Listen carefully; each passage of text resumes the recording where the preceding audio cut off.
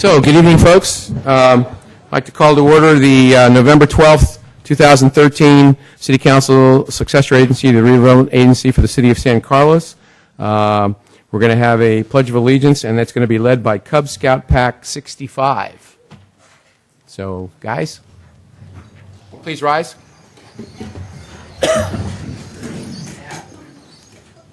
Come on up to the microphone, fellas. Come on up. Yeah, you can use that one. Come on with that one. Well, if that one doesn't work, the other one should. This one's one? Okay. Guys, step over that way, and then you can all get your voices in. All right, you guys ready? And then flags Flags up here. up here, so we all want to look that way. Okay. Go ahead and start up. Yeah, guys. Ready? Whoa. Hold your hand. Hold your ring. Go ahead.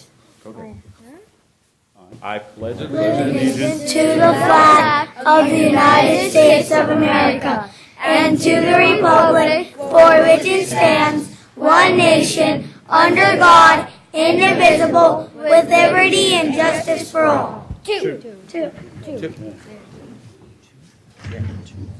Thank you, fellas. So Pack 65 is going to be with us for a few minutes, learning about civics, learning about government, and hopefully taking good thoughts home. So we'll go from there. Number 3, changes to the order of agenda. Mr. City Manager, any changes, or anyone else? No changes from staff this evening, Mr. Mayor. All right. We'll go through that one. Reports from closed session. Mr. Rubens? No reportable items from the closed session in the special meeting, Mr. Mayor. Okay. Next item is council communications and announcements. These are brief items from members of the City Council regarding upcoming events in the community and correspondence they've received.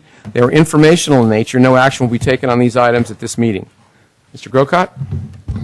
Thank you, Mr. Mayor. I wanted to draw attention to the council to a couple of situations we have in town that people have talked to me about that are troubling for them, and it has to do with traffic and the mix of the traffic, particularly with school crossings.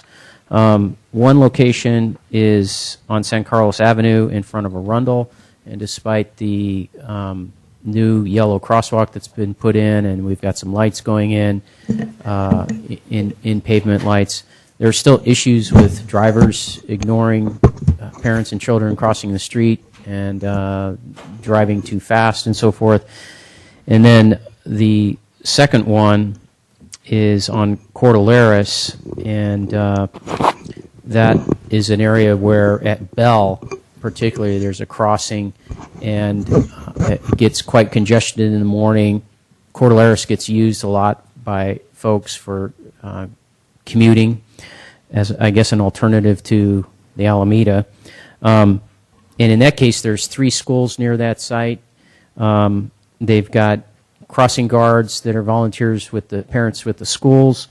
And there's just a lot of issues there. I went out and looked at it a couple of times, and there's issues with inconsistency in how the road's marked, how the intersections are marked, where there are sidewalks, where there aren't sidewalks, parents parking on the east side of that intersection at Bell up the hill, walking down with their children. There's no sidewalks there. It's quite frankly a bit of a frightening situation. And I wanted to draw it to the council's attention. I know they've been to Traffic and Transportation, the parents on that street on Cordilleras particularly, trying to deal with the issue. There's people that live on Cordilleras that have been trying to deal with this for 10 years and really getting no sufficient solving of the problem they have. So I thought I would raise it tonight, see if we could get a consensus to have it either brought to council or some kind of not really action by us, but just some kind of consensus on how we can address this and move it along perhaps quicker, perhaps discuss at a future council meeting about enforcement at these types of sites. The real problem is the overlay of commuter traffic with school traffic and kids going to school. Okay. Actually, I think, Mr. Walter, I think I brought that up also the same issue with you about a week and a half or 2 weeks ago on the Bell and Cordilleras one. I also got that call. Perhaps we can set some sort of a informal report on that, and maybe also with Chief Rothis who is here or was here. I'm sorry, Chief.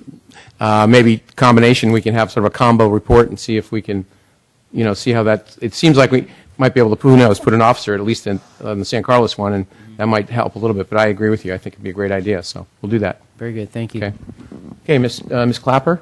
I'm sorry, were you finished? I apologize. Ms. Clapper? Yes, I have 3 items. I went to the Housing Leadership Day. It was very interesting. They had a special session for elected and appointed officials regarding the housing element update that will be coming up next year for all of the cities. And in addition, they had a very interesting session also talking about the aftermath of the Hallmark Apartments fire, and from a housing point of view, what the impact was on people, and the learning opportunities of all the agencies that were involved, not just in dealing with the fire and the week afterwards, but going on for several weeks and months afterwards, the impact on the people that were living there. So it was a very interesting session, and for any people that may be more interested in understanding some of the aspects of what will be going into updating our housing element, there is a website that has been created called 21elements.com that is available with that information. And the second item that I have is something that I wanted to bring up to share with the council, perhaps for a future agenda item, having to do with the San Mateo County Library. We had a recent JPA board meeting, and one of the topics that was discussed was the Library Donor Fund. The board had a study session, and there are 3 cities for which there are monies that are set aside in the donor fund. And so they're looking at what are the options. Do we continue having a donor fund? Anyway, it's something that I think would be good before the next board meeting, which will be in February. That it would be good for whoever is going to be on the JPA board for the library, have a sense of collectively how the council is looking at this issue. There were a lot of different points of view at the board meeting, and I know that Jeff Maltby has been updated by Anne Marie Despain, the director for the county library system, with what's going on, and also Christine Boland is the member of the operations committee, and they have not yet dealt with this particular issue, but between now and the February meeting they will. So it's something that I would suggest that the council members have a presentation by staff to understand what some of the issues are and the direction, how you might want to direct the board to go forward with those excess monies. It's a fairly complex issue, and there's a lot of different ways to parse it, and I think it would be very helpful to be able to do that. And the very last item I have is I'm so very, very pleased to announce that both of my parents have just moved up from San Diego, leaving their home of 45 years, and are now kitty corner across the street over in the Elms. And it's so wonderful to know that I can go see them on a regular basis after many years of traveling back down to San Diego. So I just wanted to share that with everyone because I'm so proud of them at 83 and 88 making a really huge move in their lives. And I think it's going to be great for all of us. Thank you. Thank you, Ms. Clapper. Mr. Collins? Thank you, Mr. Mayor. Just a couple of items. Had the opportunity to attend the library, the grand reopening. I think it was on the 2nd. Also, they had a little reception the night before. If you haven't been over there, the remodeling job was just fantastic. It's just a beautiful facility. It's something to be very proud of. And there was a very nice crowd on Saturday morning, the 2nd, for the reopening. Then the other item is I had an opportunity to, along with some members of staff, to go visit with the people, the management of Home Depot last week. And they are very happy and proud to be in San Carlos. They think they're being treated well. Their only issue is that their employees have to travel quite a ways. Most of them have to come across the bay from San Jose because there's just not enough housing for them. But generally, Home Depot's done a fine job, and it was a great tour. Okay, thank you. Mr. Olbert? Thank you, Mr. Mayor. I had the opportunity this past weekend to attend the 150th anniversary celebration of the local chapter of the Masons, the combined Redwood City San Carlos organization. It was actually kind of interesting hearing about some of the history and whatnot of that, and They've been in San Carlos since about 1946, I believe, so quite a bit of history there. I also wanted to ask, this is something I've been experiencing firsthand with my new home construction project. I've been noticing that I think I may be one of the few people who is a real stickler about the working hours, the 8 to 5 and not working on certain holidays and whatnot. I would be interested, because I have gotten complaints, as I'm sure we all have, from people over the years about violations of those rules. I'd be interested in seeing if staff can come up with a way of assessing to what extent non-compliance with the working hours is in fact an issue in the city, and if it is, what we might do about that. Because, as I said, from my anecdotal experience, it does seem to be fairly pervasive. Okay. Sure, Mr. Valley can come up with something in the next month or two for us. All right, I have nothing tonight, so we'll move on to item 6, which is council appointments and presentations. Tonight, we have a presentation or proclamation to Ben Kuzber of Boy Scout Troop 321 upon receiving his Eagle Scout Award. So, we'll do that. Ben, you want to come up? We are very blessed in Get on the podium. We're very blessed in San Carlos. I'm sure somebody can tell me, but it seems in the last year and a half or so, we've had a number of Eagle Scouts. And it's a tremendous honor, something I never achieved. I think I was a Life Scout. That is about as far as I got. But it's a tremendous honor, and a tremendous amount of work goes into this by the individual and by the group that supports him. I'm going to read some of these items here, honoring Ben Kuzber in the recognition of achieving the Eagle Scout Award.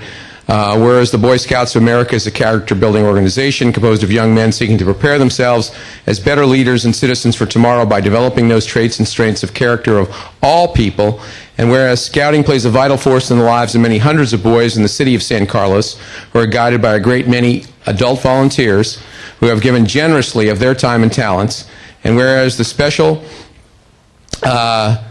and unique honor of achieving the highest award in scouting has been earned by, we'll have a new one prepared for you because we have the wrong name here, but that's okay, Ben Kuzber of Troop 321. Therefore be resolved that I, Bob Grisilli, Mayor of the City of San Carlos, hereby congratulate Ben Kuzber for attaining the Eagle Scout and commend him for his service and accomplishments to the nation's largest youth organization, dated this 12th day of November 2013. So, congratulations. What we usually do is ask Ben a couple of questions, like basically the most important is what his project was, but I ask a couple of others. Where do you go to high school? I go to Sarah High School. I'm a senior currently. Senior, okay, good. And you're going on to something else? Yeah, I don't know where I'm going, but I will be going to college and studying pre-med. Okay, good. Pre-med, God, what is that, pre-med? Okay.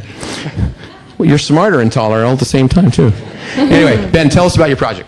At the local church on Alameda, the San Carlos Community Church of Christ, I renovated one of their old storage rooms that has not been used since 1950, and it currently serves as the San Carlos Leos Club meeting room, which I'm a co-founding vice president of, as well, so it kind of like double dip helps.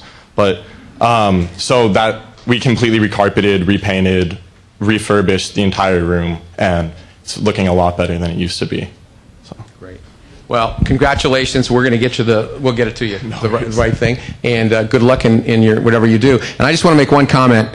This is the future right here, as a lot of the Eagle Scouts were. And this is the kind of people that our community develops, and that's why a lot of us live here. And it's just a sparkling example of all the good things about it. So thanks again. Thank you very much. All right, thank you.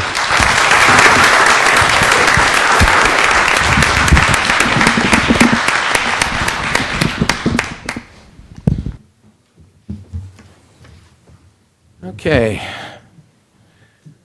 And we'll move on to the next item, which is public comment. Persons wishing to address the City Council on matters not on the posted agenda. And we usually limit this to 2 minutes. Is there anyone wishing to speak on public comment tonight about something that's not on the posted agenda? I have no cards, but there may be someone that may want to speak. Anyone? Okay. Well, tonight we have no public comment. Okay. I'm sure we'll have plenty of public comment on some of the other items that we have. So move on to the consent calendar. So I think public comment was the cut point for PAC 65. Thanks, guys, for coming. Thank you very much. Thank you.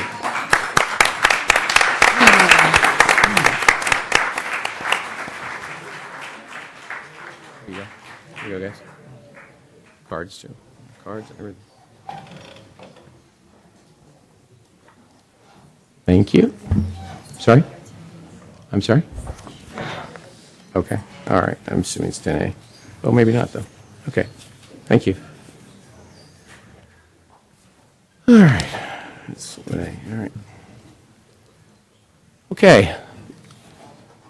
So moving on to the consent calendar. The consent calendar items are supposed to be considered routine and will be enacted by one motion.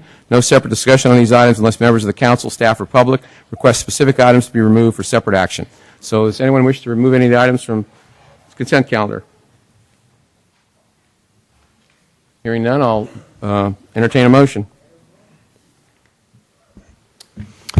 Mr. Mayor, I move that we approve the items, all the items, items 8A through J of the consent calendar. All right, is there a second? Second. All right. Boy, that was a tie. I think a three-way tie. Any discussion on anything? Hearing none, roll call, please. Councilmember Clapper? Yes. Councilmember Collins? Yes. Councilmember Grocott? Yes. Councilmember Obert? Yes. Mayor Grisilli? Yes. All right. Moving on. Item 9, reports to council. Reports to council are updates on key city projects by city department heads and staff and city council subcommittees. They're informational in nature, and no action will be taken on these items at this meeting. 9A is a report on new surveillance technologies and how they're being used by other communities. Chief Rothus, nice to see you. Good evening, Mayor Grisilli, members of the City Council. Nice to see you as well. As you can see, the update is a strategic planning item, actually. By November 15th, the police chief will present an informational report to the City Council on new surveillance technology and how it is being used by other communities. I know you have my written report before you, and so I'll just briefly go over that and then talk a little bit more about this issue. Obviously, just like many of your professions, those in the audience and our other department heads, law enforcement goes through renaissances in technology, and we have, and it kind of can change the way we approach our job. It gives us new information, gives us better tools, and so there's across the board a lot of technology opportunities in law enforcement. But the three that receive the most attention, and those that I'll go over tonight, are number 1 is license plate readers, 2 smart cameras, and 3 is data integration software. I think license plate readers have been the ones that maybe have gathered the most attention locally. Some communities locally have purchased license plate readers. And essentially what they are is infrared camera devices that are able to actually read license plates, run those through databases, and compare them against known stolen vehicles and other types of criminal vehicles. All this occurs very rapidly, and the systems are pretty effective in terms of being able to read and scan license plates. It allows us to do a number of things, obviously, to see if there's a wanted vehicle in a particular area, but it also allows us to actually program in a license plate to see if a particular suspect goes to a particular area. So what this system can do is there's a lot of different things, and it's a big tool. City of Tiburon has them. I think they have maybe 1 or 2 cameras to their city. It's a small town, easy to get into. Not a lot of entrances and exits. They paid about $133,000 for that. And then another city across on the East Bay, Piedmont, is looking at a system. They're going to probably pay somewhere around $1 million for that system. So, that's one of the most recent and effective tools. The other one is smart cameras. We're all very familiar with video surveillance. Been around for a long, long time. But what's interesting in the development of cameras has been the whole smart camera system. Typically in cameras, you would need somebody to sit there and monitor the camera system to see if anything's going on that's not supposed to be going on. You need a person to monitor it. But nowadays, you can actually program camera systems to watch, analyze, and give alarms on behavior. Probably the best example is in a Homeland Security application wherein some person comes to a train station, puts a suitcase down or in some sort of a package down, and then walks away and leaves that. That is a behavior that is not to be seen in that particular area. It is a suspect behavior. This is a suspect package, and the program in the camera can be designed to send an alarm to police when that happens. The infrared camera systems can pick up also noise, sounds of fighting, sounds of breaking glass, and so that's kind of a new development, big development. And then lastly is the concept of data integration software. We have so much information available to us at our fingertips in law enforcement nowadays that it's virtually impossible for us or any person or bank of persons to sort through all of the data and make some sort of a sense out of it. So a new market is the concept of data integration software.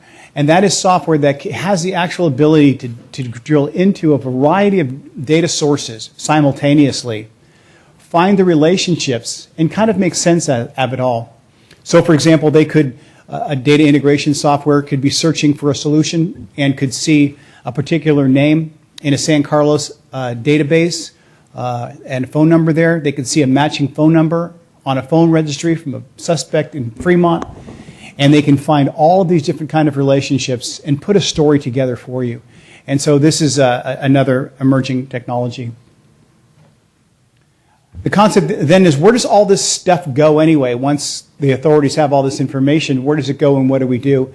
In California, we have what's called State Threat Assessment System. It's basically fusion centers. These are centers in California. They're state and local. They're not federal. And they're run by state and local. In our area, the sheriff actually is the chairman of the board of directors for our area. These are national crime regional intelligence centers. And information goes there. They have analysts and a variety of people who are able to take this information and manage it. They have policies around it. For example, license plate information is only allowed to be kept in their location for a year. And in some other areas, it's longer than that. But in our area, we only keep it for a year. So they develop policies around that. They actually have experts in terms of deciphering this and assisting in criminal investigations and those sorts of things. It's structured this way. Essentially, basically two arms. If you see down the left, there is a main arm, Deputy Director Dan Mahoney. That is the the Northern California Regional Intelligence Center, and that's the area that basically processes a lot of the information that I just spoke of. And on the right half, under Deputy Director Karen Sherwood, is what's called the high intensity drug trafficking area. It's also this is basically a regional drug trafficking type of a task force. So the information that we gain from these systems, in fact, the organization that is currently looking at employing data integration is the NCRIC, and they are looking at data integration software right now and employing that in our region. So that concludes the update, and I am ready to take any questions. Thank you, Chief. Questions for the Chief? Mr. Albert? Thank you, Mr. Mayor. Thank you, Chief. As I recall, the part of the genesis of this presentation, which was very good, thank you, was a conversation that you and Mr. Maltby and I had after the rash of door knock burglaries, where we were talking about, was there something that we could do other than what we're currently doing. So one of the things I'm kind of curious about is, you talked about in your first example of license plate readers. Would that also have the capability of being able to search by type of vehicle, basically saying that we have a report that a white van was involved potentially involved in some burglary? Would we be able to pull up the license plates of white vans that had passed the camera? Typically not colors, but makes and models, yes. Okay. So there'd be some utility there. Mm-hmm. Some utility there. Partial plates as well. Partial plates as well. Mm-hmm. Okay. I think it's pretty important to recognize that there's some, as you pointed out in your report, there's some pretty significant civil liberties issues and privacy issues here in my mind, about whether the community would be willing to accept something like that. On the other hand, I think we all heard, particularly during that rash of burglaries, there was a lot of concern from people that they wanted something to be done other than what was there. You talked about smart cameras as well. Are there other municipalities where they have looked at, for lack of a better term, subsidizing dumb cameras, just cameras that people have on their doorsteps that again, thinking of the door knock burglaries, that would be a way of potentially generating images if people were willing to share them with the police. You know, in the research that I did on it, I didn't find any communities that were Okay. subsidizing camera systems for personal residences.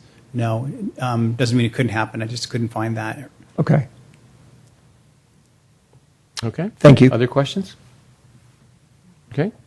Chief, thank you very much. Appreciate Thank you. the report. Item 9B is a update on the condition of PG&E natural gas line 147. Good evening, Honorable Mayor, members of the City Council. Jeff Maltby, City Manager. This report will be brief. There has not been a lot of activity on the PG&E line 147 issue since our last meeting. We're still on schedule right now to have a public hearing with the CPUC on November 18th. Our expert, Dr. Stevick, is currently analyzing and requesting additional information from PG&E on their records on line 147 and their testing data. Some of that he has received, some he's still waiting on. We have made a request to PG&E and to the CPUC to have the November 18th date moved back 2 weeks to allow Dr. Stevick to conduct some metallurgical testing on a section of line 147 that was removed last year. That testing process apparently takes about a week to conduct and then a week to analyze. So we're looking and seeking a date change for the hearing. As you might imagine, PG&E's attorneys have opposed that decision so far, but we'll find out what the judge has to say. That's the latest on line 147. I'd be Okay. happy to answer any questions you might have. Questions? Okay. Thank you, Mr. Maltby. I appreciate it. All right. Public hearings. 10A, consideration of introducing an ordinance to amend the San Carlos Municipal Code, Chapter 18.22, sign ordinance, introduces ordinance to amend San Carlos Municipal Code, Chapter 28, regulations for signs on city property. Ms. Costa Sanders. Thank you. Let me just get our presentation.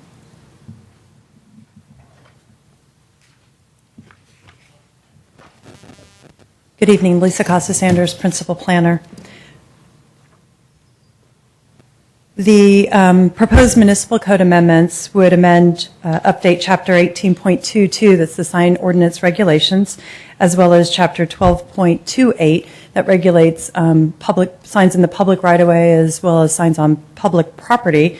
And this is consistent with the City Council's strategic objective for a city-leased billboard to ensure the city's financial sustainability. The actions before you tonight, as indicated, are two ordinances. The Planning Commission did review and has recommended that you introduce changes to Chapter 18.22 to permit billboards on city property. And it is also recommended for consistency that the City Council amend Chapter 12.28, and that regulates the signs in the public right-of-way as well as public property. These code updates would allow billboards on city property. It would require the Planning Commission to review and issue a certificate of design review. It would limit the height of a new billboard to 55 feet and limit the face of the billboard to 672 square feet. That would be measured from each side. We've also included additional findings that the Planning Commission would need to make in order to grant the design review approval, and that includes consistency with other state and federal regulations, that the sign be freeway-oriented, as well as a finding that the design has taken into consideration visibility from neighboring residential neighbors. These sign ordinance regulations have been reviewed by Clear Channel as well as their attorney, and they've requested some additional modifications in addition to what was presented to you in the staff report. Those have been summarized in front of you, and I'll just briefly review them. It's very minor changes, and they've been reviewed by the city attorney as well as staff, and we agree with these revisions. One is to amend the definition to reference that reader boards may be digital. And then in Chapter 18.22, just to add reference that it may also be digital and may be configured as double-sided. And then 12.28, we actually had a typo. The wrong code section was referenced. So the correct reference should be 18.22.050. And the motion before you is the introduction of the two ordinances, and that relates to signs on billboards and city property, I'd be happy to try to answer any of your questions. Questions? Mr. Olbert? Thank you. One question I had is I wanted to understand a little bit more how the provision about taking into account views from neighborhoods, nearby neighborhoods, how that would actually work in practice. Well, we have also added that the applicant needs to submit a visual simulation of the proposed billboard. And so we would need to kind of drive around and look at different vantage points to see how visible the billboard would be from nearby residential neighbors. We're not looking at can you see it from the hillsides, but the more immediate residential neighborhood, would it be in direct line view of that neighborhood? So that was really the concern that was expressed at the Planning Commission. That's something we would evaluate on each billboard as it moved forward, and we would have that opportunity for Planning Commission input as well. So maybe I missed this in the text of the proposed changes, but it identifies that this is an issue that needs to be considered. It doesn't set like metrics or standards or weights or whatnot. That's left up to the Planning Still Commission. subjective and discretionary, correct. All right. So, but if we didn't have that language in there, then we wouldn't be able to use that as a point of saying As a an basis. application needs to be modified because it doesn't meet that. Correct. Okay. Related to that, with the two-sided billboards, how does that factor into the visibility thing? I was sort of visualizing a billboard would be, if it was one-sided, would perhaps be oriented so it would be visible only to the freeway. But if it's two-sided, then how can you ever not have an impact on the surrounding area? Sure. Well, you can understand that the billboard wants the orientation to the freeway because that's certainly That's the true. audience they're directing. That's where the most traffic is. So most of the billboard designs that you'll see are kind of a V shape, and so it really takes advantage of the orientation of both travel lanes. The single-sided would be more like a flat sign that's only viewed from one side, and it's much more limited. I think as I was driving on the freeway, I did see one that was kind of limited one way because the other had a large building on the other side. But most of them are going to be more that V orientation. Okay. With the point of the V facing the freeway, essentially? Correct. Okay. So the back side of the V would presumably be dark because they probably don't want to be wasting time It's just advertising. open structure. Yeah, open structure. Right. Okay. All right, thank you. Other questions? Mr. Grocott? I understand the idea of the Branston that's mentioned in the staff report. I have a little concern, maybe you could address it, is because we're talking about city-owned property, how does that then exempt city-owned property that's not adjacent to a freeway? There's specific requirements that it be adjacent to a freeway. Okay, all right, So that's in the code sections. all right, just wanted to be sure. Other questions? Okay, Mr. Olbert? Thank you. Just a quick follow-up. So in just general sort of overview terms, what is it about the amendment to the proposed amendments that it's being targeted at allowing something to happen that wouldn't have happened before or denying something to happen that would have happened before? So what's the overall thrust of this, if you had to summarize it? The overall thrust is the city the council's changes. objective to have a billboard where it's currently prohibited in the sign ordinance. So we were looking at what are the best opportunities for that, and the limitation of city-owned property would be that there wouldn't be very many of those billboards throughout the community. Okay. There's also a separation that in the state law, they have to be at least 1,000 feet apart. So there would be very limited opportunities for billboards. As you're aware, you don't want them throughout the community, so it's just freeway oriented. Okay, thank you. Okay, this is a public hearing, so I have one speaker card, Bob Black.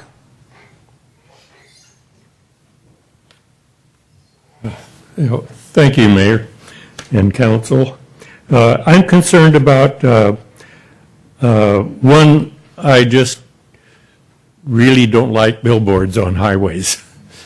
That's, but further on that, there's a safety matter. Billboards are intended to attract your attention to their message, and digital billboard,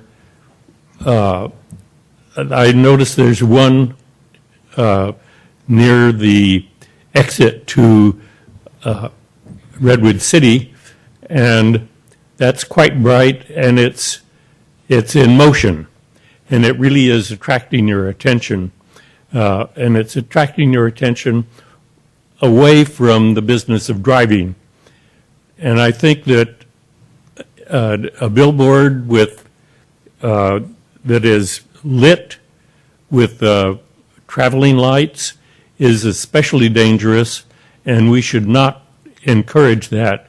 And I really would like to see us not change our ordinance to allow that. Thank you. Okay, Mr. Black, thank you for your comments. Is there anyone else wishing to speak on this item? Hearing none, I'll entertain a motion to close the public. You have a. I'm sorry? Somebody put their hand up. I'm sorry. Please, yeah, come on up. Fill out a card afterwards, please, so we can get your name. And please come up. Sorry, I didn't see you. That's okay. I just this item was new to me, but ahead. it just dawned on me that the facilitator or presenter there was mentioning that she referred to most of them being of this design, this B. and it just resonated with me. Most of them. I mean, how many are we talking? San Carlos is not that big, so I mean, how many billboards are you talking about when you say most of them? There's only one that we're looking at right now, and they have to be 1,000 feet apart, so I don't think we're going to be, and the Right. city doesn't own Oh, the okay. property all along the Oh, freeway. okay. So, all right. Yeah. So, no, that's why I was wondering, Sure. why are we? We're going to have to put up 30 cents. No. Yeah. Okay. No. That's it. Thank It's you. a good question. It's Yeah, a great question, yeah. but no, it's specific to what we're trying to do in one spot. I got lost in the verbiage. That's a little okay. bit. Thank you. Thank you. Okay, any other comments? Otherwise, entertain a motion to close the public hearing. I move to close the public hearing. Is there a second? Second. All those in favor say aye. Aye. Opposed? Okay. So, discussion or motion.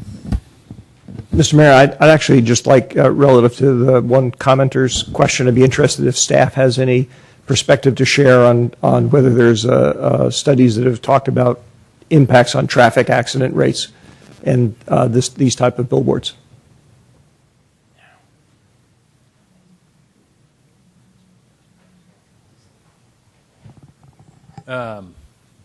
Nothing that I'm specifically aware of, but I'm being told through whispers that Caltrain, or Caltrans rather, has studied it. And as has been mentioned several times tonight, the placement of billboards and electronic billboards is governed by state law in terms of safety requirements and design requirements and those kinds of things, proximity. But we can certainly, with an application, should that application be forthcoming, present that information to the Planning Commission and the City Council. Okay, any other questions? Otherwise, sorry, Mr. Grocott. The idea here was to do something that might offer revenue, is my understanding. And I'm wondering if staff knows what would be the difference in revenue if it were a static billboard, standard style billboard versus digital.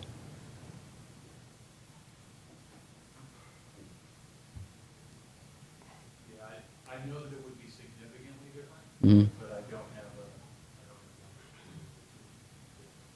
have And just to, again, reiterate, any application would eventually, would go through Planning Commission, and would it automatically come to us or just go through Planning Commission? Mr. Mayor, it would have to come to the city council because each one of these would be city-owned property. Okay, so all of this will come back on specific items, and we'll have another bite of the apple, as they say, if there's a question. Anything else? Otherwise, entertain a motion. Mr. Mayor, is this the motion that is on the handout that we have? I don't know. I think it's there's We've one. got It's to introduce an ordinance. It's introduce an ordinance. All right. That's the one that says I move this. There's two ordinances you're going to be introducing Okay. tonight. One in our packet. One motion? It should be in your packet, Okay. and then the handout that you received tonight is the suggested amendments. And the first two are for Chapter 18, which would be one of the ordinance amendments, and then the third one is Chapter 12, which would be the other ordinance amendment. So which one do we read first? Well, I don't think I think you just will introduce the ordinance saying that we'll put those amendments in, correct, Mr. Rubin? Yes. Yeah. As This one? noted. No, we don't have to read those. We just Okay. have to read the ordinance number. If I'm the only one who has paper, or do I have to do this, or? No, do I have the right one here? There are two, right? Okay, fine. It's ordinance, it should be right there. Yeah. Ordinance of the city introducing one. All right.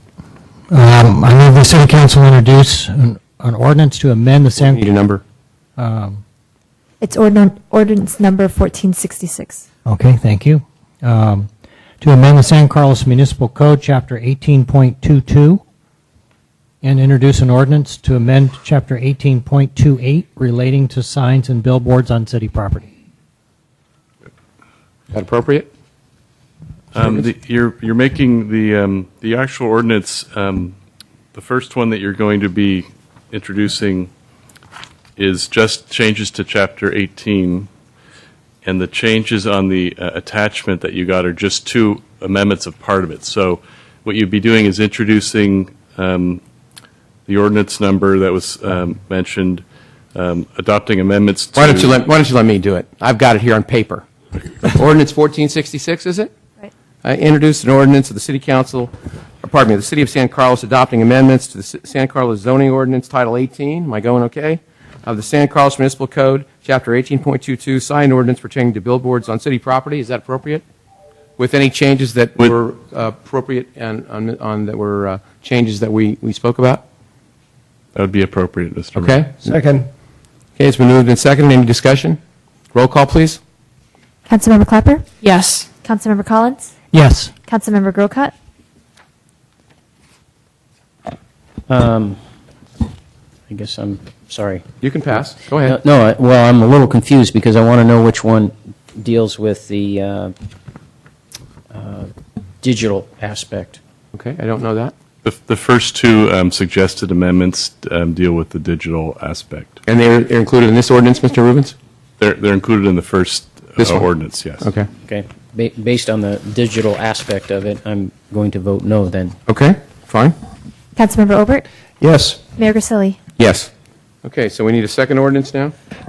Mr. Mayor, I'd like to introduce ordinance number 1467. 1467, an ordinance of the City of San Carlos adopting amendments to San Carlos Municipal Code, Chapter 12.28, regulations for signs on city property pertaining to billboards. Second. Okay, moved and seconded. Also includes, yeah, all right. Roll call, please. Councilmember Clapper? Yes. Councilmember Collins? Yes. Councilmember Grocott? No. Councilmember Obert? Yes. Mayor Grisilli? Yes. Okay. Thank you very much. And that's just introduction of these ordinances. They'll be coming back to us for final adoption. And Mr. Mayor, I just wanted to prove that electronic stuff works too. Okay. Paper. Sorry, Ron. Sorry. Okay. Next item we have is item 10B, which is a supplemental staff report for the San Carlos Transit Village Plan Development, PD, consideration of recommendations from the San Carlos Planning Commission regarding the approval/adoption of 1, CEQA, California Environmental Quality Act findings, and a mitigation monitoring and reporting program, and 2, Plan Development, PD, plan and accompanying zoning map amendment to rezone the railroad corridor, the PD site, generally bounded by El Camino Real to the west, the Caltrain tracks to the east, the northern boundary of assessor's parcel number 50-055-020 on the north, and the city's municipal boundaries on the south from mixed-use station area MU-SA, zoning district, and mixed-use South Boulevard MU-SB, zoning district, to planned development PD, zoning district, and this is continued from the October 28th, 2013 council meeting.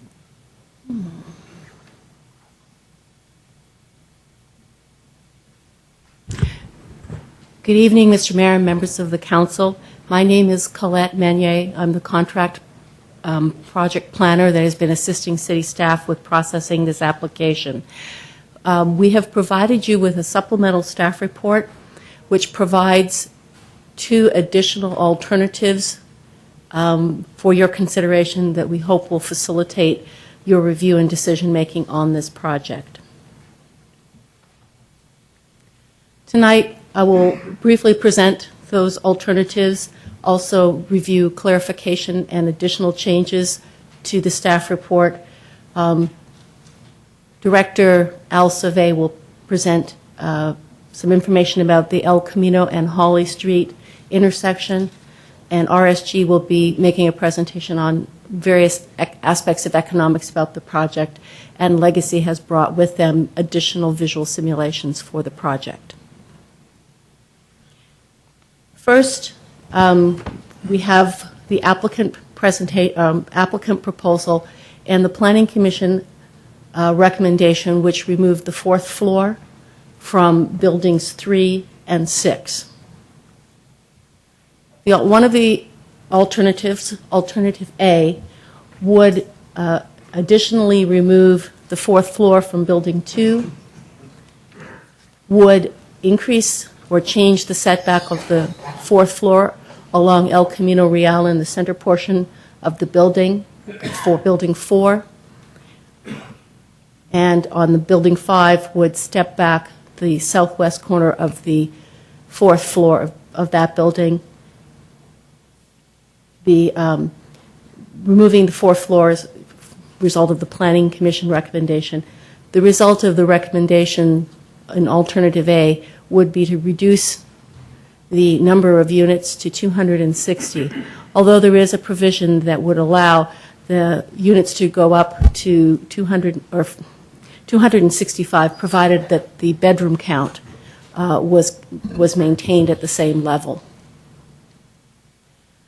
Alternative B would make changes to all of the buildings except for building 7. Would remove the fourth floors from buildings 1 and 2. The recommendation of the Planning Commission takes the fourth floor off buildings 3 and 6. There would be the same stepping back on buildings 4 and 5. The result of those changes would reduce the number of units to 251, again with the provision that provided they did not exceed the bedroom count, they could go up to 265 units. This change would also remove the third floor from building 8, which would reduce the commercial square footage by a little more than 7,000 square feet. So in the staff report, we talked about removing corners, the southwest corner of building 4 and the northwest corner of building 5. I'd like to just clarify what the recommendation is. This is building 4, and it was the central portion of that building, and the southwest corner of building 6, where some additional articulation is included in alternatives A and B. We have been in discussions with the applicant, and they ask that instead of the height of, I think, 38 feet or 39 feet, that building 8 be allowed to go up to 42 feet. It would still be 2 stories. This is an alternative B, but it would then match the height of building 7 and additionally allow the ceiling heights that are characteristic of Class A office space. In the recommendation for alternatives A and B is the addition of requiring a use permit for restaurants that would go into the planned development, the commercial areas of the planned development, and the recommendation is a change to reduce or to change that it would, instead of going to the Planning Commission, it could be acted upon by the zoning administrator. And again, in discussions, because of the reductions of units and in discussions, staff is now recommending that the amount of funds that would be required from the developer for landscaping south of Arroyo Avenue be reduced from $400,000 to $150,000. This would accommodate landscaping, but not the installation of a sidewalk in this portion. Again, through things like the Grand Boulevard Initiative and other things, we would still be looking for opportunities to provide funding to add the sidewalks in those locations. And with that, I'd like to turn it over to Mr. Sauvé to talk about El Camino and Hawley.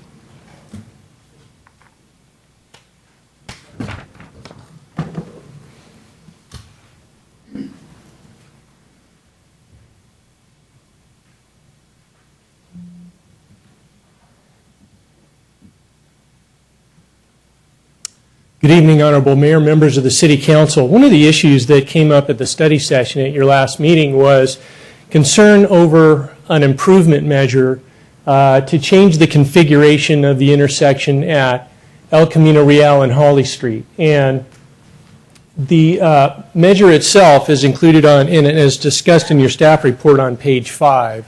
And it's one of the conditions also recommended by the Planning Commission. The way this came up is it's not required for a reduction in the traffic impacts from the development project itself. It was actually an improvement measure that was considered as part of the traffic study in the environmental impact report.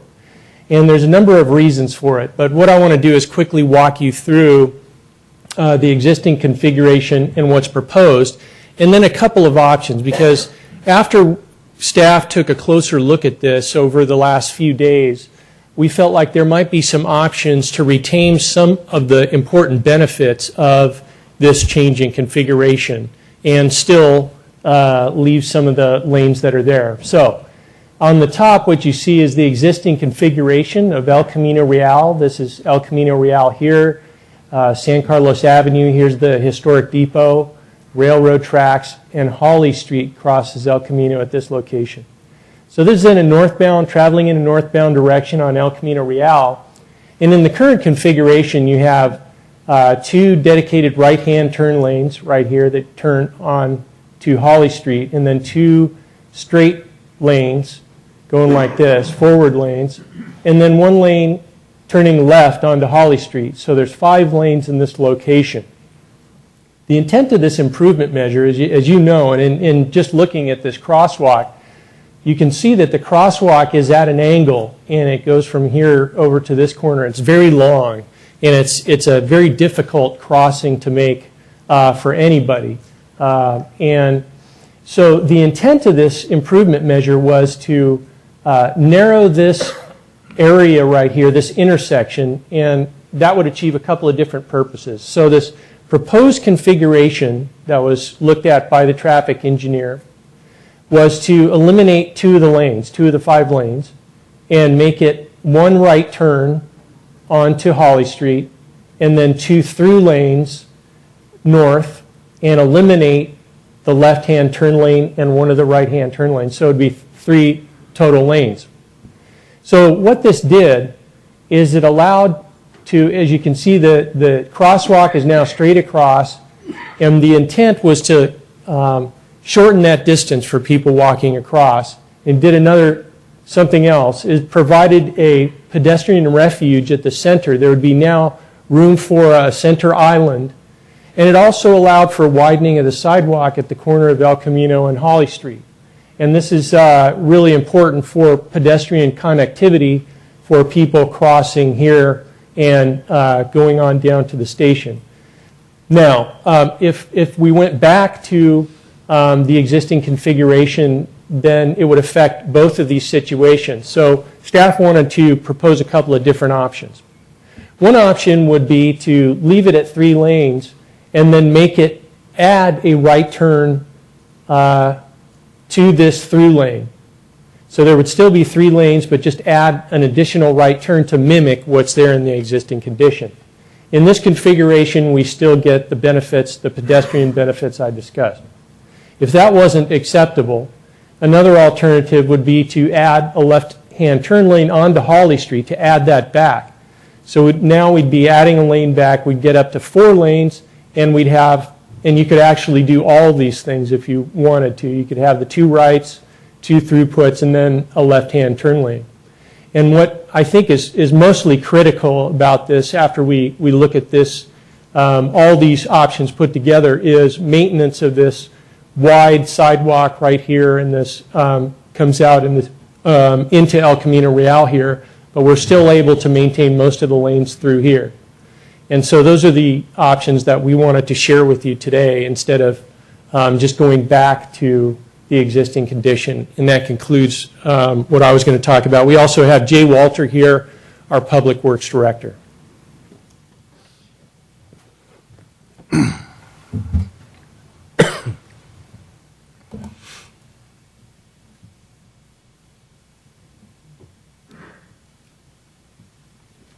So is RSG going to speak now, or? Okay.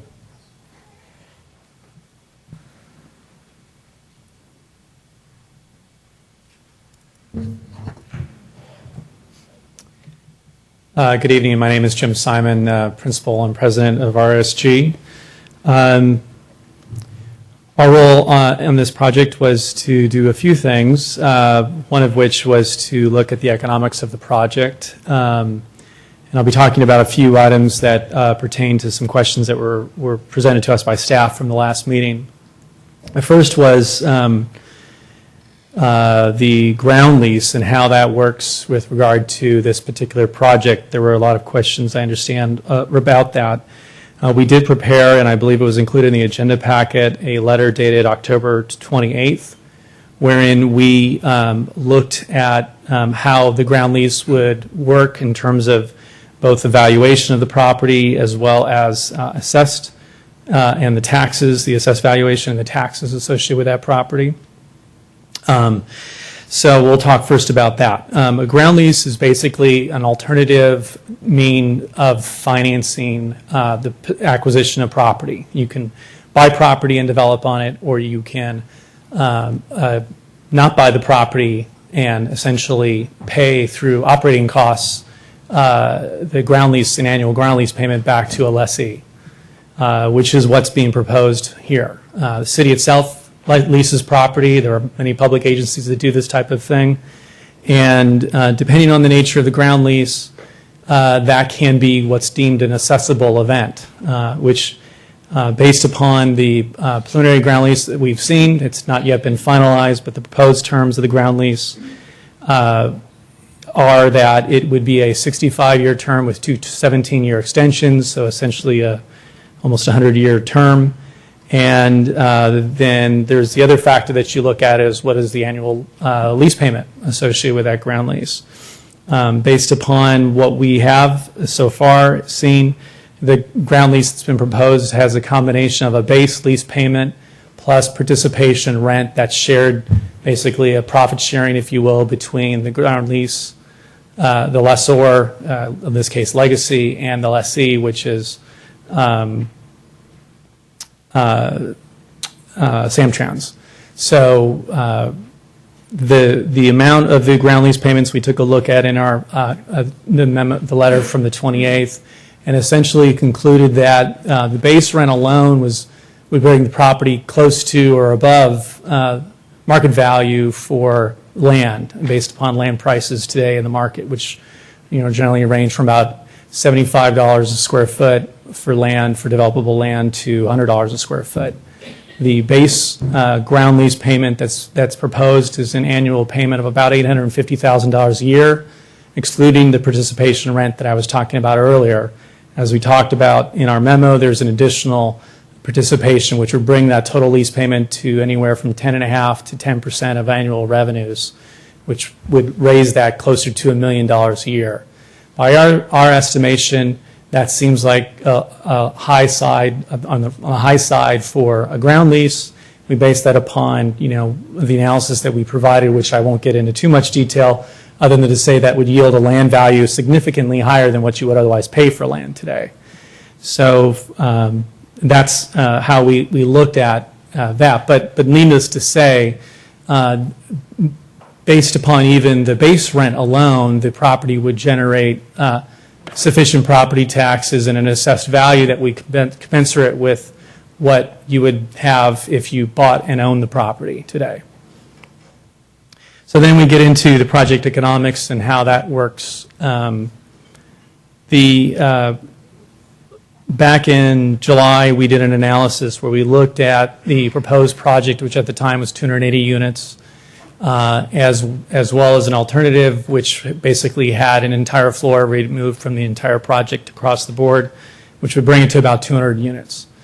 From that analysis, we concluded that the proposed project would be financially feasible, generating a small profit over and above market returns of about $1 million.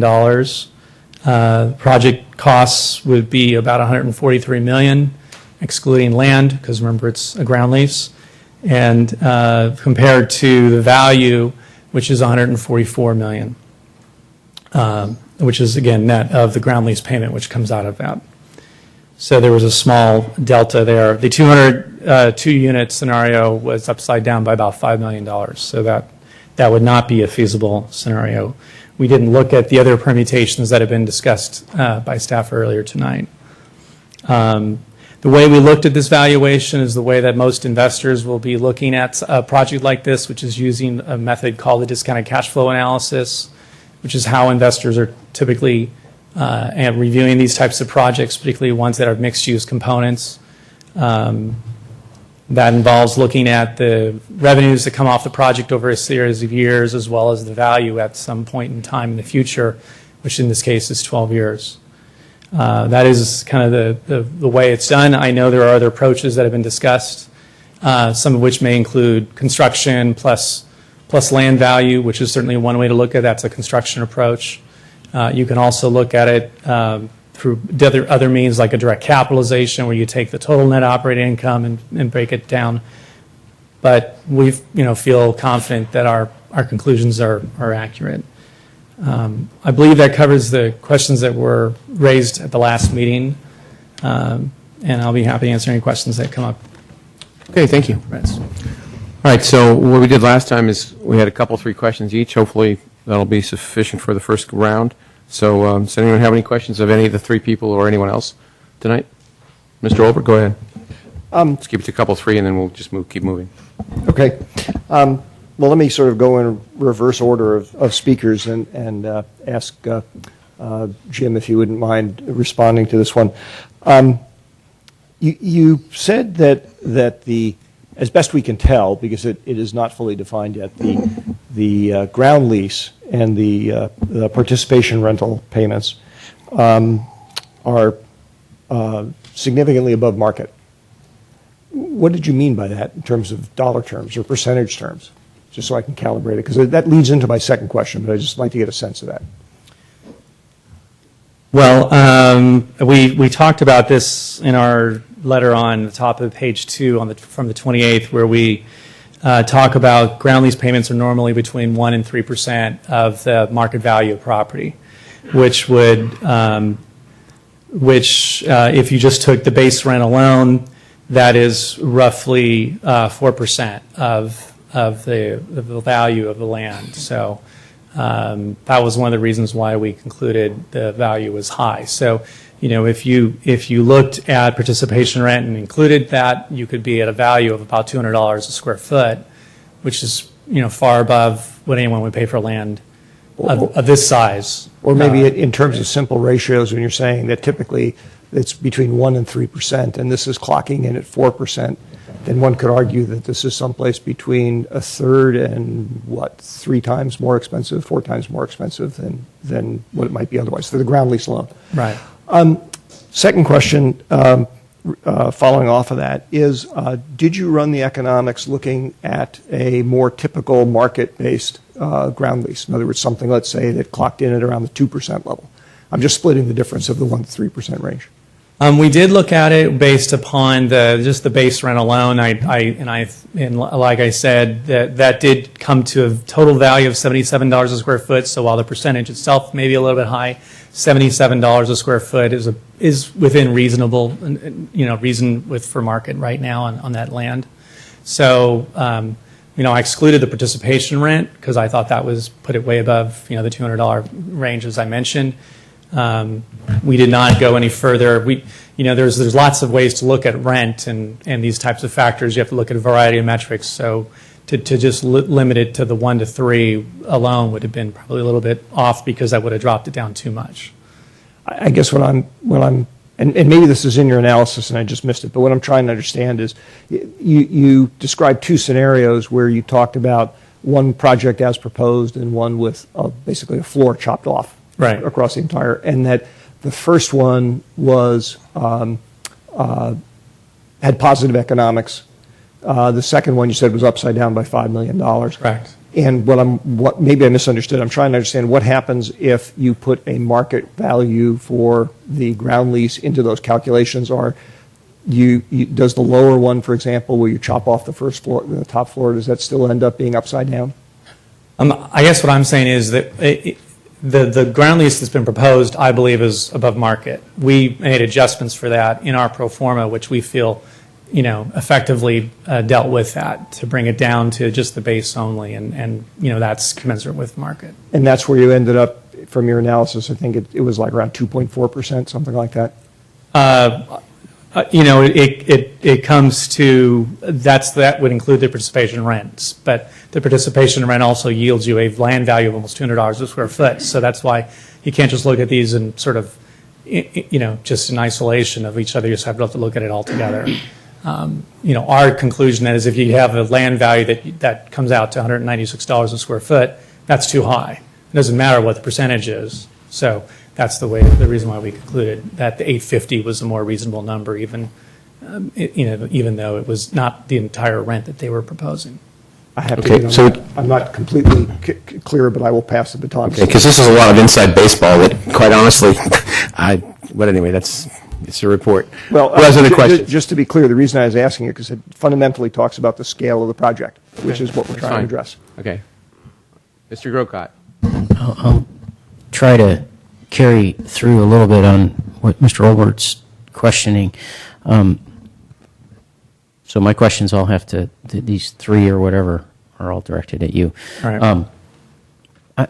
The first one is, I'm just curious, it's empirical evidence only, but I've watched a project go up in Menlo Park that sits between the Stanford Mall and it's very close. So it's very close to the Menlo Park Palo Alto border, and it looks to me like it's wood frame. It's 2, maybe 3 stories at the most. It's got a lot of driveways that go in and out. Looks like it's parking garages, individual parking garages underneath and so forth. But I look at that project and the size of it. To me, that's very acceptable, and I really question how something like that can go in on land that's obviously valuable, and I would think that market conditions in Menlo Park are similar, or possibly even being that close to the university, a little higher when you talk about land values than what we have here in San Carlos on land that's owned by a public agency.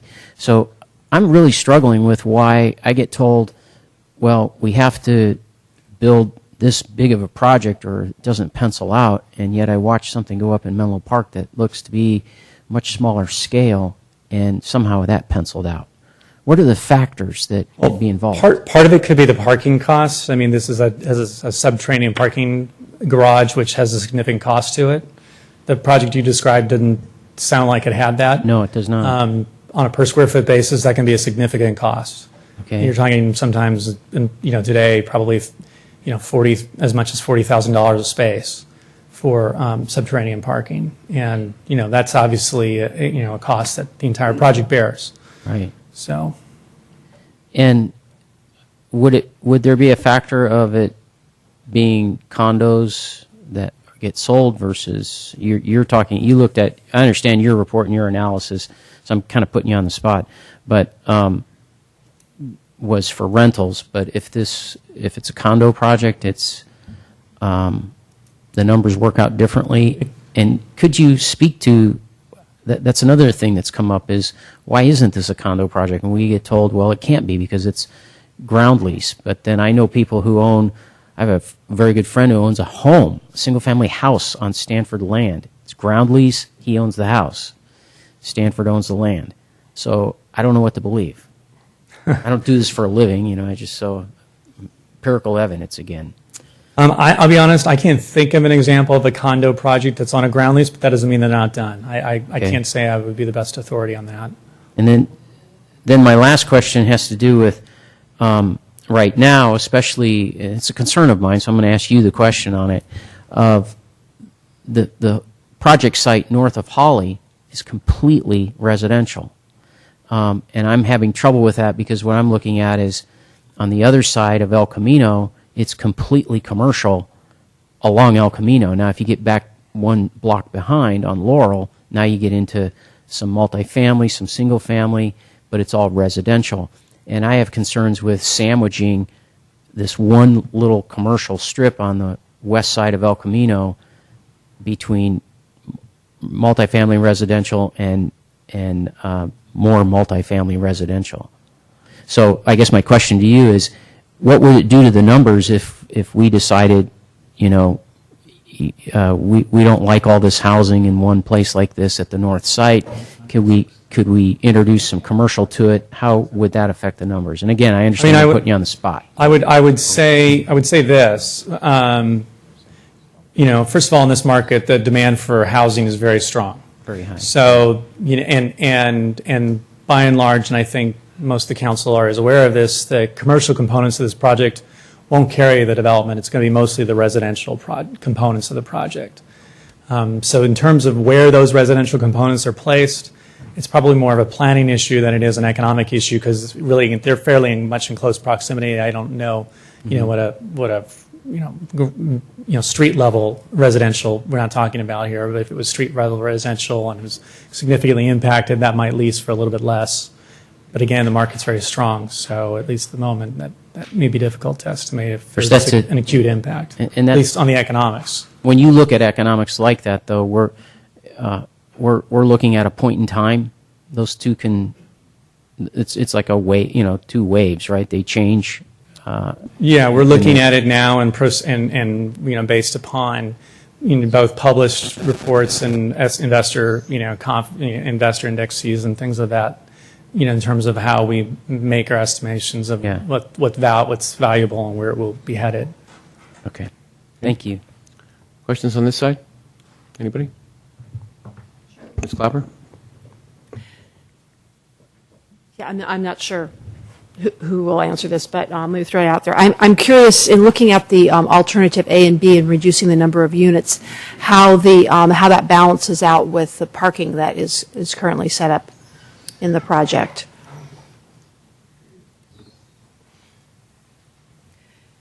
The conditions of approval that are provided to you for A and B do acknowledge that there would be a reduction in parking, or that it could be reduced there could be a reduction in parking to reflect the reduction in the number of units. So you're talking about the physical construction that it actually, or just that fewer units would be required, so there would be excess parking spaces.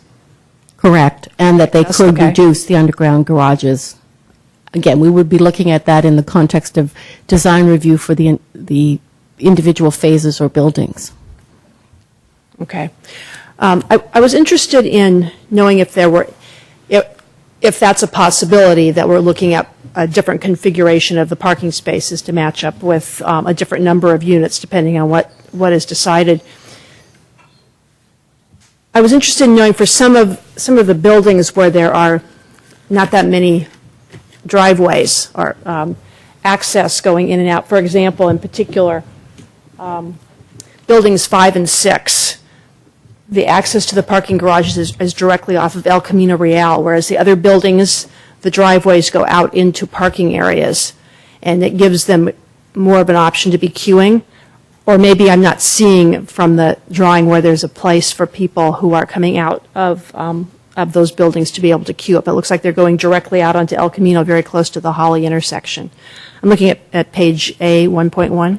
The driveway, because the property is becoming narrower, the driveway is shallower, but it goes in and then goes into two garages on either side.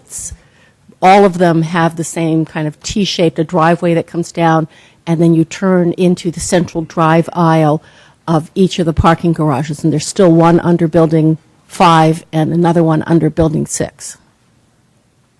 Okay, so there would be no option for having some of the traffic from building 6 coming out into that parking area between 6 and 7 to spread out the volume of the traffic from those buildings.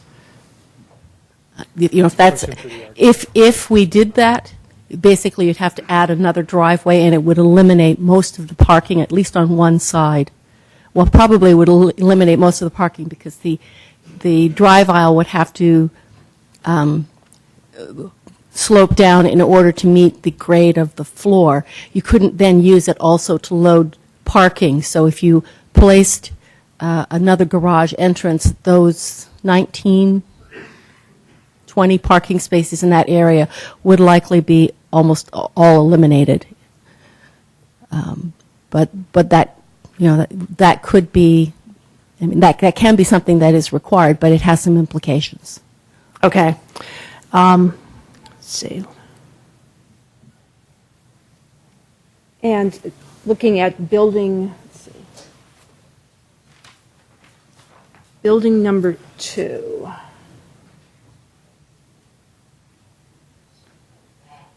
So right now, building number 2, the parking garage, actually the access to the parking garage is through building number 3. So you go underneath building number 3 to get to the parking spaces that are under building number 2. Am I reading the plans correctly? Or is there some other way to get into the parking? No, that's no, under- you're correct, that the entrance into the single garage that goes underneath both 2 and 3 is from the south end of building 3. So that's, at this, given these drawings, it's 100, that was 126 regular spaces plus 30 tandem spaces. So we've got 156 spaces that we're accessing with the one driveway. And I guess I have a concern here again, especially because that faces the garage entry for building number 4, why there couldn't be another driveway entrance for building number, not our parking garage entrance in building number 2 down by building number 1. It just seems like we're funneling the traffic, the vehicles when they are being driven into relatively few spaces. Again, you are correct, and that's both, I mean, from an operational perspective, that's also to avoid having a number of different points of driveways coming out. So they were specifically designed to provide only 2 access points. There is a third point driveway, but that only goes into the emergency vehicle access at the north end of the property. Additional driveway access points could be required. There's a cost implication as well as an implication for how much surface parking can then be provided. And I would suggest that that may be something you would address to Legacy when they make their presentation and provide you with the additional visuals, visual simulations. I think that probably hit my 3. Did I get enough little sub-questions in there that qualifies? Okay, Mr. Collins? I'll wait. I think this question is probably for Colette. In your presentation, you were talking about alternative B, and I believe you said that building 8 at 2 stories could be up to 42 feet. That's correct. The draft conditions, I believe, is, I'd have to open up my big binder, I think is 38 or 39.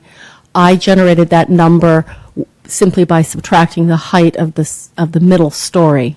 In discussions with the applicant and looking at the floor-to-ceiling interior elevation that is customary for Class A office space, they asked that we look at providing some additional height so it would be able to, they'd be able to provide that interior height that's characteristic of that type of office space.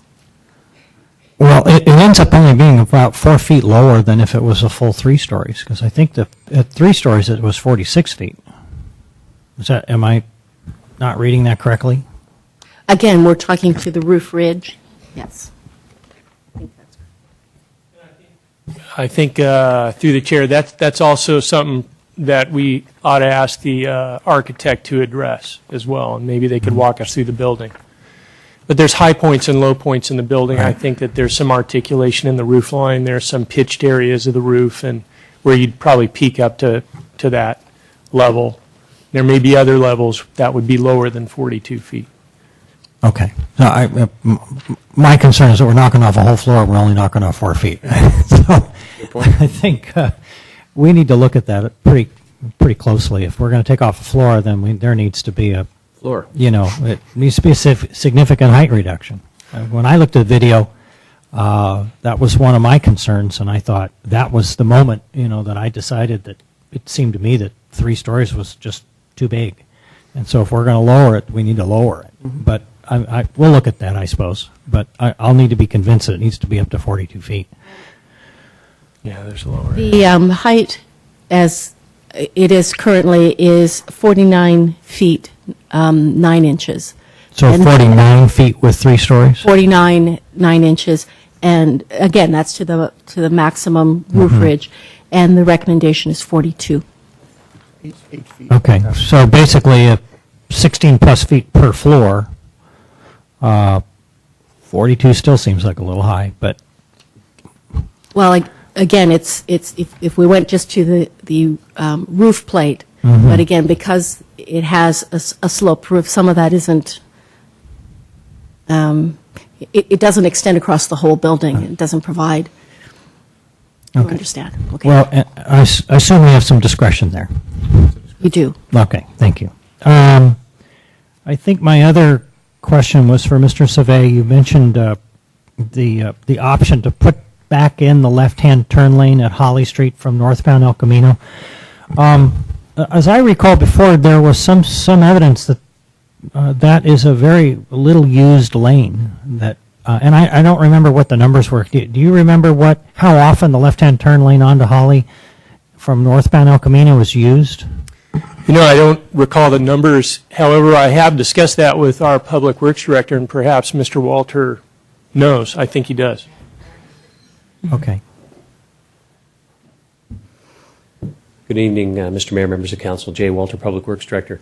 That number is about 9 vehicles in the peak hour in the morning, and I think it was 17 in the afternoon.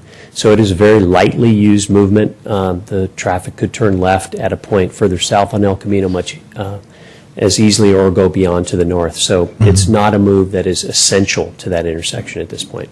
Okay. All right. May I do a quick follow-up on that? Sure. Percentages? Percentage, you mean in terms of the Total vehicles going through that intersection, you just said peak hour number was somewhere in the range of say 1550 for all movements. Right. So less than 20, and so that's going to be probably 7-8%, something like that. So it's pretty small comparatively. Or Mr. Collins, we could look at it as 40% of the council uses that turn. Are you? I'm done, and thank you, Mr. Olbert. Thanks, Mr. Walter. Mr. Savay, I had the same issue when we get to that thing. The way it appears here, if you put a left-hand turn lane, you're only going to have one dedicated lane going north, and then one of the other lanes is a shared lane. Is that the way it's looking to me? Are you saying if you put the left turn lane back Right. or leave it out? Leave it out. Well, if you put it in, you've got a lane here, and I only see one lane dedicated going north. Right. I think we need 2 lanes going north, because if you share that second right-hand turn lane, you're going to have, in my opinion, you're going to have the same problem that I indicated before with one. You're going to have people that are going to just back right all the way back up, because they're going to get into that lane. They're going to see a straight arrow, figuring, oh, great, and then they're just going to, it's just not going to work. 'Cause that Well, turn lane aside backs from the up. left turn lane issue, there was 2 proposed going through and 1 right in the Right. Of proposed course, I don't think configuration. that's a good idea. That's what I'm saying. I think we should have 2 left. I think we should, quite honestly, leave it the way it is, to be Okay. quite blunt. But I mean, I don't know how else to do that. Maybe that's option C.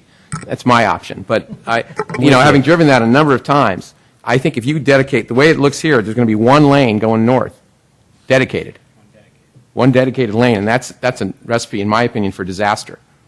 But my opinion only, other people may have other options on it. But we can discuss it. But that's the only real question I had at the moment. So, Mr. Olbert, more questions? Yes, thank you. Let me follow up on that one, because I had a different angle I wanted to ask about it, which is, did staff consider what would happen if we, because I understand the concern about pedestrian crossing safety at that point. What if we were to eliminate that crossing there? In other words, and basically channel people down towards where the depot is and have them cross there?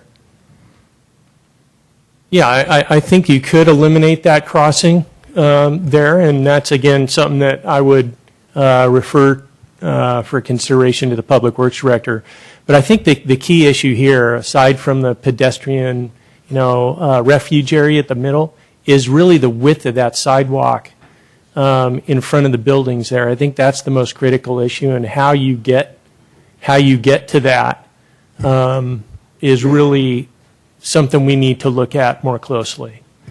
And if Mr. Walter has any other ideas about that, but I think you could eliminate the crosswalk altogether as well. And not really do an awful lot, Yeah. not negatively impact pedestrian flow a lot. I think so. Yeah. Again, I'd refer that to Public Works Director. And if I can just add to the confusion on the turn lanes, another option that we didn't show would be to have two dedicated right-hand turn lanes and two dedicated northbound lanes and what we have now. eliminate the. No, we also have the left-hand turn. You'd be eliminating the left-hand turn lane, and you'd be reducing the number of lanes by 4. I've never turned left, so that's why I never. And in response to Councilmember Olbert's question on pedestrian crossing at that location, yes, I agree. It's possible to eliminate that particular crossing because you would have one that would remain that's on the immediate north side of that intersection, and you have two that will be down at San Carlos Avenue and El Camino Real. So certainly not needed from purely a number standpoint for pedestrians to cross there. Got it. My second question I had, I noticed there was a proposed modification to D1, which was to reduce the contribution from $400,000 to $150,000 for the landscaping and sidewalk, except there would be no sidewalk now south of Arroyo, as I understood that. I'd be interested in staff's reaction to what if we eliminated that completely? I mean, I know the impact on the developer, which is it saves them $150,000, but what's the impact on us? Well, going back to the resolution that was passed back in 79, 2003, I'm sorry. 79, right. One of the policies in that resolution was that the city, when a project comes through, the city should look at the entirety of El Camino Real and plan for the whole thing, all the way down to the border with Redwood City. And, during the Planning Commission hearings, and there was a good deal of discussion, well, what's going to happen with all the dirt that's south of Arroyo, south of the Caltrain depot? And so historically, there's really nothing there other than dirt. So one of the ideas was to get some landscaping, get some improvement there so that we do have a significant streetscape improvement south of Arroyo for the whole city, for the entirety of the El Camino Real on that side. So we would lose the greening of that area south of Arroyo. You wouldn't have trees there. If you did have the trees or a way to do that, it would significantly improve El Camino, the way El Camino Real looks, and present a very big improvement to the streetscape there. Just to make sure, I want to make sure I understand. How far south of Arroyo are we talking about landscaping? All the way down to around where Duncan Motors is, around that area. Oh, so basically almost to the city limits. Yeah. Okay.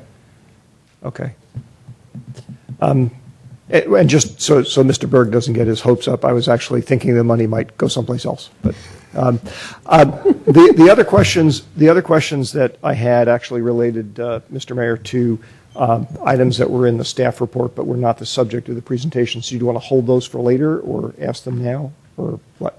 We got one more question to ask this round. Go ahead. I'm just trying to keep it to 3 so we can get. Fine. Otherwise, it's a no, monotone. That's fine. I'm just trying to understand what the scope. Go ahead. There was I had asked the question, I believe, last time, and others were interested in it as well, about the proportion of the length of the property that has a building on it as you're sort of walking north.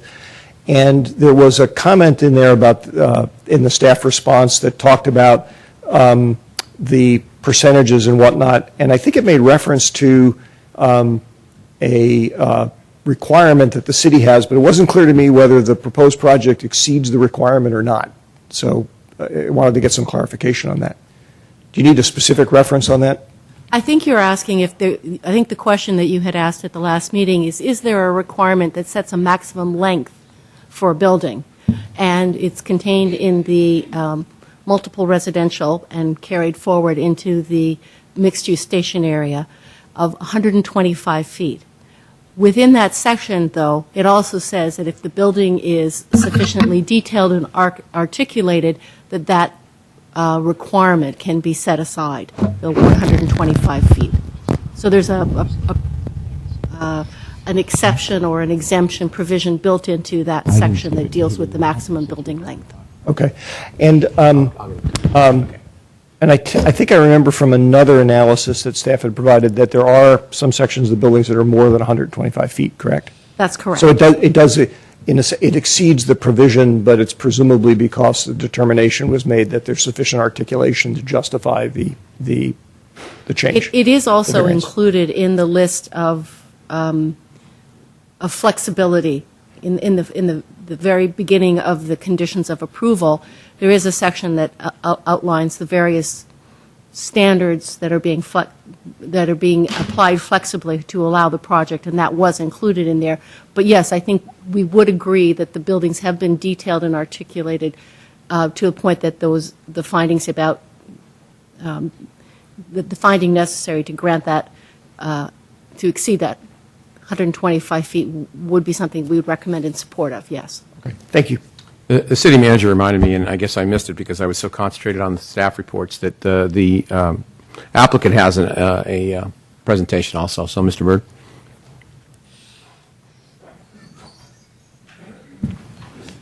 Sorry to skip you there. No. How long is your presentation, Mr. Byrd? Mine is very brief. We have the architect and landscape architect that, in response to prior requests, are going to be going through some visuals, some animations of the project. How long is that going to take? At 20 minutes. Thank you. It's building 2. So I'll be introducing, Sherry Scott and Paul Lettieri, who've been up here before, are focused on addressing a variety of questions that came up at the last meeting and trying to give a broad visual perspective of the project to the council and to the community at large. I think one of the things that I want to highlight, and then I'll be out of here and you can ask questions of me later if you need to, is that I want to thank you, the Greater East Side, the whole community, and the staff for this long process. And I think that we benefit from having a staff that's come up with called these range of alternatives that start from a planning commission recommendation, which was was a further modification of a plan that we spent a year or so working with the East Side to evolve and to address their concerns. As I think most of you know, we spent most of a year and about 11 meetings on a regular basis with them, coming up with what were their issues and concerns. They weren't just specifically related to this project. There were other things in the community that they cared about that the city was dealing with and other things. But as to the architecture, the outcome of that was sometime in the spring, the East Side published and gave to each of the council members a list of some key criterion regarding the mass and height of these buildings, which I will paraphrase and not putting words in anybody's mouth, and I'm not reading it, dictating it, but basically was building 1, that the back side of building 1, the back row of units, to be 3 stories. And each of these scenarios accomplishes that, and then with some scenarios going further. Building 2, to do the same thing, and to the southern end to take more of those 4th story units away. Building 3 to eliminate the 4th story entirely. Building 4, 4th story, not an issue. Building 5 and 6, 4th story, not an issue. Building 8, the 3rd story being an issue. So that was out there. And if you look at the alternatives that are being presented, I'll say alternative A, which is I think the staff's recommendation, has us going further than even that set of requests that had occurred, or requirements, or whatever you want to call them, from the East Side that were published after this extensive process that we concluded with them. So you can certainly go to Plan B if that's your pleasure. It's far beyond what I think anyone has asked so far that we've seen, but there's a wide range of alternatives, and I look forward to the presentation occurring, everyone having an open mind, and let's get a great project here, and let's move forward. Thank you very much. Thank you, Mr. Byrd.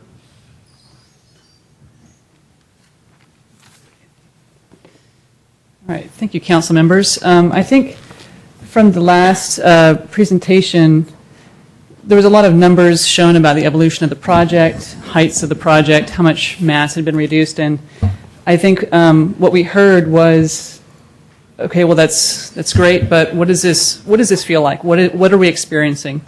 How big are these buildings when we walk down the street? And so my goal today is to illustrate as best I can by comparing the proposed project to a couple of existing examples, compare and contrast, and then showing some existing conditions, and then also showing animations of the proposed project.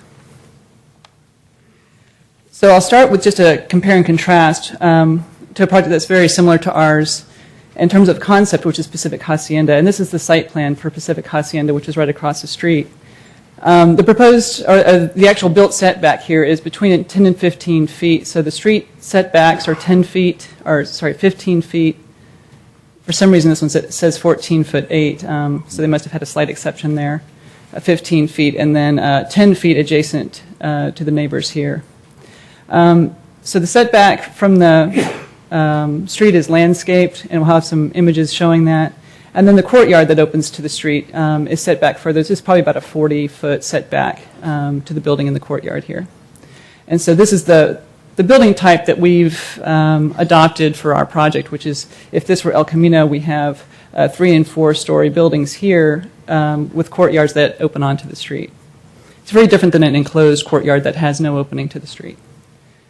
So this is a portion of our site plan. This is building 1. Again, we have a 3- and 4-story building around a courtyard.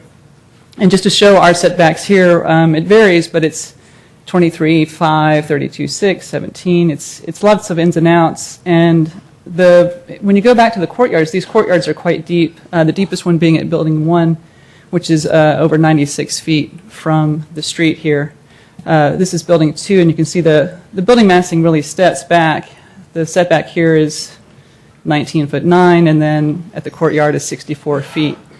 And this actually really affects your perception of the height of the buildings, with the higher portion of the building being further from you from the street, really sort of mitigates the height of those elements. There's also been a lot of talk about 1001 Laurel, so I thought I would just do an overlay. The project approaches there are quite different. The footprint for 1001 Laurel is the gray area here. It's an internal courtyard building, so the street face is rather flat. There's not an opening into the courtyards. So if we were to line up 1001 Laurel, here's 4 of them that goes across Holly Street. So the perception of 1001 Laurel along El Camino is quite a different experience walking down the street than what we're proposing, which is much more of the setbacks that you can see at Pacific Hacienda. Again, here's the 1001 Laurel going south. Just to compare and contrast, this is building 8, which is the building that is seen as being too large, but it's a third or a fourth the size of 1001 Laurel, just to give you a sense of scale. Okay, so what does that mean, having a 15-foot setback with planting? This is the streetscape for Pacific Hacienda, where we have a nice walking sidewalk. We have planting setback behind the walk. This actually doesn't have street trees, which we're proposing on our project, but it still has a rather lush feel. And so this is what it feels like to walk past Pacific Hacienda. You can start to feel this openness here on the left. This is the courtyard to your left. Some raised planter, different heights of planting here, terraced feel, some mature planting. And this project is about 10 years old, more or less, so the planting here is representative of mature planting at 10 years. Okay, so what does that mean when you don't have a setback with planting? You have a more urban condition where you have the building that's brought right to the edge of the sidewalk. And so this is the condition at 1001 Laurel, which is very different. It does have street trees, but behind the sidewalk it's just, there's no planting. And so you can see that it's a very urban edge, it's a very hard edge, and this is not what we're proposing on our project. Just to also show some existing photos of what's there now in terms of vegetation and screening. You can see the street trees, the median trees here south of Holly on El Camino. The median trees here north of Holly are pretty much a solid wall all the way up through from buildings 4 through building 2. So it's quite lush already. This doesn't include the street trees that we're proposing or the planting behind the sidewalk. So there's really 3 levels of screening before we even get to the project, which you can see the berm, wake up here, but the berm for the Caltrain is back here. Existing street trees on San Carlos Avenue and more trees south of Holly. Okay, so again, what do these street trees look like after 10 years? And so going back, just looking at the height of the trees for Pacific Hacienda, they're at least 25 feet, approaching 30 feet, really pretty much fully screening these buildings when you look at them straight on. This is looking down the street. So the trees on the right, these are the trees that are 25 to 30 feet here. And then on the left, you can see the more mature trees that are probably, 40 years old, 30 to 40 years old. But even at 10 years, you get a significant amount of screening. And so as we go to the simulations, I think we have a fairly accurate representation of vegetation at 10 years. Okay, and so I'm going to have to exit the slideshow here because the videos would not work in PowerPoint. Okay, so what does it all mean for our project? If we walk north, that's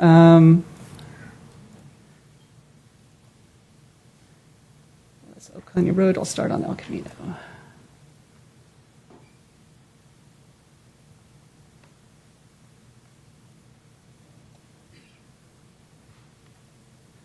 Okay, so here we are. We're at the intersection of Holly. We're going to walk north on El Camino Real, adjacent to the property. These are the existing median trees here. These are the proposed streetscape planting trees. And then we have our setback vegetation, which is a variation of, there's actually quite a bit of variation there. I don't know if you want to... Keep going. And the existing redwoods as well. And the existing redwoods, which we'd preserve as well.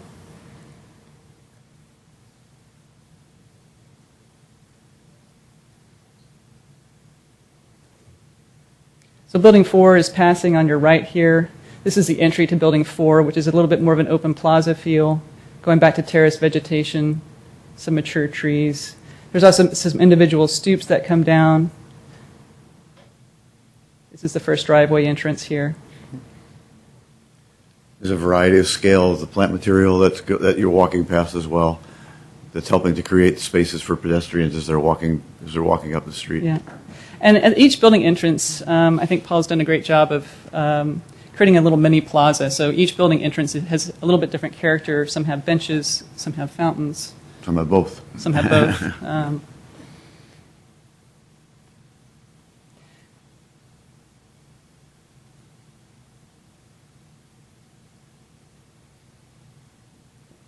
So that's the experience of walking with the setbacks that we're proposing, with the vegetation that we're proposing along El Camino Real. Okay. And walking along Old County Road.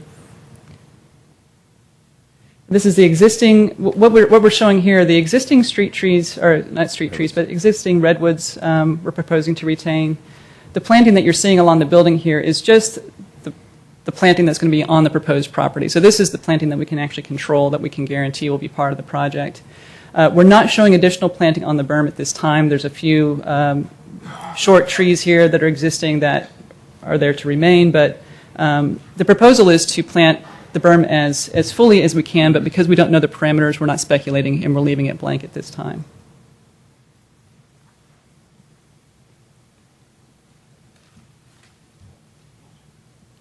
So building 4 just passed. This is building 3.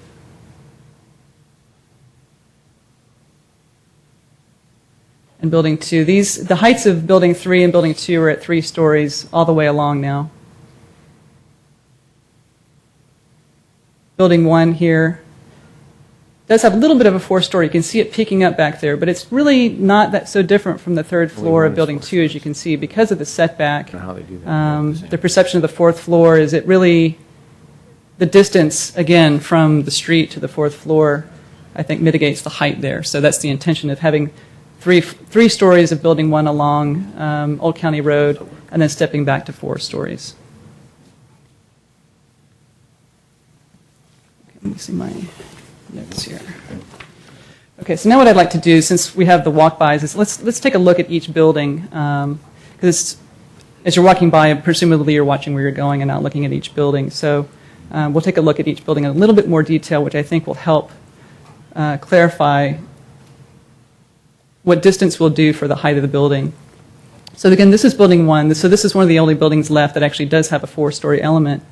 But both adjacent to Old County Road and also El Camino, we're stepping down to 3 stories. And so again, with the distance back away from the street, I think the stepping of the building really helps to mitigate that height.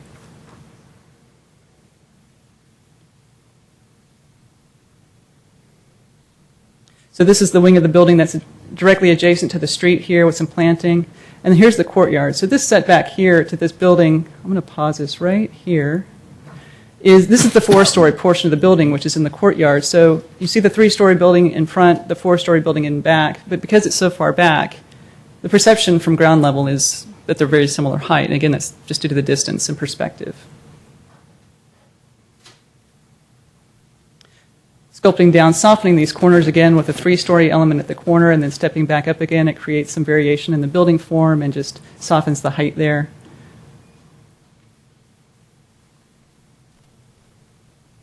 Okay. And so there's a couple of slides going back to the slide presentation here.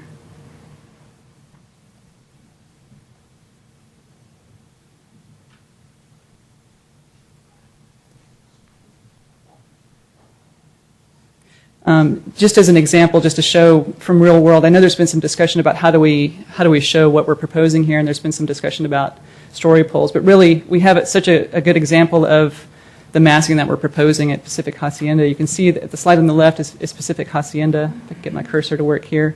3 stories. This is actually a 3.5-story element stepping up to 4 stories. And so they're doing a similar sculpting at the corners that we're proposing here with building 1 being 4 stories, stepping down to 3. A variety of roof forms. And so I think this is a really good example in terms of massing approach and techniques to mitigate and to mediate between the 2 building heights. Similarly, the 4-story element beyond, 3-story element in front. With the distance, the height difference between 4 stories and 3 stories, it's all a matter of perspective. And so to keeping the mass in the middle of the building and away from the corners, I think is a pretty successful strategy.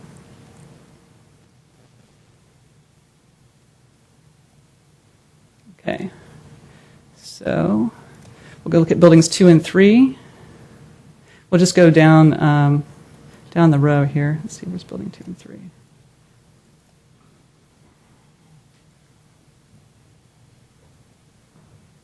Okay.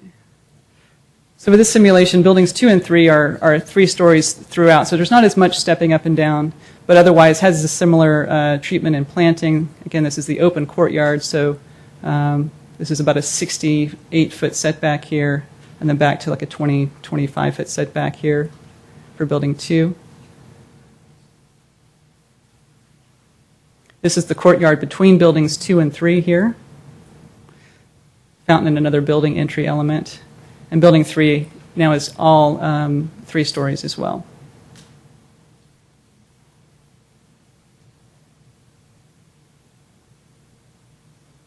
This is the entrance, driveway entrances for buildings 3 and 4. So we'll look at building 4 quickly.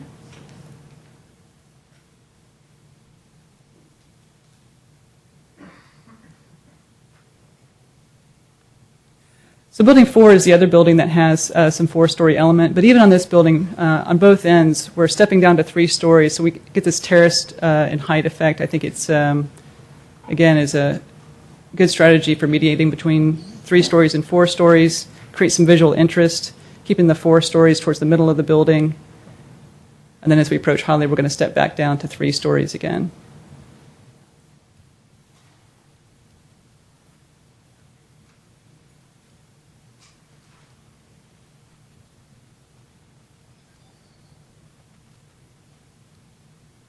Okay, so that's building 4. Building 5 and 6.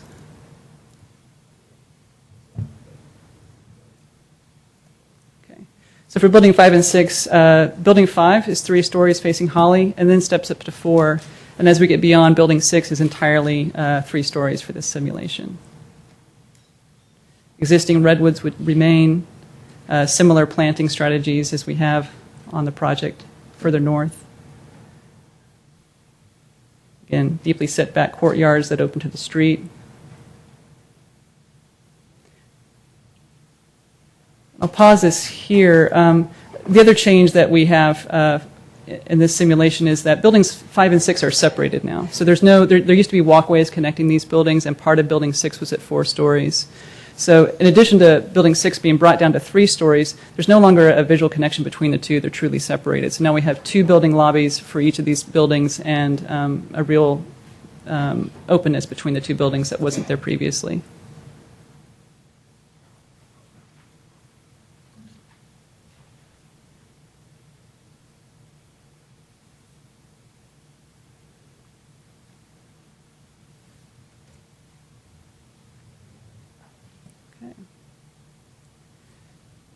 Building 8.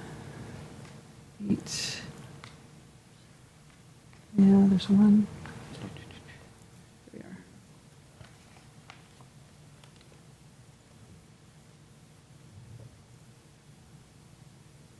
Okay. This last will be showing building 8.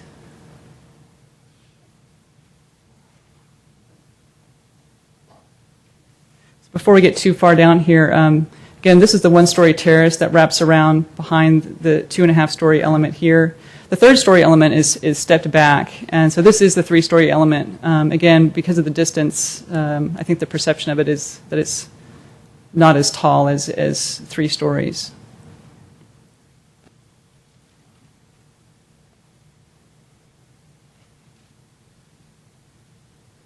We've broken down the mass of the 3rd story here, essentially breaking it into 2 building masses with a loggia between the 2. And at the south end, stepping down again to a 2-story element and a 1-story element.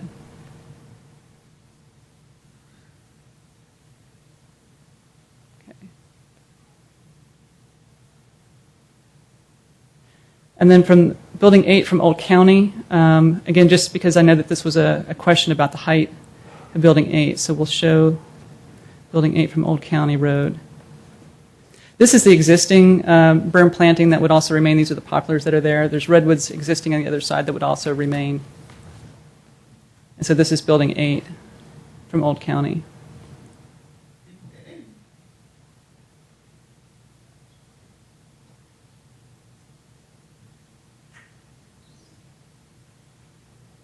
So this is the 3-story portion here.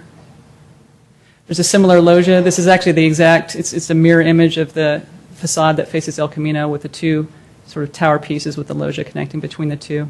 We're going backing down Montgomery now to get a better perspective on it, but this is essentially what you would see from the Old County Road side.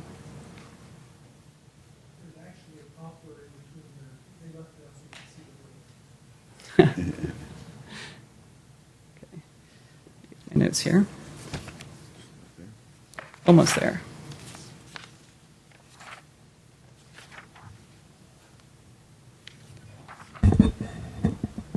Yeah, it was easier when it was all in one presentation, so yeah. No, that's the wrong PowerPoint. Yep.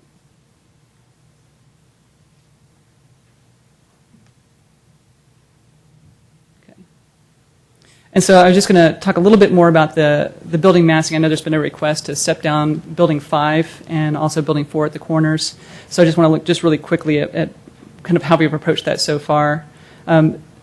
Building 5 already facing Holly Street is at 3 stories, so that's a step down to 3 stories there.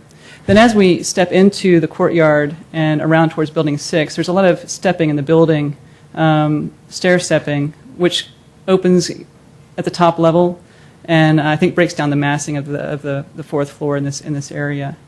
Also, just to keep in mind that the circulation for this building, because we have to have 2 lobbies now as the buildings are separated, we do have an elevator and a stair tower on the south side of building 5.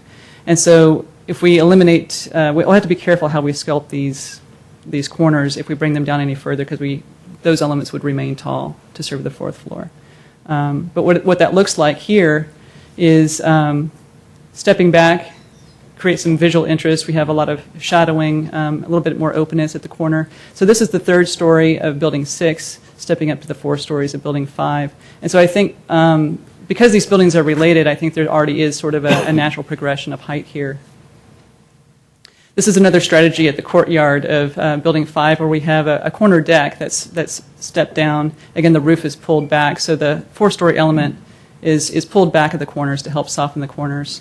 This is a 3-story element at Holly, so that relates, I think, nicely to this deck element. So there's a lot of strategies that we can do to soften the 4-story elements that do remain in these buildings. This is something we could work with planning staff on further if there's any further concern, but we have a sort of a kit of strategies that we can address building height with if it's still a concern. It's 20 minutes. Do you have a lot more? No, actually, we're just about done here. Yeah. Let's see. Actually, I think that actually is it. I think we've made it to the end. Unless there's any further questions. I'm sure there's going to be questions. Yeah, because we can pause or go back to these videos as you have questions as well. Okay, thank you very much. Yeah. All right, we've got a lot of speaker cards, but I'm going to go for questions for another half an hour, if we even have that many questions. I don't know if people do. So I think you had one in, so you got 2 more. No, actually, I think I had 2 in, and I'm happy to pass the baton. Okay, Mr. Grocott, a couple of 3 questions. I did have, you've answered one of them regarding the entitlement process, and what are we, the question I had asked last time was, why are we looking at what are the aspects of the project that are requiring us to look at a planned unit development? And you had mentioned one of them was length. And so Mr. Olbert asked that question, and it came up that the buildings would be limited to 125 feet if it was under the mixed-use station designation.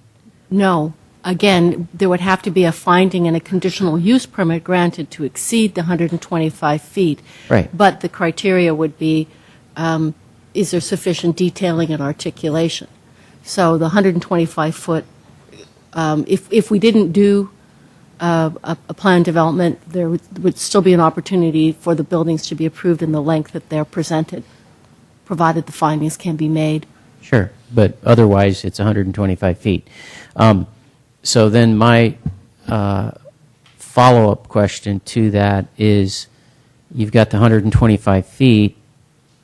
What about distance between buildings? So if you had, say you had 6 buildings that are 125 feet, how much distance under mixed-use station is required between those buildings? I don't recall that there is a building separation requirement from the zoning perspective. There would be a separation from a building code perspective, particularly because there's openings on building to building, and I'm not sure we are fortunate enough to have the building official here, so I don't know that there's a requirement from the zoning perspective, only from the building code perspective in terms of how far they have to be set apart. If there were lot lines drawn, then there are setbacks of a minimum of 10 feet from the lot lines. But if there was no lot lines, there wouldn't be a requirement for setback between the buildings. So can somebody answer my question, because I'm not really getting an answer? There is not a requirement under the MUSA that requires a minimum separation between buildings. But there must be some separation between the buildings based on something. There are. I can't if I could believe add that there's not. to that, in fact, we do have those numbers, and I can kind of go through those numbers. Oh, required setbacks, or just the difference? Well, the what's way I there look now? at it is this. I'm sorry if I always do this, but I do certain thing for my day job, and for example, if I'm going to put a single family home and then a garage, detached garage on the site, I have to have 10 feet separation in most cities between the garage, the detached garage, and the house. It's and it is in most communities, that's as I understand, it's a planning requirement. It may be building as well, but it's a requirement either way you look at it. So my question is, if you're going to take one of these sites and put, say, 6 buildings of 125 feet length on the site, how much separation would you have to have between those 125-foot buildings? And we have we do have the building official, and I guess the building official can answer this question, but we also have the specific numbers as well. So, Chris, maybe you could address that question, if there's some fire separation or uniform building code separation requirements. To answer your question, the code allows buildings to be, it's broken down into 0, 5, 5, 10, 10, 15, et cetera, et cetera, et cetera. And what comes into play is how a structure is built in say the 0 to 5 or 0 to 3 range. Pretty much zero penetrations along that wall, 1 hour, 2 hour, whatever rated wall. Then you get into the larger distances, then you're allowed a certain percentage of penetration, i.e. fenestration, windows, et cetera, based upon the distance that the buildings are set apart, be it from a building, property line, whatnot. That's really the easiest way to answer that question to you, is that the code allows things to be built like this. But depending upon how much penetration you have in that wall, you can start separating, or it then requires the separation to be greater. Okay. I have no idea what you're even talking about, so that's... I'm just talking code, that's all. That's just crazy. Well, what he's saying is, for instance, if you go to 1001 El Camino, Right. on the south side, there's no windows at all, Got it. and they built Right up to the property line. about 6 inches between that and the little building next door. So what he's saying is then if you start adding openings, Right. I like get we that. have, I mean, I suppose we could look at these buildings and say, okay, if we were going to design these kind of buildings with these kind of openings and have separation between them, and that's what I'm getting at. How much separation would we expect if we're going to have residential buildings like are being shown on these plans with openings on the north and south ends of these buildings? What are we talking about? How much separation? Okay, well, from what my preliminary review of the plans as they're drawn, the separation, I believe the fire marshal has looked at it as well. The separation of the buildings with regard to the openings is compliant. Okay. So that's it really wasn't a red light item that popped up when we were doing our pre-review of the plans. So that's, again, my best way, I think, to answer that question for you. And if I can add something to that, through the mayor, the closest separation, or the narrowest separation, is between buildings 1 and 2, and it would be about 57 feet, 8 inches between the two buildings. Excuse me, I thought the distance between buildings 5 and 6 is the closest, is it not? Oh, I'm sorry, you're right. That's 45 feet, 10 inches. You're correct. Actually, on that particular building, it looks like 45 feet when you look at the site plan real quick, but if you really hone in on it, it's about 35 feet between stairwells and so forth. But, okay, thank you. Okay, Ms. Clapper, questions?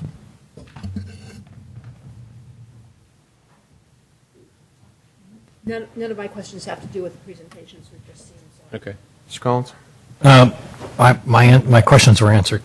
Okay. The only question I have is people keep talking about 3 stories, 4 stories, and I don't know, the school I went to, it's ballpark 14 feet for a story. So I'm thinking 42 feet, I mean, you may be able to know this better than I, but I always thought 14 feet was a ballpark of a story. No. No? Okay. Not with, that's the thing is because it's, you might be right on south of. Okay, well then I'll ask the question to Mr. Commercial. Savay. I hear 3 stories, 4 stories. What are we talking about? The architect is Okay. available. It depends. Don't tell me that. Could be. Oh, no. It does depend. That's not good. I don't like that. Because then it'd be just like we knocked the 4th story off, or 3rd story with differences. Yeah, that's right. I'm sorry. Could you just answer the question? Sorry. What's the difference? What's the story? Well, in this It case, depends? well, for clear height in an office space would be 12 to 14 feet. I'm sorry, say again? Clear space, if you're talking about floor No, to no, I'm just ceiling. talking about you build a building. How many feet is a story In a residential building, it would be in 10 these buildings? The residential ones? building is 10 feet. And 10 feet? the So it's commercial 30, building- that's all it is 30 feet for a 3-story building? Plus, there's podium that's above grade. So the garage is about varies from 2 feet to 5 feet Okay. above grade. Okay. And then the roof's forms are also included in that height. So you Okay. have to consider that as well. What's the roof? The roof is 8 feet tall in some cases. So it depends. It depends. Then we try to keep some variation because we don't want it all to be just, Oh, I understand from an Very good. architectural standpoint. Don't get me wrong. You that's have where the total you height want to do comes from. style. Sure. We want to do mass and size, okay? Sure. That's the difference. well, we'd like to do both. I understand. But that's what I'm trying to get at. When you say we're going to, a 3-story building or a 4-story building, as you just indicated, it depends. Okay. All right. That's fine. Thank you. That's the only question I had, Mr. Olbert. My remaining questions are also from some of the staff reports, but they were not part of the presentations, Mr. Mayor, so I think, like Ms. Clapper, excuse me, I'll wait. Mr. Roca? I'm in the same boat. Okay. All right. All right. Well, then we've got a number. Do I have any more cards? Speaker cards? We've got a large amount of speaker cards. Probably 30 or 40 as I'm getting here. So, oh yeah. Okie doke. So what we're going to do is we're going to do 2 minutes tonight instead of 3. And I'll let you know when it's 2 minutes, and hopefully you can wrap up in the next 15 or 20 seconds. And I'm just taking these cards as they were handed to me. So the first one I have is Marilyn Brewer, followed by Rita Fusaro. Is Ms. Brewer here? Thank you.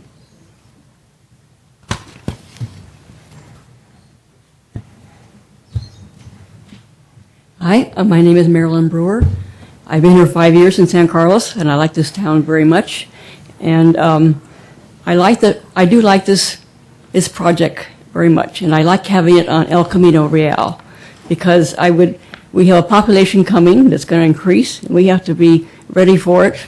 This is part of our plans, and I'd rather see it on El Camino than in our neighborhoods. El Camino is the right spot for it. Okay, folks, okay. If you remember last time, this isn't a game, this isn't a football game, it isn't a comedy club. People are going to say things you're going to disagree with. Okay? People are going to say things you agree with. So be respectful of everybody's opinion. I really appreciate it, okay? Including the dais. Thank you very much. Go ahead, ma'am. My only other comment is there are a lot of young people that would love to live in an apartment by the railroad. And so I'm a little disappointed, at least at this point, that there are no BMR rental units in this project, because that would be nice to have the young people here as well as the older people here and in that spot. Thank you. Thank you, Ms. Brewer. Okay, next speaker is Rita Fusaro, followed by Virginia Renda. So I have, hello, everybody. I have just a few things. I'll try and run through them real quickly. So just in terms of the sample of work, the presentation that showed the comparison of this Pueblo Hacienda to this current proposal, I don't find that an apples-to-apples comparison personally. When I look at the front of it on El Camino, it absolutely looks a lot different than the backside along Old County Road. I don't see the character that's instilled in the Hacienda, or whatever the name of that. I'm sorry, I've forgotten the name. But anyways, would like to see something that's really more apples to apples. There's no balconies like there in the Hacienda version that they've shown, those little alcoves that are, that Spanish Tudor style. That's not present. So from Old County Road, in my observation, it just looks like a sheet of wall. Actually, wall's a pretty applicable description of what's going up there, but a wall with some just flat windows on it. So that's the vision that I see there. Secondly, I'd like to propose absolutely no 4 stories, and I don't think there's a place for them there, and I'd love to see it just go to 2 stories, and if you want to play around with 3 stories on the very south end and not impede on the people that live on the east side, more on the north end of the development, I think that would be a nice consideration. And I would ask you to just ask yourself, would you want to live across the street from a 4-story building or a 3-story building? And I don't care how many trees are in front of it. Nothing can replace the backdrop that we already presently have. I think that's half the reason people move to San Carlos. And then in terms of parking spaces per unit, people do have visitors. So I'm not sure if you've just accounted for if there's just accounting for a parking space per unit. I know. Could you wrap it up? I'm sorry. Okay, so just, we should have more. There should be an abundance of parking because people have visitors. And then on the story height, I did a lot of research on that before I came, and it looks like it could be anywhere from 9 to 15 feet because depending on what you have in between the stories for HVAC and whatever other electronics you could have, it could vary. So you're right, there is an absolute answer. Okay. And a peak being 8 to 10 feet, Ma'am, that's are you almost just like a about done? story. I'm sorry. Okay, thanks. Sorry, but there's just lots and lots of people here who want to speak. Virginia Renda, followed by Jen Walsh. If you could queue up, that would really help, too.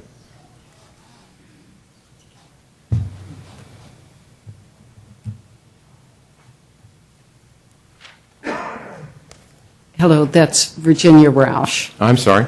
That's I can't okay, read I very don't well. write well. Apologize. I would like to see that we defer any decisions until after story poles are put up so we can visually see the sizes and mass of the project and before any vote on the project takes place. That's all. Are those your comments, ma'am? Yep. Okay, thank you very much. Appreciate it. Jen Walsh, followed by Vera Harrington. Hello, thank you. I'm Jennifer Walsh, and I would like to ask that we wait to make any real decisions until the new council is seated. Thank you. Okay, That was all. Thank you. Ms. Harrington, is she here? Yes, okay. Followed by Yvonne McClure. Council members, Mayor, good evening. My name is Vera Harrington.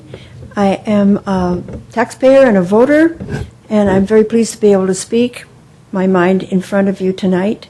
I too would ask that the voting be deferred until the December council is in place. I would also like to say that, and agree with the first woman who spoke, that 4 stories should be scaled back to no more than 3, maybe less than 3 stories. And also that the story polls would be very helpful in communicating to all of the citizenry in this community the size and the mass of this project. Thank you. Thank you for your comments. Yvonne McClure, followed by Suzanne Stevens. Good evening, Yvonne McClure. I'm speaking as a private citizen of San Carlos for 55 years. I recommend that the City Council accept the ordinance prepared by the Planning Commission with the changes noted in the city's supplemental staff report dated November 12, 2013, omitting alternate A and alternate B. Please note that I would add, with the added proviso that affordable housing be included at a rate of 15% of the units, except that this is to be reviewed separately in the waiver issue under Agenda Item 11. The above would more closely follow the city's general plan, which created zoning for more density, mixed use, and higher height limits at the transit-oriented locations in our city. This general plan was created after years of work by representatives from all areas of our city and reflects the best interests of our city. It also reflects the uses recommended by the Grand Boulevard Initiative for the El Camino Real. I applaud the work done by the staff to include conditions for more articulation, better design, as well as quality of materials. I trust that you will consider the benefits that this project could bring to San Carlos. And as an additional note, I would appreciate your considering approaching the Parks Commission for ideas for the skateboard park or dog park before a landscaping plan is made for the southern property along the El Camino Real. Thank you. Thank you for your comments. Suzanne Stevens, followed by Dick Cesarin. Yes, Mary Griselli and members of the council. My name is Suzanne Stevens, and I bought my home in San Carlos 21 years ago. And during the time I've been here, I have often thought and wondered why nothing was being done to make the east side of the El Camino Real attractive, useful to our citizens, and productive of income for the city. It's that land, and I consider it from Taco Bell to Britain, actually, although I know this project doesn't take in all of that. But it's an area that when people are coming into our city, it's their first impression as they come to downtown San Carlos. And I think it's a shame that it looks the way it does. And other than our beloved train station, there's not very much to like. I like what I see about the Transit Village project. I think it's well designed. It's been thoroughly discussed, but then it's going to still be thoroughly discussed, I'm sure, and details debated. But at the risk of sounding like I'm against Christmas and Halloween, it at least gets us away from Christmas tree lots and pumpkin patches, okay?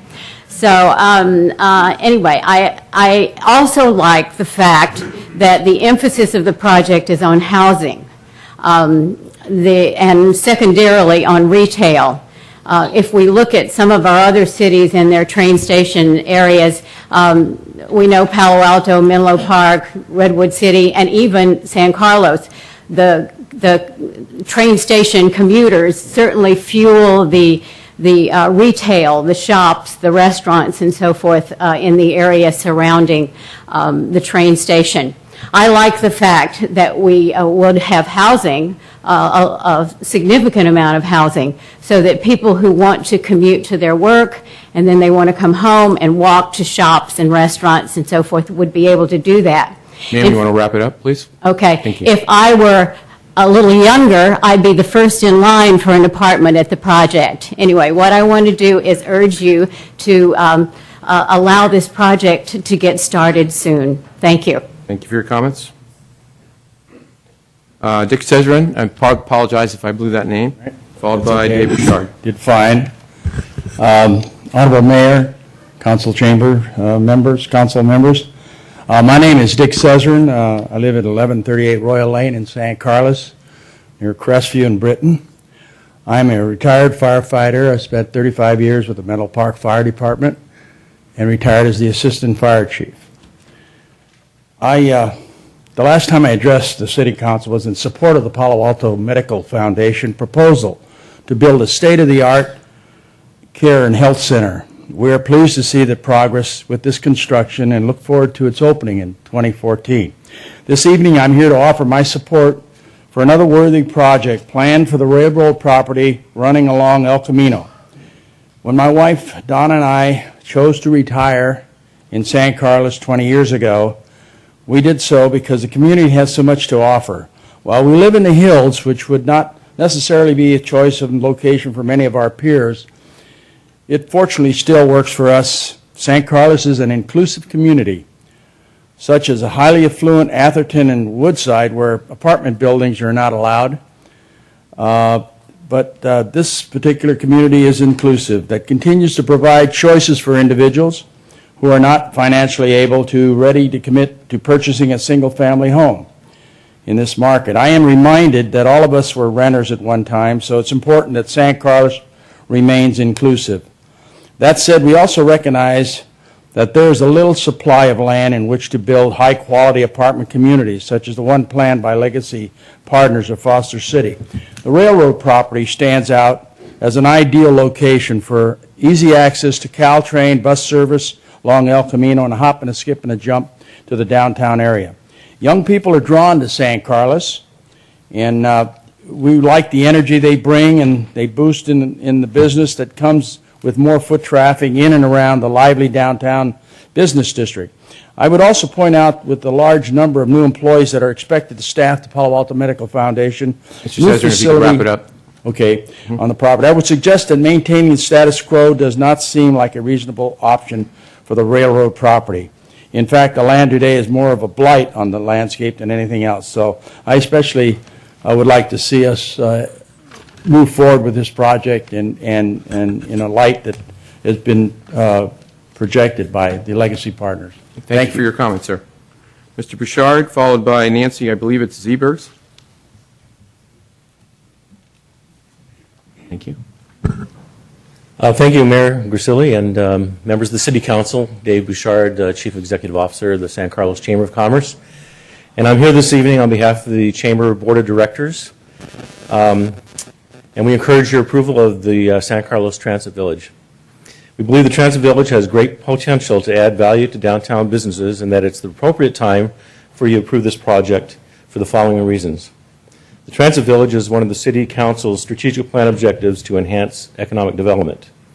A component of the city's economic development priorities is to ensure adequate workforce housing. At a recent joint study session of the City Council and Economic Development Advisory Commission, some members of the City Council indicated a need for more rental housing in this community. In order to maintain a vibrant community, it's important to provide a balanced housing stock to meet diverse workforce needs and enhance the quality of life of working families and individuals. Many of this community's largest employers, including Kelly Moore Paint Company and the Home Depot, as referred to earlier, say the lack of housing choices in San Carlos and the surrounding area has been an impediment to employee recruitment and retention. And finally, a fiscal impact analysis indicates the Transit Village is expected to generate nearly $7 million in estimated annual retail expenditures that build out for San Carlos businesses. For these reasons, and because I don't believe there's a better informed group of individuals in the City Council sitting here before us tonight, and we encourage you to vote on this matter tonight. Thank you. Thank you for comments. Nancy Zebergs, and followed by Don Eaton.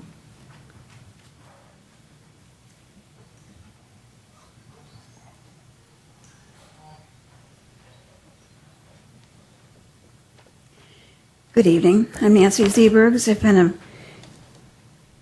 resident in San Carlos for over 40 years. And being part of the Greater East San Carlos, I know that our area has been working together in trying to work with the council and the builders that have come in to try and make this project workable for all of us. And I appreciate the attempts that the group is to make the street view attractive and workable for the city of San Carlos, because we are known as the city of good living, and it is going to make it attractive to us. As you drive down El Camino and you see the buildings that come right straight up against the El Camino, it's just ugly.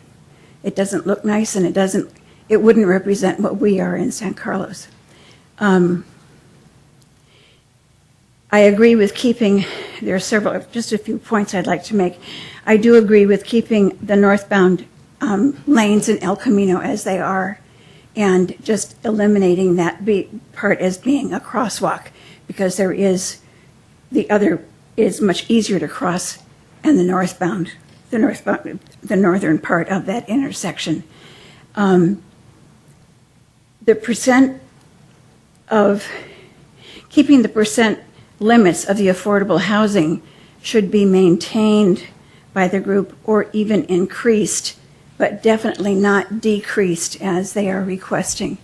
We need the affordable housing. We need the young people in San Carlos. If it means smaller units to provide more affordable housing to make it available to more people, then that would be up to the company to make that so. Ms. Zeberg, I apologize. Your time's sort of rounding up, so could you wrap it up? I would like to make a comment on the signs, on the digital signs. There would have to be a way, if it goes digital, of dimming those lights at night, because they are so bright if it is approved to have digital. Driving at night, they almost blind you on some of the digital lights that there are on the signage. I didn't get up and say something earlier, but I'd like that to go into the records. Thank you Thank you very for your much. comments, Ms. Ms. Don Eaton, followed by Mark Moulton. Mr. Mayor and City Council, I come here before you this evening as a citizen, and I guess with my continued commitment to make San Carlos a better place. I'm probably in a unique position because I seem to know all of the parties, and I think that's good. They're all pretty good people. I also probably bring some professional expertise in that the last 40 years I've been involved in the finance aspect of a variety of major investment properties. That's what I do for a living. And hopefully some of that expertise will come through in what I say. For example, the costs of equity and the costs of lending, financing, are going up. They've gone up, like 130 basis points just in the last 6 months or so. We don't know where interest rates are going. Nobody does, but that's certainly something to play in because you don't want to paint a developer into a corner that way. And there's obviously the just need to be fair to the developer that way, and in the end, the numbers have to work. For example, if you were to lower the number of units, that does not necessarily proportionately lower the cost. You still have to put a roof. You still have to put underground parking. There still has to be common area amenities. And so that proportionality doesn't always apply. To that end, I would encourage you to support this project. No project is perfect that I've seen in 40 years, or very few of them, and this one probably isn't, but it's a pretty good representation of what probably should be approved. The site's been vacant way too long. The concept goes back 20 plus years from the time we did the grade separation. Architecturally, the project is sound. You can see the renderings, and projects always look better than the renderings. Good examples are the Pacific Hacienda and a project that I've noted to all of you at one time or another over on Woodside Road, which has a lot of stone accents to it. It's a good-looking project. Mr. Eaton? Yes. If you could wrap it up. I will try to do that. Thank you. Inclusionary housing, Redwood City and Sunnyvale don't have any. I think we do need some, however, and I think that's only fair.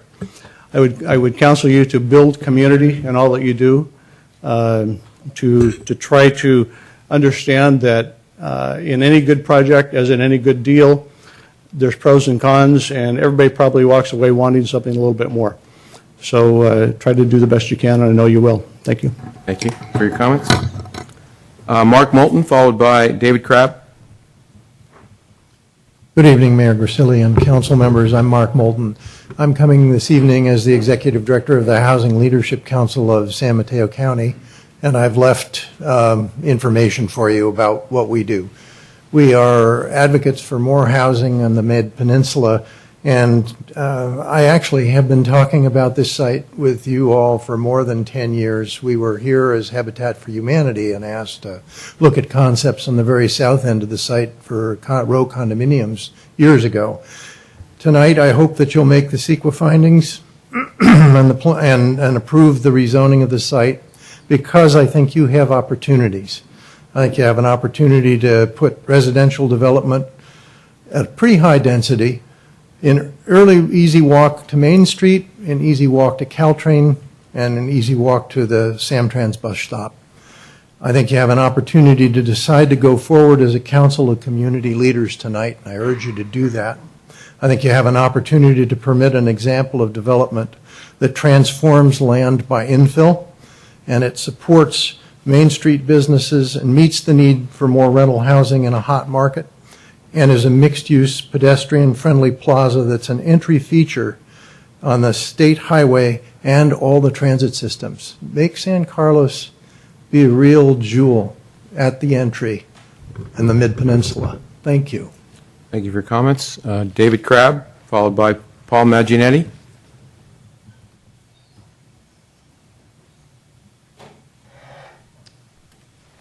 Honorable Mayor and members of the council, I'm Dave Crabb. I'm an architect. I work and live in the city of San Carlos. I've lived here for 24 years.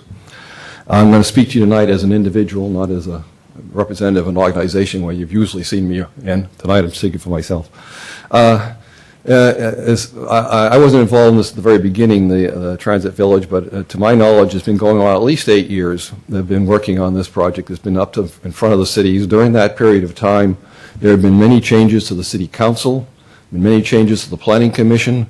We have done a general plan review with 25 citizens were involved in that general plan review, which rezoned the whole area. A lot of things have happened. And I'd like you to make sure that you put this decision you're going to make tonight in context, that there is a history to this project. And I believe that the Transit Village started off over 300 units. It got reduced to 280 units. It's remained at 280 units for the last 5 or 6, 7 years, whatever it's been. Suddenly we're talking about knocking it down to 250 units, 240 units, whatever. And I just really don't think that's fair to the developer. I think the developer has come a long way with the architecture on this project in relationship to the neighbors. Originally, they kind of stonewalled everybody, and I was pretty pissed off at them myself. But they, I think, have come around, and I think they're really trying to work with the neighbors and work with the city to reduce the scale of this building, visual scale of this building. And I think they're fairly successful at it. So I would strongly support that you pass tonight or approve this project tonight on the basis of the Planning Commission's recommendation to you. And as far as I know, I think the only major thing in relation to massing that relates to is they wanted to knock 3 units off the east side of Building 6, which I agree with, because that reduces the scale on the east side. So that's my ask for you tonight is please approve the project as permitted and do not do alternate A or alternate B. Thank you. Thank you for your comments. Mr. Imaginetti, followed by Donald Bradley. Mr. Mayor, council members, Paul Imaginetti. I live on Springfield Drive. I like history. Another history lesson. I'll keep it contemporary. It seems like this train is leaving the station, and if I can quote the Banana Splits, hold the bus. I have here a section of the general plan update from 1992. It includes an element for a Crestview Drive connection to 280 Vista Point interchange. That was never implemented. I can only imagine who opposed that, but apparently the public changed their mind and that was never implemented. Not every element of the general plan is always implemented. Public perceptions change, and our city government must reflect that. In July of 2008, I came to the city council on a public item, and I spoke out against this, and everybody looked at me like I was a freak. Well, I guess I'm a freak, and there are lots of freaks like me. How many elections are needed for this transit village? This last election was ostensibly about the transit village. Will the current city council make one last grab for the special interests and nullify an election? Or will they look beyond to the basic interests of an electorate that has chosen a new mix of individuals to act in their interest in the city of good living for one and all? This is still about all of you. Thank you. Thank you for your comments. Donald Bradley, followed by Dimitri Vardelis. Mayor, council, staff, and citizens of the city of good living. I've lived in San Carlos now for 30 years. In fact, tonight is my 30th wedding anniversary, and I should be home with my wife, right? Should be. But I know how these meetings go. I've been a professional planner for over 50 years and a professor for some 35 years. I know you're fine planning director Al Savay, but I've not discussed this with him. I didn't even know that Colette was working with the city, but I know her from professional board meetings also. I support this project. I think the time has come. You must move ahead. It fits our city. We need more housing and jobs, And I think it's a good project. I was very impressed with the architect and landscape architect's proposal here tonight. I know it's been scaled back, but that's compromise, and that's what politics and planning are all about. I've never come and spoken to the city council here or planning commission about any projects. I've avoided politics in my hometown. I was a president of the board of the Homeowners Association up in Britton Heights. I finally had to move away to get away from that job and move, but I wanted to stay in San Carlos, so I just moved a mile up the road. I live at 30 at number 5 on Violet Lane, up by Crestview and Club Drive. And I think this is a fine project for the city, and I urge you to move ahead and approve it. Thank you. Thank you, Mr. Bradley. Dimitri Vangelis, followed by Edward, I'm going to blow this one, Schenger or Schur, I'm not sure which. Council members, after many years of effort, we're finally seeing some traction in this project that address some of the impacts that affect the East Side neighborhood and the rest of our city. I recognize that there have been some changes in the height and density of several of the buildings in plans A and B, I believe, and applaud city staff and council on making these initial changes. Well, I applaud at least the staff for recommending them. Council is yet to deliberate on that. It's a good first step in moving this project forward in a collaborative fashion with the community. However, we've got a long way to go. Landscaping and tree guarantees are still necessary to mitigate the building heights that extend above the berm. There are no guarantees the trees will be planted along the berm. These trees are necessary and needed. If they can't be placed on the berm, the Samtrans Caltrain internal documents state that a fund that pays for the increased costs of trees in our neighborhoods and bulb outs along our streets need to be accounted for. Option B has a proposal to remove landscaping the Planning Commission recommended for Building 8. This is not acceptable to the community. We need additional trees on the properties behind Building 8 and all the buildings south of Holly Street. Building heights need to be clearly spelled out, as many council members brought up. A 2-story building that's 42 feet high isn't very much different than a 3-story building that's 49 feet high. This doesn't address train noise bounce back that the building will create against a 12-foot berm. And it doesn't make it reasonable to eliminate those still very necessary trees needed to screen the building. Council asked for story poles at the last meeting. Many people spoke up and asked that those go forward. I feel these need to be placed so the entire community of San Carlos can understand the impacts of this project. Let's understand what we're getting into. We're going to be living with the impacts of this project for 99 years. We need guarantees that all park fees go towards Loriola Park to accommodate 500 new residents. And we need a specific agreement that outlines plans to expand Loriola Park. We need to understand traffic. There's been some discussion about that. The permanent early shading of our neighborhood, moving shuttles to the El Camino. We need to resolve trash cleanup, zip cars, other car sharing options. Also, very importantly, we need to understand if Legacy and Samtrans will be paying for the bonds that have been imposed on city residents for school improvements, such as sewer lines and other bond members. I'm trying to finish up. There are a few more points here, if you could indulge me. Residents of San Carlos should not have to take on the burden of paying the ongoing costs for infrastructure, police, fire, and schools for the new residents in our community. Samtrans and Legacy need to pay their fair share of all taxes, fees, and bonds for the life of the project. Regarding the 3D representations, and I'm getting close to wrapping up. Could you wrap it up, please? Council asked for representations without the added landscaping. I saw a lot of mature landscaping that hid the massing of the buildings. The angle of the 3D models showed of the berm weren't a real representation of the berm. I'm afraid I'm going to have to ask you to stop speaking. Yeah. I give everybody the same amount. Yeah, Mayor Grassilli, you tend to react a little bit more, harshly to representatives of the community rather than proponents, and I don't appreciate that. Everyone's entitled to their opinion. Edward Scherer, but apparently Mr. Malpe, you're going to be speaking for them? Thank you, Mr. Mayor. I was asked to read this letter from Mr.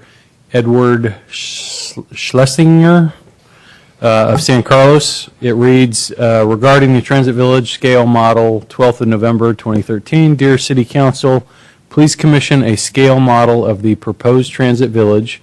Please include the surrounding area and the buildings on the west side of El Camino and display this model in a public place such as the San Carlos Library. Thank you. Okay, thank you. Next speaker card I have is Glenn Gelino, followed by Sam Hertzberg.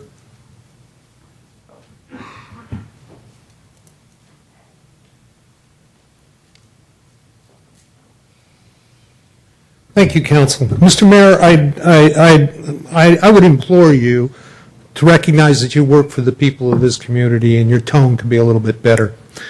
I really want to impress upon the Council that I feel personally that you should put this decision off until the next Council is seated. There's a purpose and a reason we have elections, and we've spoken as a community as to who we want to represent us, and I implore you to allow that to happen. I've sat here tonight and in many other meetings, and it seems that our city staff and many members of the council seem to want to work in the interest of the developer. Since when does the developer's interest trump those of the citizens of this community? I'd thank you to keep that in consideration. Thank you for your comments. Sam Hertzberg, followed by Susie, McKee. Good evening, Mayor Grisilli and City Council members. This project has been contentious, controversial, in large part due to the height and mass of the structures. As proposed, again, from one end of the project to the other, it's 80% building, averaging 50 feet in height, over 150 feet in length. It's unlike any other development, similar development on the peninsula. I'd like to advocate for Alternative B, which helps make this development fit into the community and lessen the impacts on the east side neighborhood. 250 units are more than adequate, especially considering there is no affordable housing proposed as part of this development. Would like to echo, you need to take your time to resolve all the issues on this project. I know there's a rush by some to move forward sooner than later. There's still a few outstanding issues in addition that weren't addressed in the staff report. I'd like to confirm that the shuttles will be moved from Old County Road to El Camino Real. I'd like to confirm that the trees will be placed that won't be in conflict with future electrification north and south of Holly Street. The permit parking that's proposed needs clarification to make sure that the neighborhood is not paying for that permit parking system in the future, and that's covered by the developer and the property owner, Samtrans Joint Powers Board. Need to confirm that the park in lieu fees will be confirmed for Loreola Park, and would appreciate if the city council would confirm its interest in acquiring land or making improvements at Loreola Park to handle the additional residents proposed.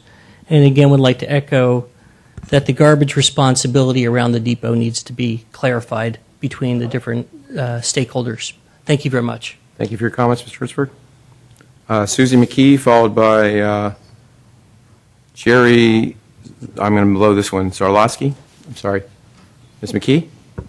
Hello, City Council. So I'm going to say it again. Noise, noise, noise, traffic, traffic, traffic, high-speed rail. I'm still a proponent of moving south. I will say I have looked at the other developments, the one in San Mateo, the one in Redwood City. I would definitely move in Redwood City. I would never move to San Carlos because I don't want to be that close to the railroad tracks. Redwood City's set back. It's near the tracks, but it's not on them. It's also, no other development I've seen is set in a major, and I mean major intersection. That's our intersection. That's it, pretty much, except for Britain. So none of the other ones. They're all set off to the side, on a side street, basically. Some of them are close. San Mateo's close to the railroad tracks. Anyway, the other thing I want to say, it's very interesting and very normal that people who do not live there think it's a good idea, and the people who live there do not think it's a good idea. I just want to make that note. The other thing is, of course, everyone wants something there. My God. I mean, it's not at all pretty and never has been. But the question is what? And because we want something there doesn't mean that we want to jump into something that's not the right thing. So I highly advise that you defer your decision till if we're going to have that poll business, then do it. If we're going to have the scale model, then do that until we have the new council members. Yeah, Palo Alto Medical is going to cause more traffic. As this is being built, the traffic is going to be phenomenal. Also, many of these projects will be finished around the same time, close to the same time. Redwood City's getting there, San Mateo's getting there.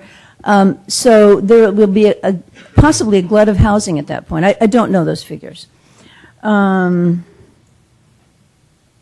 Yeah, so the other thing is maybe there should be less parking places since these people are supposed to be using public transportation. I mean, that's what they do in Europe. They don't even have parking places, most places. Could you wrap it up, please? Yes, I'm wrapping it up. Thank you very much for your attention. Thank you. Okay. Thank you.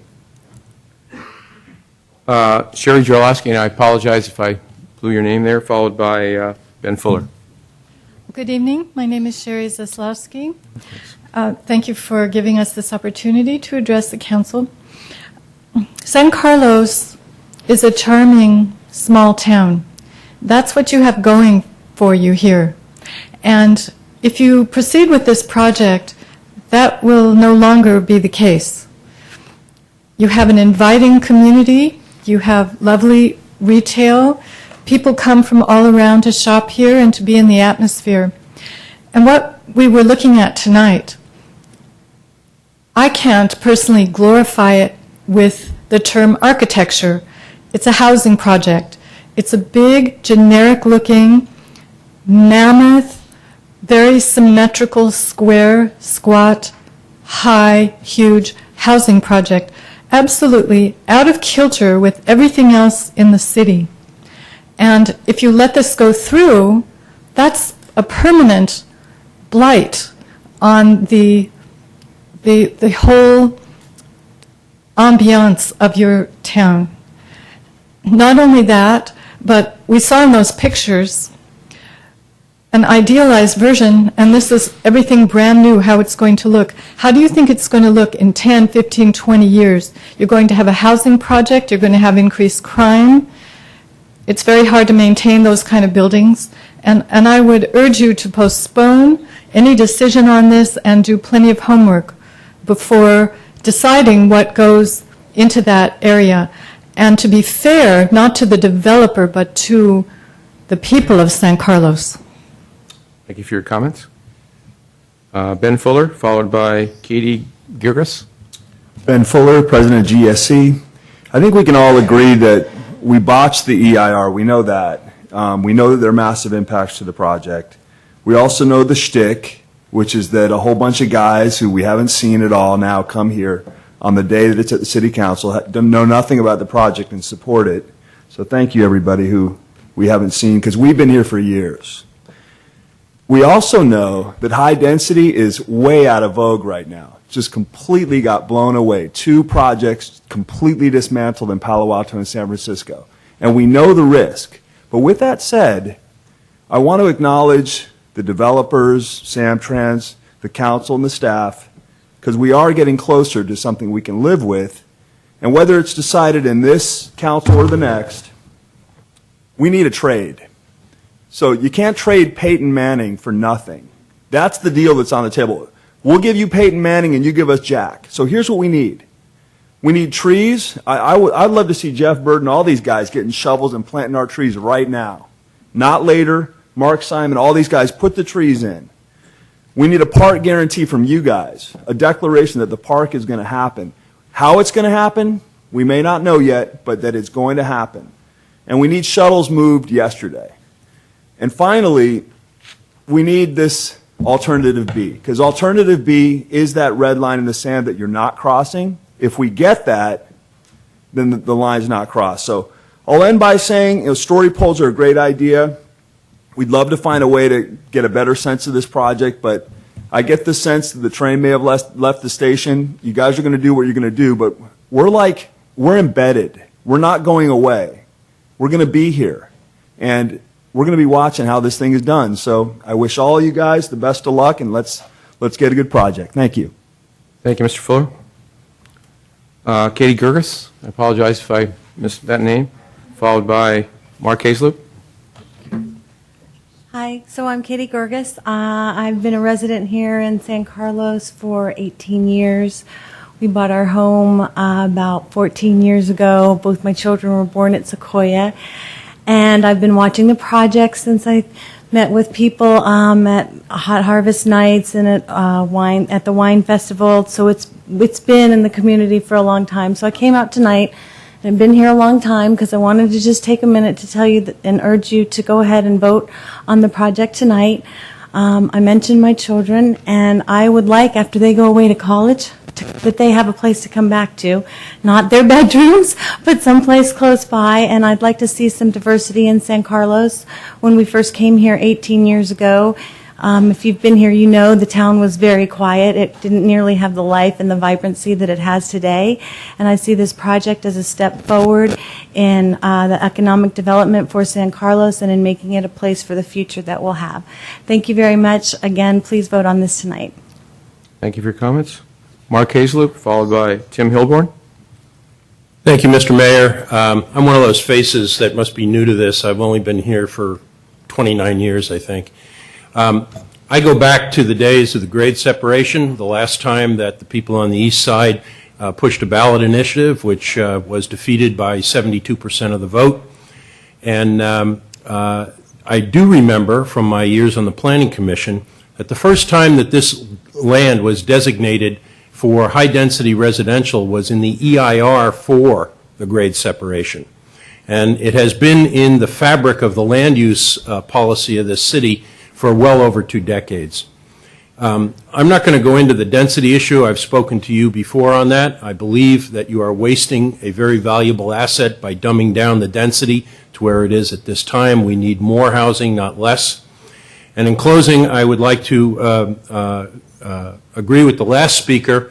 At the celebration for the grade separation vote, I had my 4-year-old daughter with me at the time. She's now 29 and got married in June, and she needs a place to live.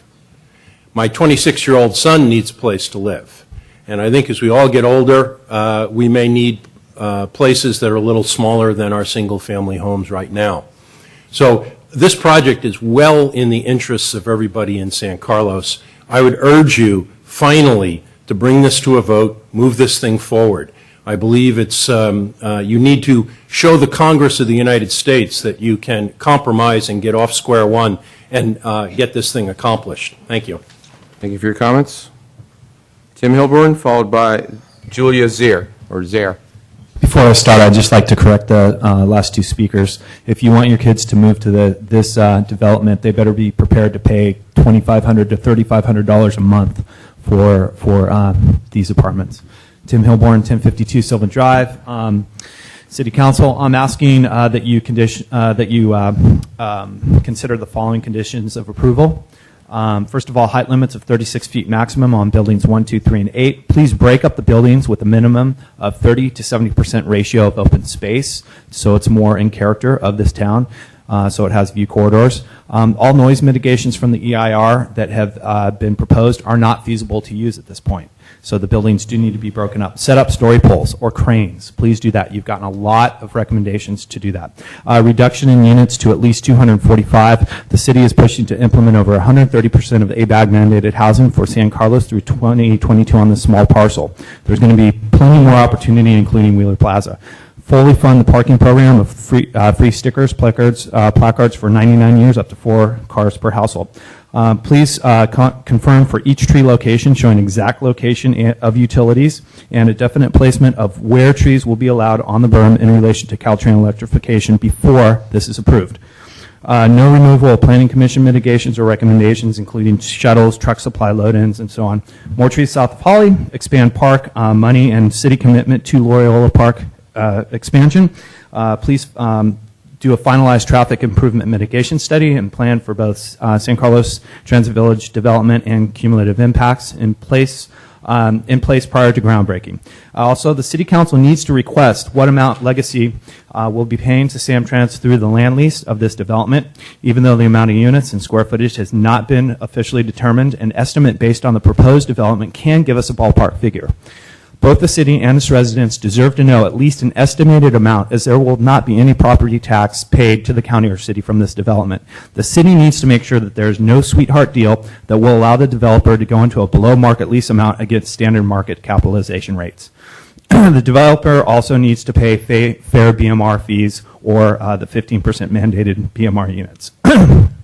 We're requesting that the city council suspend any voting on this decision until the newly elected council is sworn in. There are still many components of this proposal to examine, and we must take the time to get it right.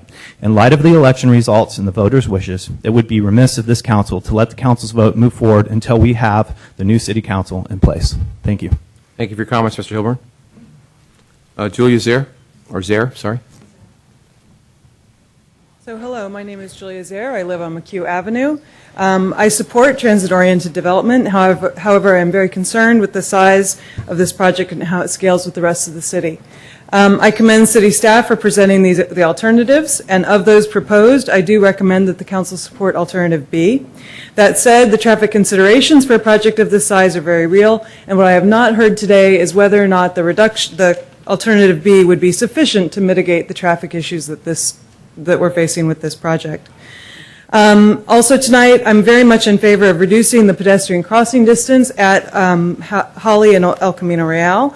This project is going to increase the number of pedestrians significantly, crossing all of the entire area, and we need as many improvements as possible. Parking considerations and pressures in the residential neighborhoods are very real for the retail usage and for the train usage.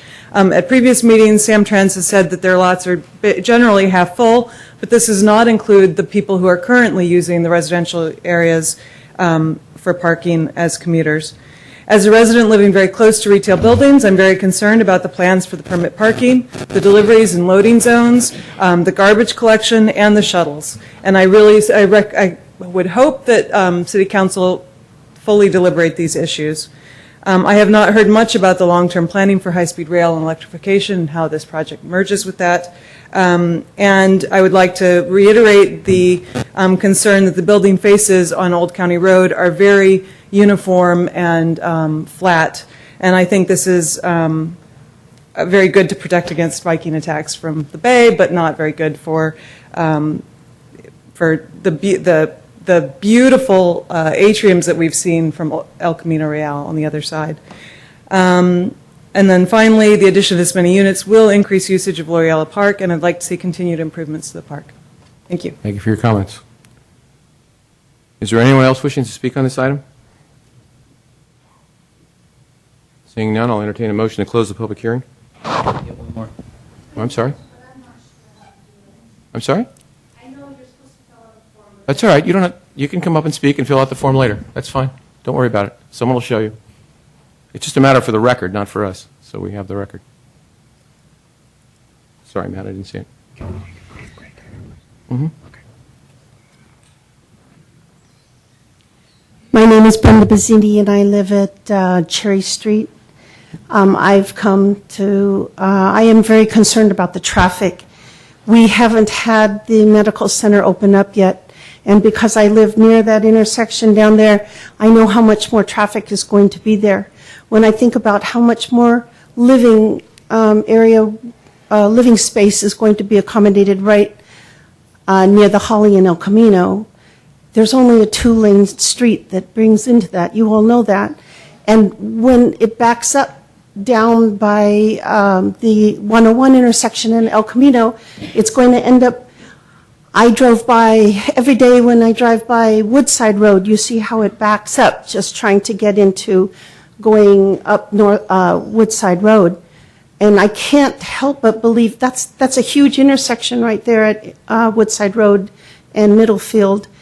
And ours is so much smaller. The other thing that nobody addresses is I happen to be a middle school teacher. And San Carlos already is planning to put 4th graders into their middle school because you have not enough schools, not enough space to put schools. And as you keep increasing the amount of residents here, what are you going to be doing? I mean, really think about that. Do you want your 4th graders in a middle school? I wouldn't, and my grandchildren are growing up near this area. So I think those things, the traffic and what are you doing with your schools, are things that you also need to really, really consider. Thank you. Thank you for your comments. Are there any other speakers? One more. Just, ma'am, if you could fill out the form, that would be great.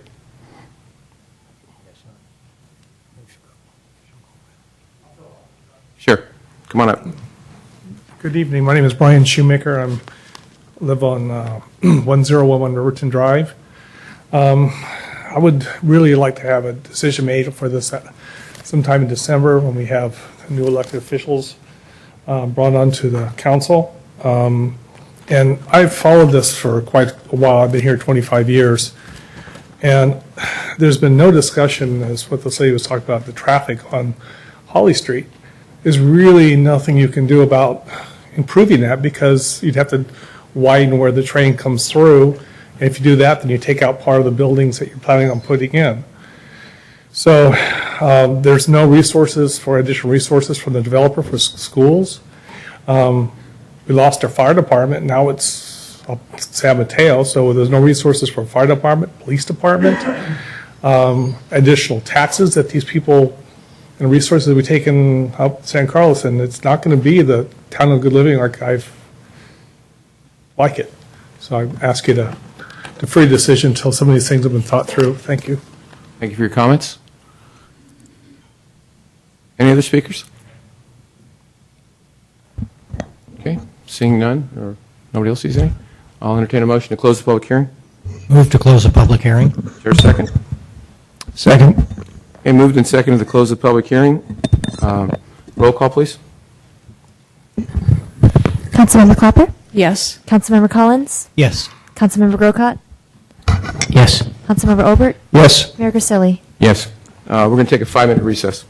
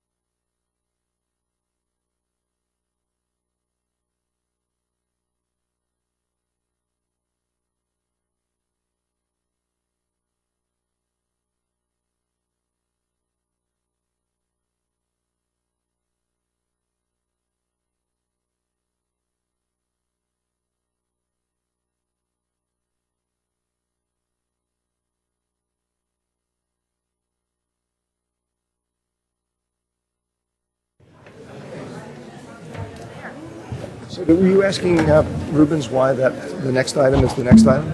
Yeah, well, I couldn't understand why they put it there. Yeah, neither could I. Is there a short answer? Well, the short answer is they weren't sure where to. That doesn't mean we're going to ask a lot of questions on this, and then before we make any kind of a motion, we're going to go to item 10 or 11, whatever it is, 10B or whatever it is. How late do you want to Well, I was thinking we'll go to about 11:30 maybe. 11:30? Yeah, or not. We'll see. Okay. We'll see what people want to do. Hey, we got a vote to extend in 15 minutes, so it's 3 votes to go, as they say. Okay, folks, if we could get settled here, we'll get started.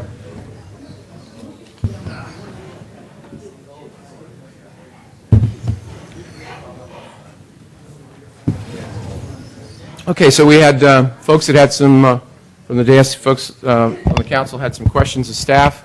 So why don't we start with Ms. Clapper? I'm not ready right now. I'm sorry? I'll pass right now, please. I'm not. Okay. I don't have Mr. my Grocott? notes up. Yeah, I do have some, but I'm having trouble getting organized as well. Okay, Mr. Collins? None at this time. Mr. Olbert, I bet you have questions. Just a couple. Actually, why don't keep it to 3 again? 2 or 3. We'll just keep rotating. Let me start out with a very simple one. And I may have missed this in the staff report as to why. Why is the change being proposed to make a use permit approach for eating establishments, restaurants in the retail space? The concern was about chain restaurants, and it was felt that by staff that the city should have discretion particularly if it was a chain restaurant. Oh, so it would allow us to modulate what type of restaurant was there? Exactly. Okay. I wasn't aware we could do that. Thank you. Second question, which actually is one that was brought up by one of the speakers, and I'm curious about this too. It has to do with the issue of how do things like bond measures that are paid for through property taxes, how does that interact with this type of project? And I'm thinking specifically of both pre-existing debt, for example, like the school bond measures that have been approved by the voters for the San Carlos School District over the years, and new issuances of debt in the future.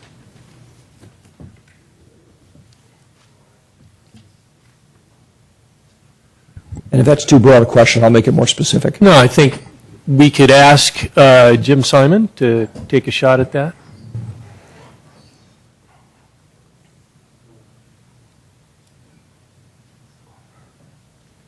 I hesitate to answer this, because we're hearing the mayor's comment earlier about this answer, but it depends. That's okay. I'm used to that answer.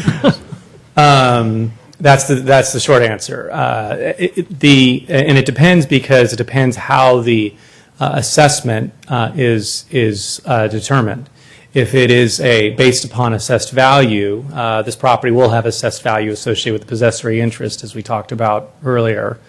And that possessory interest value, as we mentioned, would be commensurate with the land value for the land and obviously the improvement value for the improvements.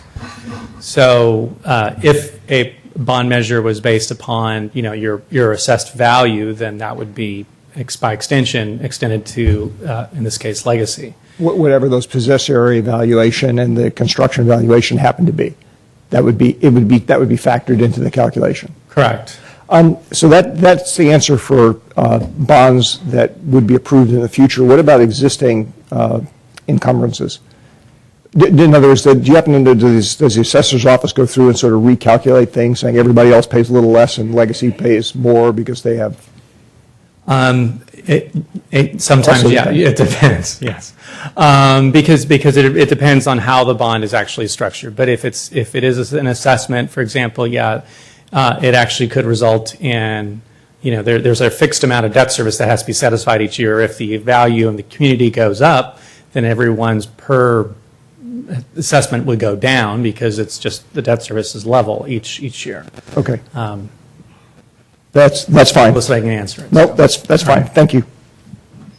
I'll pass. Okay. I have more, but I'll pass. Ms. Clapper, you ready? Yes, I have a couple of design questions that I wanted to follow up with from the previous meeting regarding the plaza. And in particular, I was curious about the lighting in the plaza and how that was going to be managed for both public use and for the specific retail and office use, and how that would be controlled to avoid any flow of light into residential areas. Generally, we would handle that as part of the design review. That would go to the Planning Commission, but what we do as a matter of practice is make sure that light is directed downward. So typically you'll have a condition that says, the light must be, project downward and be the neighboring area would be shielded. And also we require some kind of a lighting plan that shows how bright the lights would be and such. Okay, so that would be covered in the design review, Yes. is what you're saying. Okay, thank you. That's it for right Mr. now. Thank Grocott? you. I have a bit of a process question. Because we have before us, again, these plans from last time, which I gave to the architect to look at, because when I went through them, I found roofs that were missing and things like that. Some things that were incongruous between the plans and the elevations. And so I'm grappling with that fact on top of these proposals to reduce things, which, quite frankly, I'm having a little bit of a difficult time following because of actually this document that was given to us that talks about clarifications. As I see it, there's a lot of things that are still up in the air for me and not confirmed, not on paper, not something I can look at and actually review. And I'm concerned that something has to be, if we're going to say, okay, we're going to approve a PUD, I want something firm to look at that I can say, this is what I approved. So tell me, when does that happen?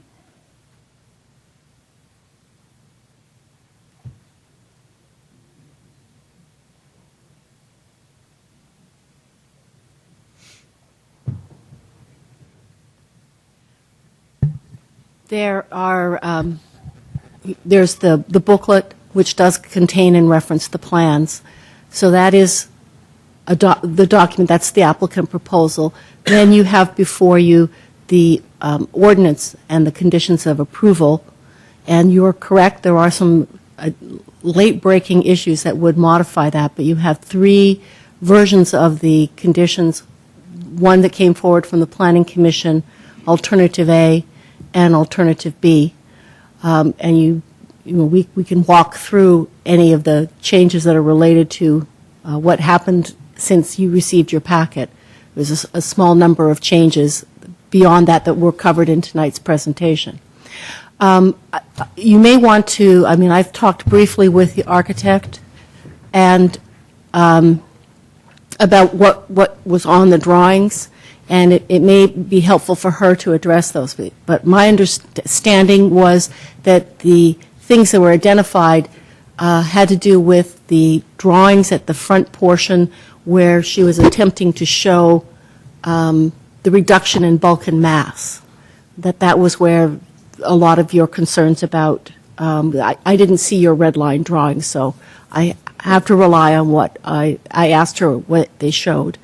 So again, what we're looking at, and I also addressed it in the condition or in the attachment 3, which was the follow-up to your questions, which is to look at the conditions of approval. There's a lot of what you're basically approving is the character of the project, the location, and the scale. And they have to come back for design review. There are additional design criteria that are included in the conditions of approval. So if you're looking to say, this is cast in stone, this is exactly what I'm approving today, and I know exactly how big it's going to be and exactly how it's going to look and everything, we're not going to really get to that until we go through design review.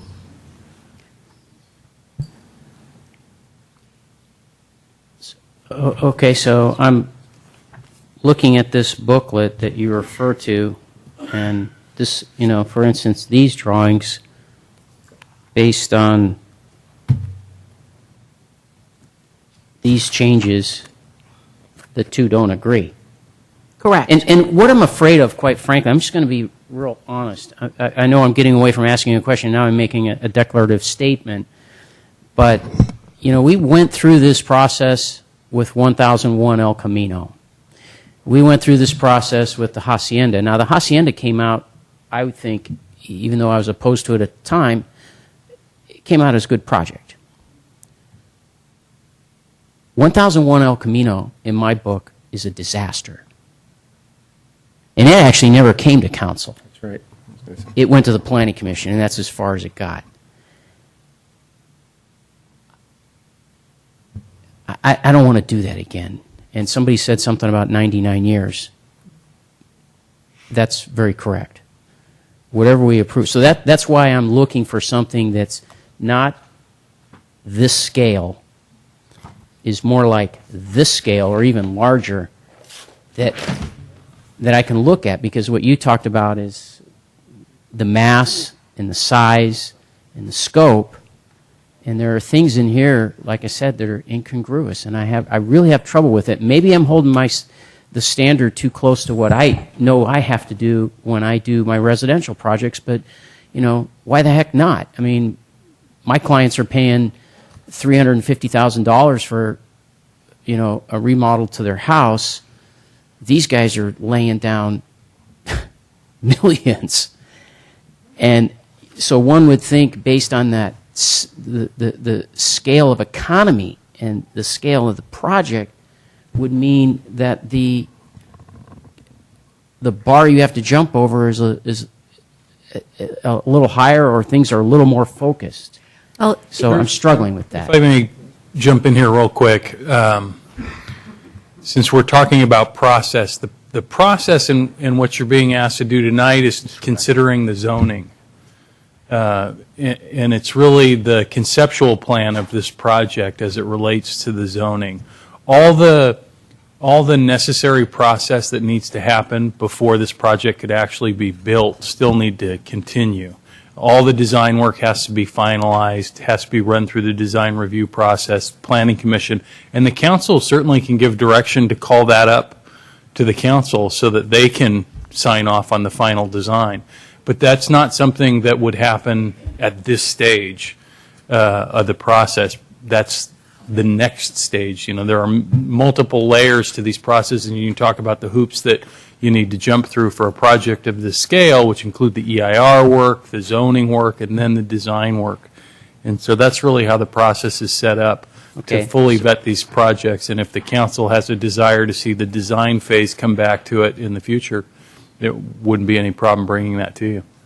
All right. So then, that said, relative to one of the speakers, I think it was Mr. Hilborn, talked about percentage of openness, if you will. And one of the things that I looked at, I made a lot of notes about, and I wish there were more of these sections right here. Okay? And what just so the council can see that a little bit, this sheet that has the sections through different buildings. And what I was looking at, in part, was the percentage of site reduction based on what was done with the berm. When the berm was put in, you lost a certain amount of sight line into the western hills. When these buildings go in place, you're going to lose another percentage, a greater percentage. In some cases, 175% site reduction from what you lost when the berm was put in. So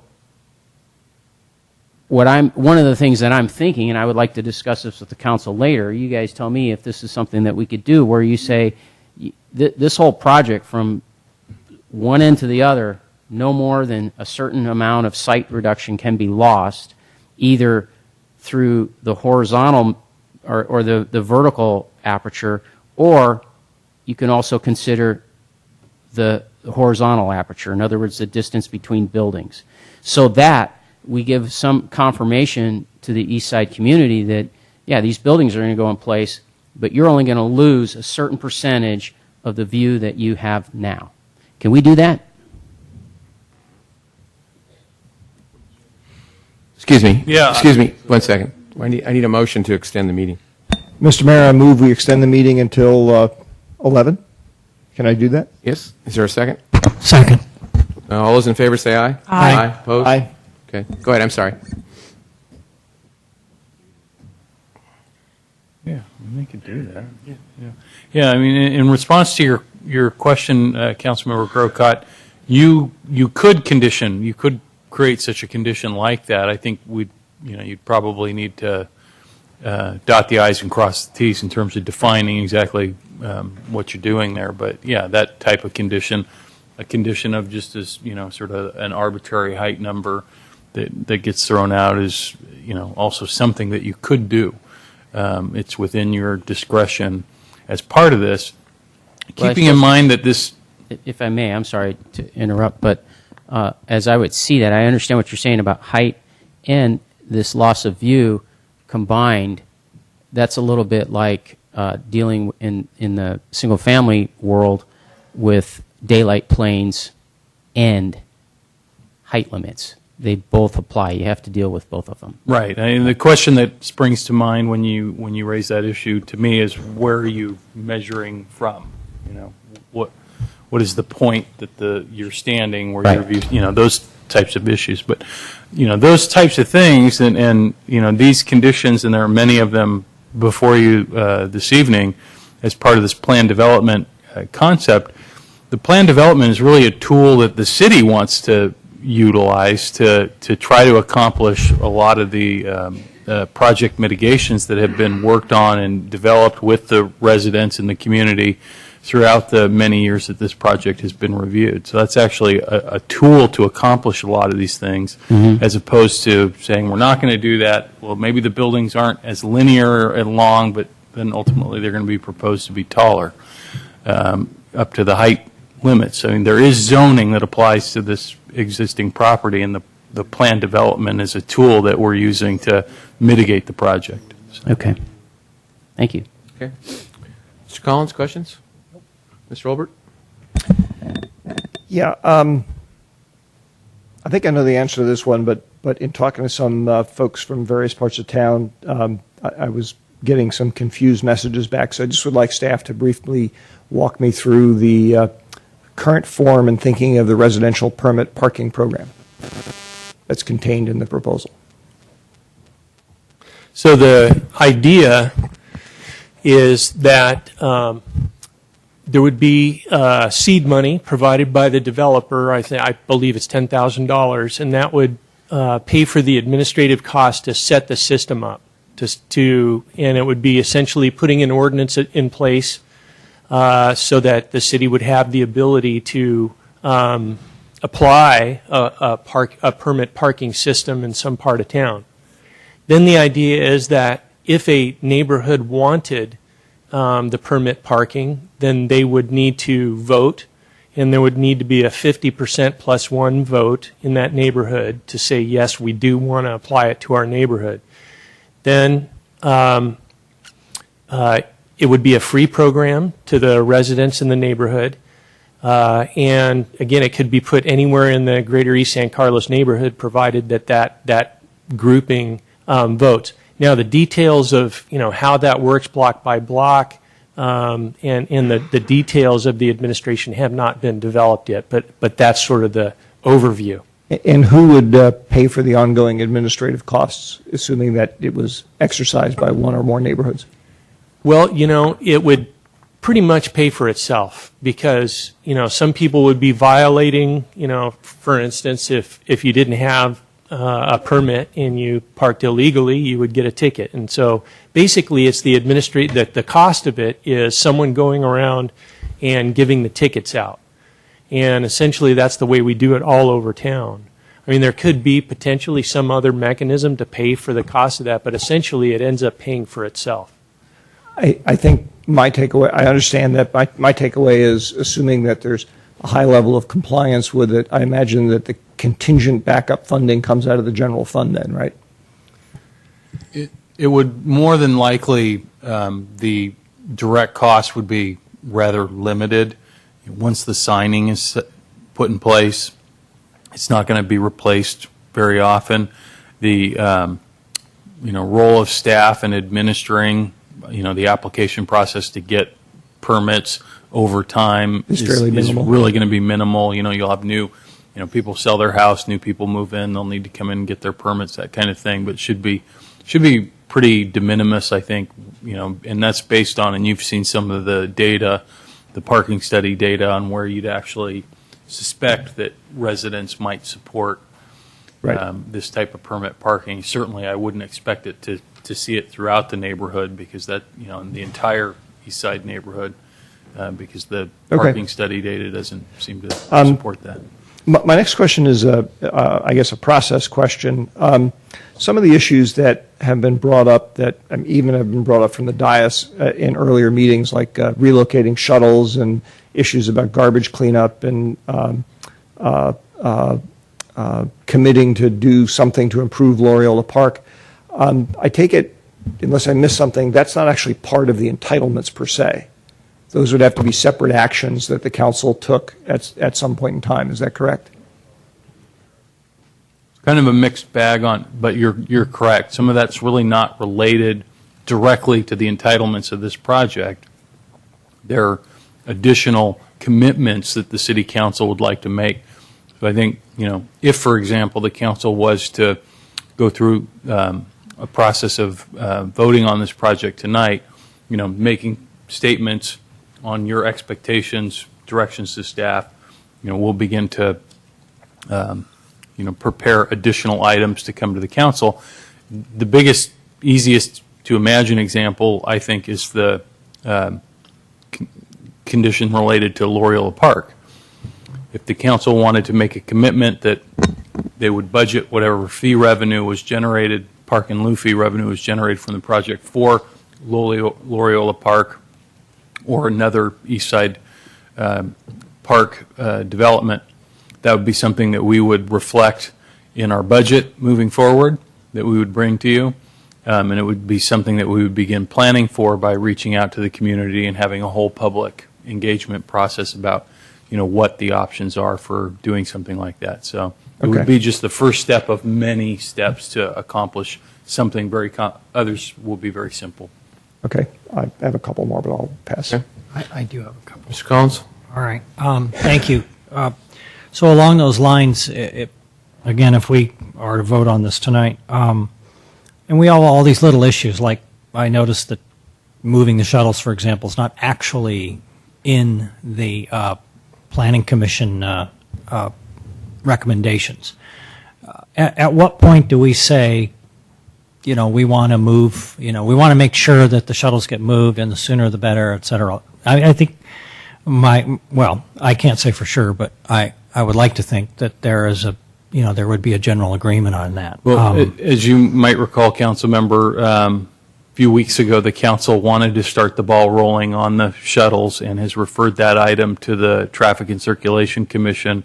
It's on their November agenda. Okay. So it's already working through the process. I understand from conversations with Samtrans that they're committed to the concept of moving the shuttles, and they're already, beginning some of the preliminary That's not something that we design need work. to put in. Well, it's in the referenced in the conditions. document It's referenced, now. but Yeah. It's referenced in the document itself that the transit station should be designed to accommodate the shuttles. Right, exactly. But I think that it would help to have guidance from the council to city staff saying that, yes, you want it done, and then we could move forward with the steps Would that we do the that city tonight, manager or would we mentioned. do that at a subsequent You could just meeting? add that as a condition. Okay. And then I realized that there were some. It looked to me like there were some trees removed because, assuming alternative B were approved, that the trees were not necessary. And so, if we wanted to designate something like that, again, we'd put that in. In other words, if we wanted to leave the same amount of trees that were going to be put in when Building 8, or assuming Building 8 was going to be left at 3 stories? Yes, if it's, again, it's a recommendation, you can All say, right. no, we don't want to take that out. Right, okay. We're All right. we're approving it, but this stays in. All right, so and then, I got a couple other things, but I assume we do the same thing. Okay, good to know, thanks. Ms. Clapper? Councilmember Anything? Collins just hit on my question, so Okay. I'm. Mr. Olbert? Thank you. I'd like staff to walk me through a little bit, make sure I understand, and actually the public understands too, the situation involving the trees. And specifically, what I'm concerned about is the issue of trees whose continued existence might be, after being planted, might be problematic because of electrification or some other safety-related issue that arises down the road involving Caltrain. I just want to understand how that actually will work and whether or not we can require as a mitigation that trees be planted elsewhere. Yeah, there's a condition of project approval recommended that would require that not only that the trees be planted correctly, irrigation provided, but that the trees would be maintained by the developer for a period of 25 years. And there was a good deal of discussion about that at the Planning Commission level in terms of, well, how long does it take for a tree to be established and in a healthy growing condition? So we do have a condition in there. It's on page 11, condition 15. And again, it talks about for a period of 25 years, and this is well beyond, the normal establishment of trees and shrubs and things like that. What I don't understand how that applies to is I had understood that there's a general rule is when you impose a mitigation, it has to be a reasonable mitigation, and forcing somebody to maintain a tree that they deem to be unsafe for various reasons is not a reasonable mitigation, so they would have the ability to remove the tree, which I'm not necessarily disputing. But what I'm asking is, what follow-on work can we require to basically do something else to mitigate the sightlines if a tree has to be removed? Well, one of the other ideas is to make available funds for tree planting in the neighborhood, not on the berm, not on the Samtrans property, but potentially in people's yards. So and that would be up to the Greater East San Carlos Neighborhood Association and talking to the people there, and certainly staff could coordinate with them. So it'd be identifying those areas where people felt there was an impact and that they could benefit by having a tree planted in the yard, or even in the streetscape on Old County Road or any of the other private or the public streets that go out from perpendicular from Old County Road. So it could be in any of those locations. And is that specific type of mitigation proposed in what we have in front of us? Yes, it's one of the conditions of project approval that a neighborhood improvement fund be established, and it starts at about $25,000. And that money could be used for either tree planting in the neighborhood anywhere. It could be, again, in the public area or in private area. Also, one of the other conditions that attaches to that is that the Planning Commission said you need to plant at least 70 trees in the berm to the developer. However, there was a recognition that with high-speed rail, that may not be possible, not high-speed rail, but electrification, that may not be possible to plant all 70 trees. So the condition also reads that those trees, that the money that would normally go for those trees would then go into the neighborhood improvement fund. So Okay. it would grow that fund. All right. Next question. One of the speakers, actually I think it was the letter that Mr. Malpe had read, raised the issue of creating a scale model of the project. And I have to admit, I hadn't thought of that before, and I just would like staff's perspective, and perhaps you will ask for the developer's perspective as well, as to whether that's a common thing to do, what's involved with that, how long does it take, cost, et cetera.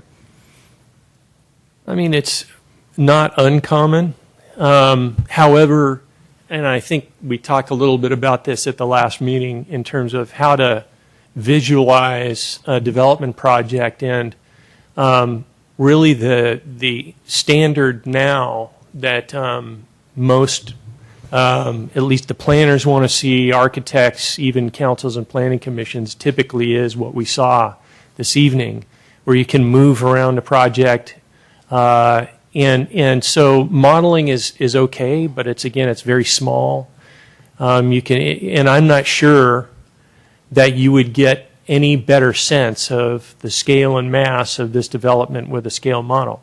But I would refer to the developer or the architect to get their perspective on that.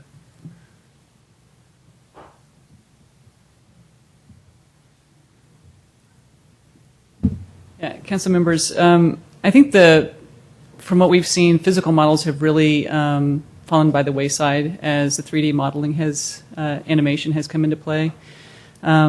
I think the physical model is always seen from the bird's eye perspective or from the airplane perspective. And I think in that sense, it doesn't give the same kind of feel that one would actually experience in the project through real time, being on the ground, moving through the neighborhood in a virtual sense. So we do get requests for specific animations if there's a specific viewpoint, a specific path, that sort of thing, modeled in a 3D animation. We do get requests like that, and we can certainly accommodate that. But the physical model seems to have a very limited use. Thank you. Just as a follow-up comment to that, the one thing I thought was, I believe the letter writer had mentioned, which is not being met by the 3D renderings that we saw tonight, not through any fault of the renderings or of the applicant, but it's the ability of people to come in who don't happen to be attending this meeting to come in and look at it.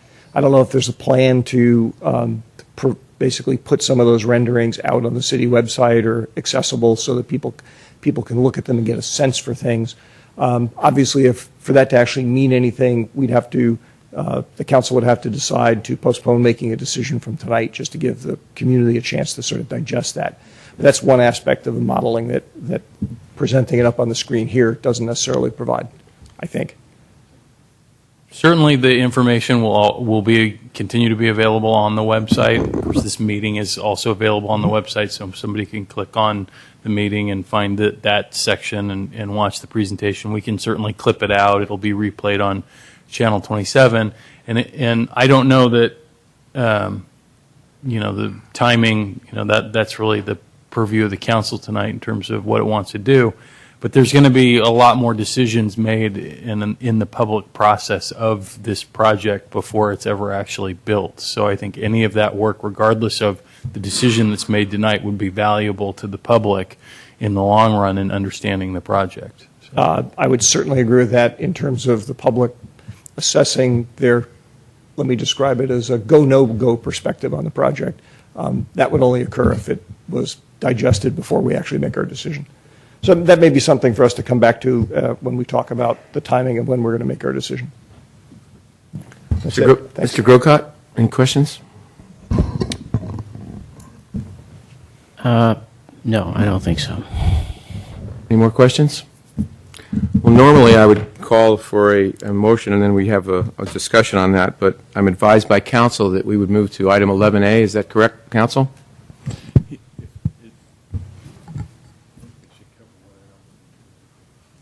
Or I think what I'm advising you that you do is you before you take a final vote on the ordinance and the resolution of findings, that you pull out of order the resolution for requestment of adjustment, reduction, waiver before you make the final decision.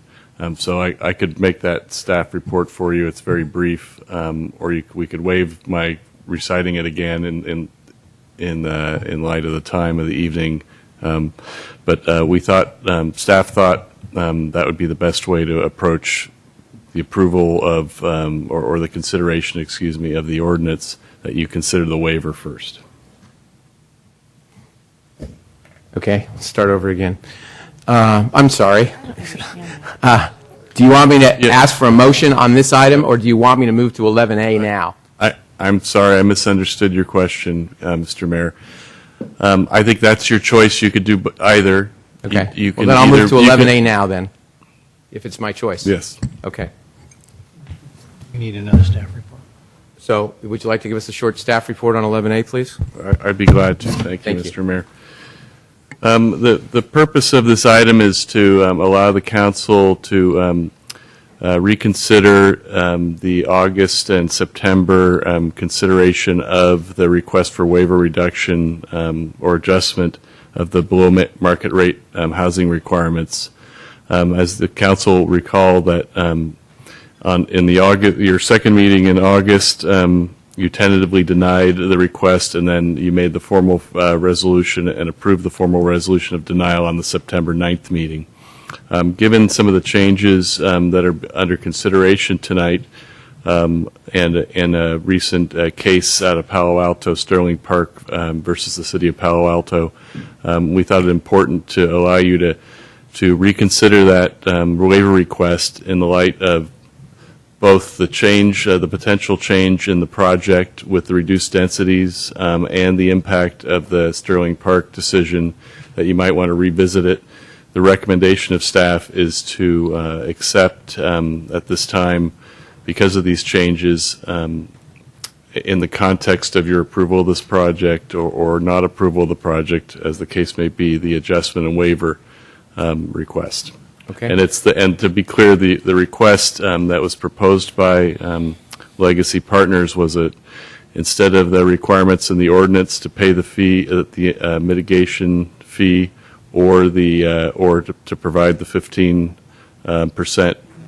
below market rate housing, that the request was for a 10% adjustment. Okay. Questions? I have some. I do too. Go ahead, Mr. Collins. All right. Do we have the ability to slightly alter this? Alter the motion? You do have the ability to slightly alter it, if you'd like, or not accept it. I mean, it's basically an option we're presenting to you tonight. Well, I realize it's an option, but in looking at it, first of all, I didn't like it in the first place, but it's kind of going back to the same thing. Although I realize, and I've said this before, even before I was on the council, we're dealing with political realities here and what will work and what won't work. But I'm wondering if we could mix that 10% and split it between 5% moderate and 5% low. Or are we already pushing the envelope? Well, I think this is because this is a new agenda item. You can hear from Legacy on their views on different proposals that you might have. That's how I would handle that part. So we could ask them to maybe respond to that? Yes. Who'd like to come up?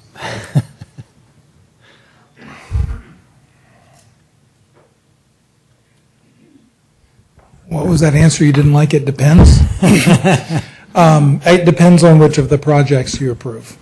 If you approve the Planning Commission's resolution, we could probably make that happen.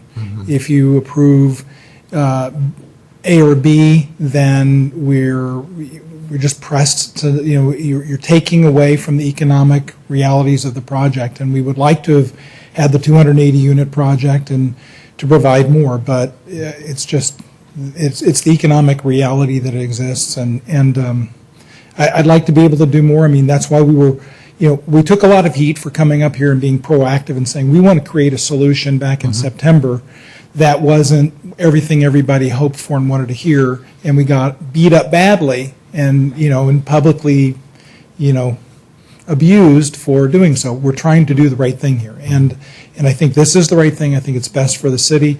It will enable us to accommodate, to get these changes that are likely to occur. I'm guessing the kinds of changes that are going to happen, but if again, it's a chicken and egg between, is it the Planning Commission, is it A, is it B? The more units we have, the more flexibility we have to do that. Okay, good answer. Thank you. Other questions? Yes, Mr. Olbert.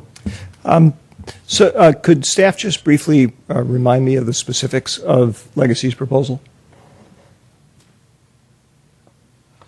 It's the proposal that Legacy put forward that was previously denied was for 10% moderate housing.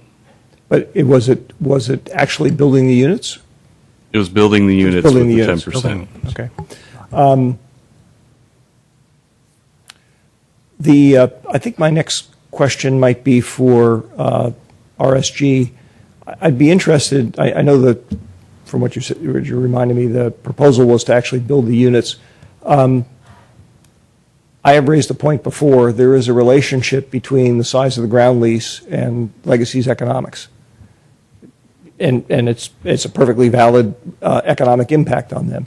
But it seems to me that a relatively minor reduction in the ground lease and the total rental compensation, which we've already been told is effectively above market, might very well have a significant, for lack of a better term, present value equivalency in terms of a BMR fee. And I'd be interested in whether RSG has done any work to look at the relationship between those. Or if staff has. Yeah, I don't believe that work has been analyzed from that perspective, but certainly you're thinking. I see somebody who has an answer raising his hand. I mean, certainly your logic seems correct. Of course, we're not a party to that lease, but certainly it makes sense what you're saying. Other questions? Otherwise, we have some speaker cards. You want to say something else, Mr. Brewer? In my initial response, I didn't clarify that the overall presumption as we've looked at this issue, and we've had this conversation with Samtrans, is to accomplish what we have proposed will require a significant modification to the lease. And we've received an affirmative nod that we get it and that we understand we have to be part of that. So Samtrans is part of that equation. Our ability to build this project on these reduced bases and to provide the affordable housing is only going to occur with a reduction, probably in the range of 20 to 30% in the land lease. So we have done that analysis and we've contemplated that. We can't say what it's going to be because it's a part of this chicken and egg thing. We've got to figure out what's there, and then we know how much is there, and it's got to be fair to everyone. And we've tried to be that moderator of knowing how that works. And this isn't our only land lease. We have a very sizable land lease where in LA County with them that we've just gone through a renegotiation to redevelop and extend that land lease to build 450 units in Marina del Rey. And we know a fair amount about how this all works, and we're doing all the right things, I believe. Okay. I have 3 speaker cards. Glenn Gelino, followed by David Crabb, followed by Vaughn McClure. Mr. Mayor, would you entertain a motion to extend the meeting to 11:30? Entertain the motion. Is there a second? Yes, second. Okay. All those in favor say aye. Aye. Aye. Aye. Opposed? Opposed. Okay. So 4-1 passes. Mr. Gelino, go ahead, sir. I'm called again to say that, this particular provision for a waiver, again, is looking out for the interest of the developer instead of that of the community. I think it bears noting that the RENA numbers designate what percentage of units we need to provide for in this community. And this does not serve or comport with those numbers. Well, I think you all well enough know that we don't have a lot of place to put all this additional housing here in San Carlos. It's going to be required of us from ABAG. So take that into consideration, and I don't see why you're going to hold them to a lesser bar than you would hold other developers in this city. Okay. Thank you for your comments. David Crabb, followed by Vaughn McClure. Is David here? Oh, I'm sorry. Okay. Yes. I'd like to put some numbers to these terminologies we're using. I was calculating for 1 and 2 bedroom units, which would probably be 2 to 3 people living in those units, depending on the size of the unit. Moderate rents would fall between $2,885 to $3,245. That is not affordable housing. So they're proposing a moderate, and it sort of seems like, oh, this is a big deal, we're giving you affordable housing. It's not affordable housing. If we follow the city's BMR ordinance, 5% affordable low-income units, they would rent between $1,970 to $2,217. That is low-income units based on the average median income in the county times adult percentages is 50% of what, so on. And so we're talking pretty serious numbers here. We're not talking $250 for a unit or what have you. So I really argue strongly that we keep the BMR requirement in there. The other thing is that we heard earlier that the lease is kind of high on this thing, and I still feel that Samtrans owes this city something in return for the return they're getting on their project. And I certainly think that they could make affordable housing work if they worked with the lease in relationship to Legacy. And third, Legacy's kind of threatened to sue us. And I wonder, in fact, I talked to a lawyer, I don't even know if Legacy has the standing to sue us. They don't own the property. They don't even at this point have a lease on the property. They have an option to buy. It would seem to me that the one that has to sue us would be Samtrans. Is Samtrans willing to take on the city of San Carlos in a lawsuit? So I strongly recommend that you keep the 15% affordable on the basis it's in our zoning code, 5%, 10%, and don't fall for this 10% moderate, which is really not giving you anything. Thank you. All right. Thank you for your comments. Yvonne McClure, followed by Ben Fuller.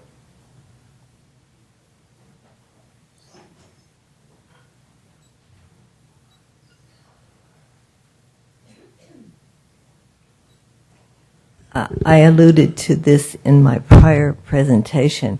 I do believe we need to stay with the 15%, and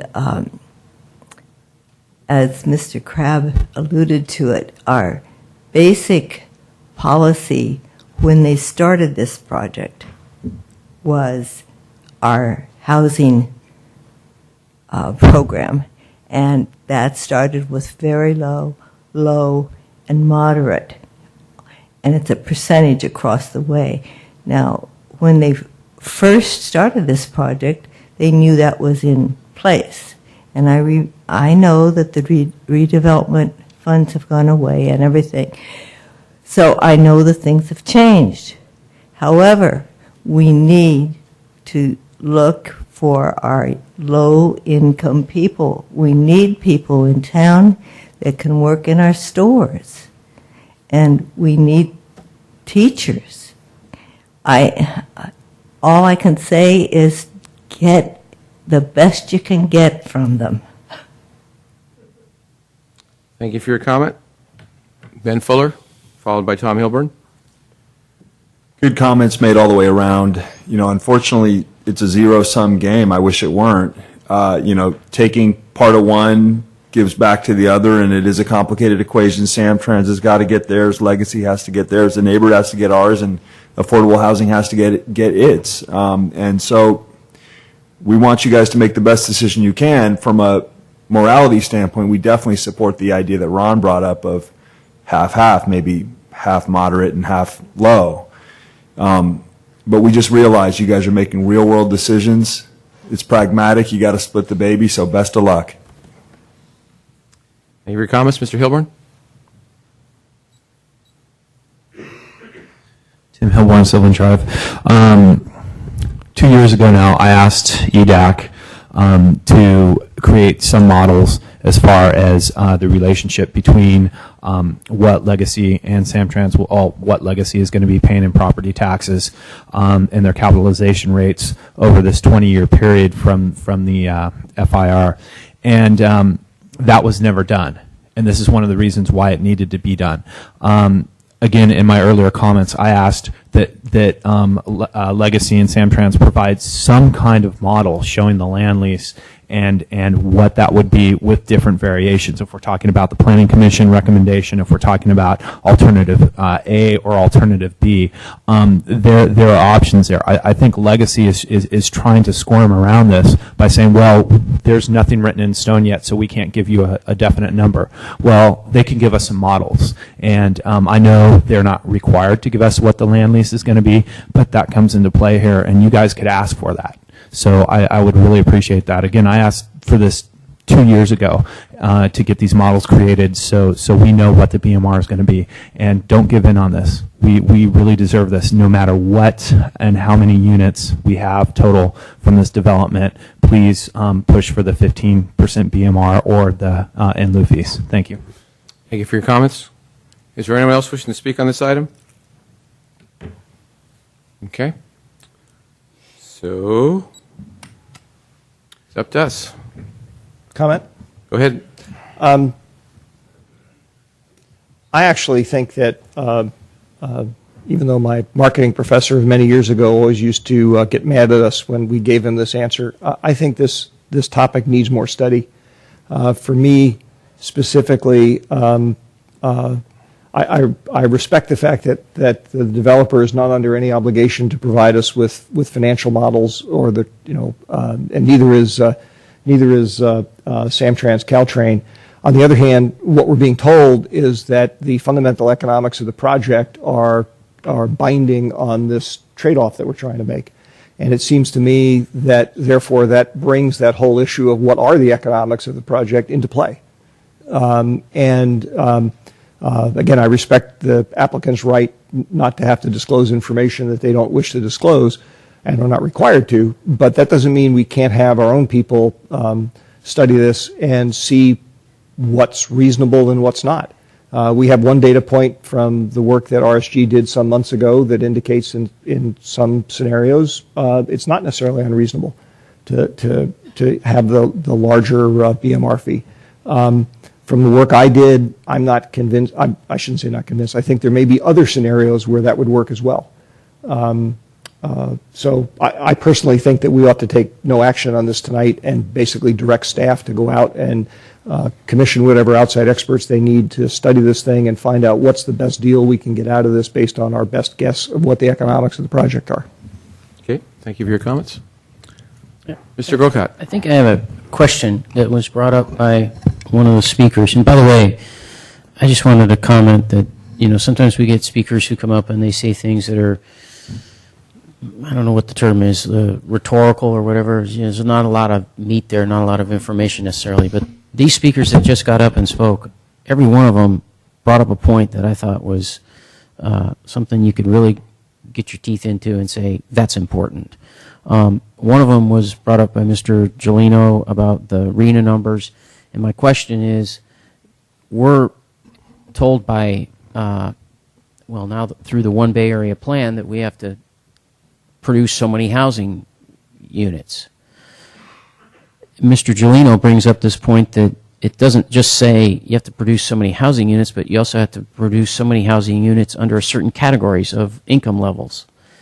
So I'm hearing on the one hand, even the reason we're looking at this is because of a suit in Palo Alto and because these guys might sue us. But what's the state going to do to us? What's going to happen with our RENA numbers if we don't actually produce some low to moderate to very low? Nothing. Well, I don't. Are you sure about that, Mr. Mayor? Because that's what it is. All the numbers are, the RENA numbers are basically advisements. It's correct. Incentivized. Correct, Okay? but If that you was don't under do that was under the old plan. Now we're under One Bay Area plan, and One Bay Area plan ties your production of these housing units to revenues that you will get for incentivized transportation projects. Incentivized, All not right. any extra money. Because Well, I'd like Woodside, to- Hillsborough, and Atherton aren't building any units. And they're being on the BPAC, they're being squeezed out of any BPAC money too. We disagree So- philosophically on this. So, No, it's yeah. not a philosophical question. It's a fact. Mr. Mayor. That for 10 years at least, they're not going to be able to get the bicycle pedestrian advisory committee monies to do projects on the coast or in Woodside or in Atherton or any of these incentivized. places. It's incentivized. Well, exactly. You do the project, you get the money. You don't do the project, you don't get the money. No Well, one that's what takes I'm any talking away. about. It's not guaranteed if you do it. Well, your tax money's being taken away. Well, it's not being extra money. taken away. Yeah. It's Mr. Mayor. incentivized. Well, Well, it's being given to Anyway, somebody else. we're getting way off the point, and Mr. And I- Rubin's and I have just screaming at one me in a point. minute. So, anyway, I apologize for interrupting, but No, it's all right. Can I hear from staff, though? Go ahead. I've heard from you. I respect Okay. that. Then I want to. The requirement for meeting the RENA numbers is to adopt a housing element which demonstrates that you have sufficient land appropriately zoned to permit the development of those units. It doesn't require you to produce those units. As the mayor has indicated, having an adopted housing element in place, one that's been certified by the state, is a criteria for competing for funds, both through MTC There you go. as well as other funds. But again, the issue is not that, because municipalities don't produce very much housing, it's produced by the private market. We're not required to ensure the construction, we're simply required to demonstrate that we have sufficient sites appropriately zoned to permit the development of housing in all the categories. May I jump in here, Mr. Grocott? So just to Me, follow ask the mayor. go ahead. as a follow-up question to that, if this project is approved with a particular profile of BMR units in it, that's going to take a big chunk of land out of use for building apartments, okay?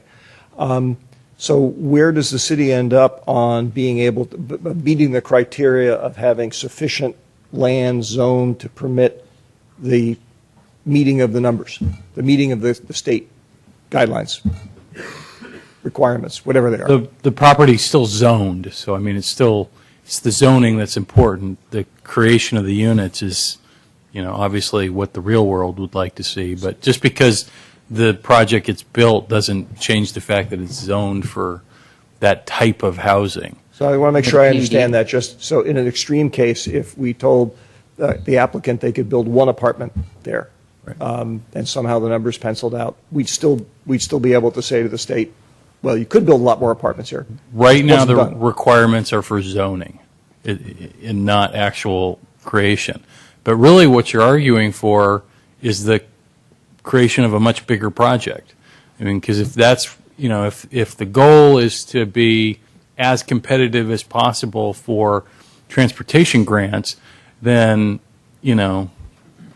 forget alternate B, the planning commission recommendation, or even forget the planning commission recommendation, the developer recommendation makes you more competitive based on the regional criteria that folks are going to be looking at. We're simply not going to be able to compete with the Redwood cities and the San Franciscos and the San Mateos of the world who are building, high-rise housing, even in this county now, and certainly in the North County. If those are what the regional decision makers who are awarding these grants are going to be making their criteria on, there's not really a lot we can do other than send our elected officials to represent this community on those boards. Follow-up question, if I may. Sure. I understand your answer to Mr. Robart's question, but this is a planned unit development, so we're changing the zoning. And isn't part of that the looking at these numbers as well? Is that part of the zoning, the PUD that we're approving, or not? Are they not? They're not linked? Well, yes and no. I mean, sir, I didn't take the if we built one house example as literal. But relative to the options that are in front of you, I don't see a major difference in your competitiveness for transit grants as you try to comply. Now, I'm not a developer, and I'm not a resident, and I'm not a housing advocate, and I'm not a member of the city council. And it's been said a number of times tonight, what we're trying to do is craft options that are real-world solutions to a diverse range of problems that are created by any project. and no one issue. I mean, we can pick this thing apart based on special interests that have a strong care about this or strong care about that, and nobody's going to be happy. We have to, at the staff level, try to look at the totality of these things. And it's easy to pick apart any project. Even beloved projects like the youth center have their own warts. The library as well. If we want to get down to specific issues. Okay, so what do we want to do here? Someone want to make a motion, or? Not? I'm trying to understand why we took this in this order, why we did this before deciding on the other one, because it seems to me the decision about the percentage of housing has to do with what this affordable housing has to also do with the scope of the planned development would include. So, Mr. Mayor, I'm curious as to why you. Yeah. Mr. City Attorney.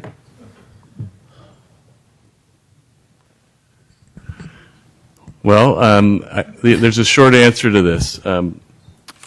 The other item is a zoning. Basically, it's a zoning and a resolution approving the CEQA findings. The waiver request is a standalone request that, under our ordinance, requires it to be considered earlier than you approve the item. So it's if you approve the waiver request first, you're not binding yourself to approve the ordinance. But the other way around, if you approve the ordinance and then you go to the waiver request, you can't condition the ordinance on a later approval of the waiver request. So it's really the order that our ordinances and our municipal code is contemplates that you approve it. And secondly, there's an issue of conditioning. If you approve the ordinance first and then you go with the waiver, you've got a problem with how you can condition the ordinance that the waiver would apply to it. If I could just piggyback on that real quick, it's in layman's terms, it's a peculiarity in our below market rate housing, the way that it's written, and we recognize that it's an issue, and it's been an issue in this project. So we will be bringing that item back to the council on its own for some tweaking, so that we don't have to go through this process again in the future, because we agree it seems disjointed. Thank you for framing that for me. Okay. So I'll entertain a motion if someone wants to make one, or not. Well, I'm not sure how to make this, but I'll make it. This is a resolution number 2013 dash 116. 116. Okay.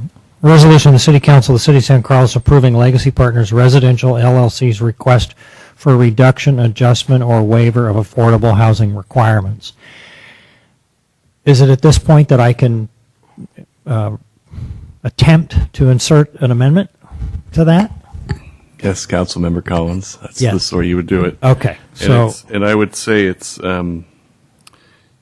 if there's a different requirement than Legacy's request, you would we could add a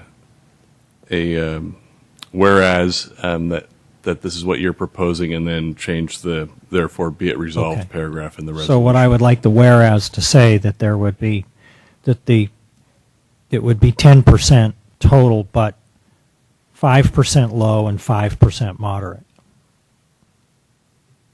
I don't know if that flies with my fellow council members or not, but I'm going to make the motion. So the motion's been made. Is there a second to that? Second. Okay, it's been moved and seconded. A discussion?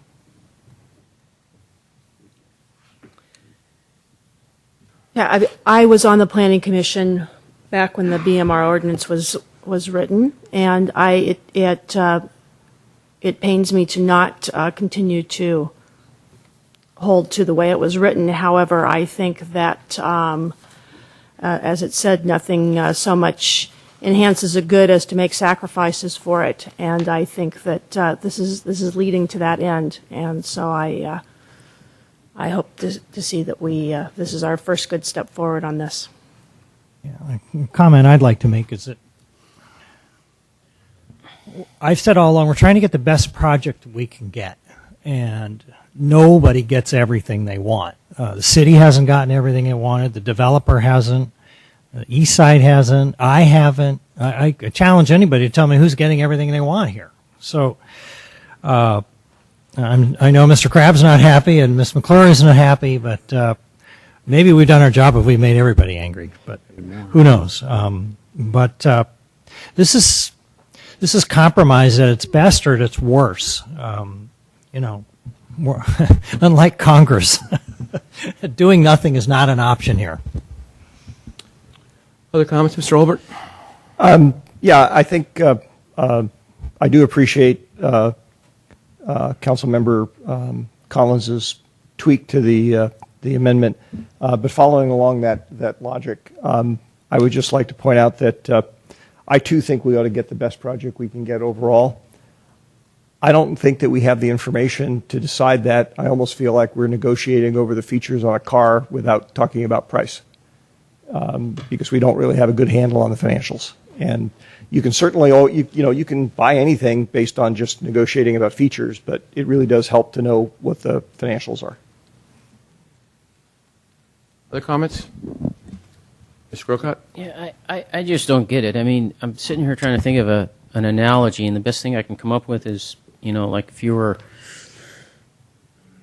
telling a client that you could truck their material from one side of the country to the other for a certain price, and you know darn well what the speed limits are, but then, before you set out and actually take your trip, you want to have everybody change their speed limits from 55 to 70 so that you can make your money. I mean, that's something like that is what's being asked here, because I think, as Ms. McClure talked about, these things have been on the table for a long, long time, and these guys knew coming into it what it was, and it should be baked into the cake, and now they're trying to change it. And well, I don't think they're they should be allowed to change they're it. not changing it. We've changed it. We're the ones that came up Exactly. with this, with giving them the waiver back because we took out 50 units out of the project.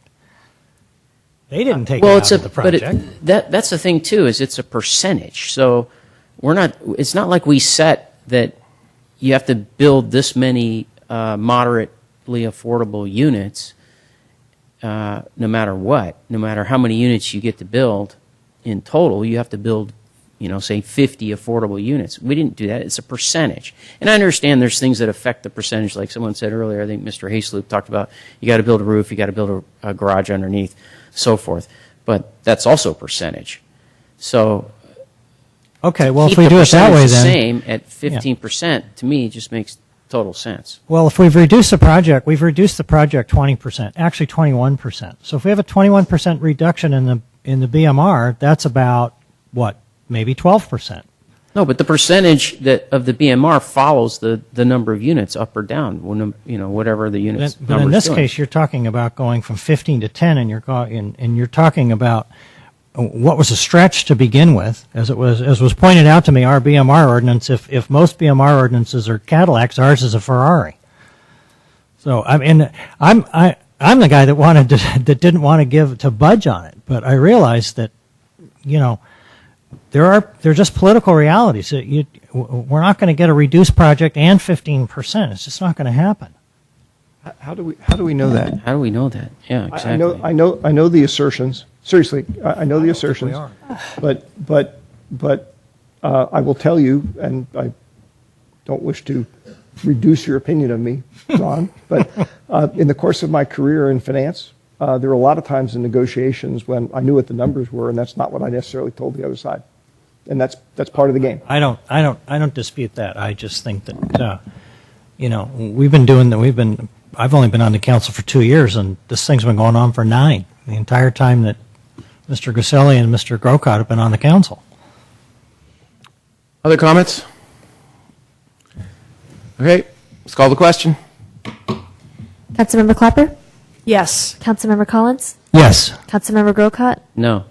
Councilmember Obert? No. Mayor Grisilli? Yes. Okay, so we've given a reduction on that, and now we go back to 10B. Mr. Mayor? Yes. Mayor, I just want to raise the issue that we're about to run out of our extension to 11:30. I don't plan on either making a motion to extend or voting to extend. I don't know where other people are coming from, but if the meeting were to be ending around 11:30, I just want to remind my colleagues that there is this item later on here where I am basically asking for guidance from you guys, if you wish to provide any, about an issue that will perhaps be facing us in the next few weeks. And we will have no other opportunity to give it to me unless we do it. So, Mr. City Manager?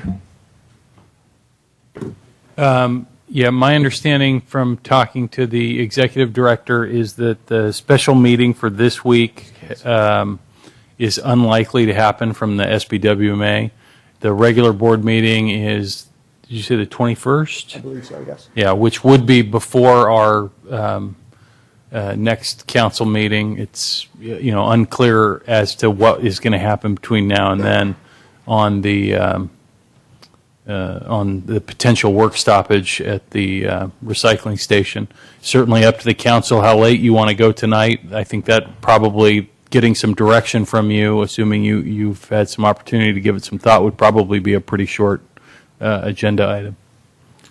Well, if considering that you're looking for guidance, I would be willing to move right now to 11C to talk about that.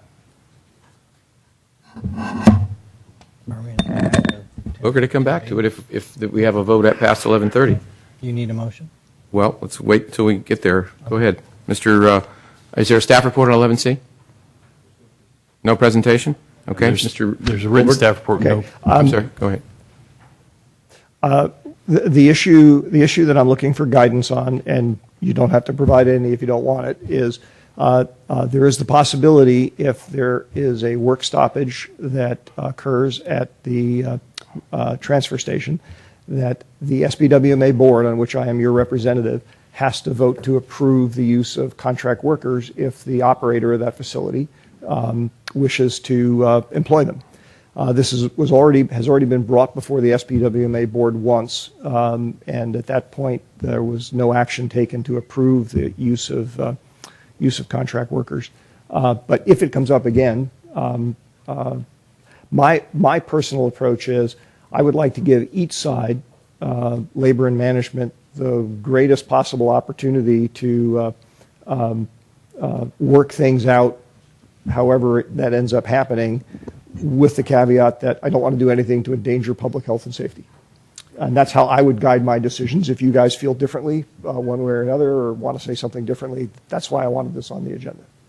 I think I would in this situation, I would probably hold my powder on this one. I would not necessarily want to endorse contract workers until I knew what was going to happen, if anybody's even going to do anything. Right. I mean, I would, in my opinion, I think I would hold and say, I wouldn't endorse contract workers, because that might be an option that we may have to do, assuming that someone goes on strike or something.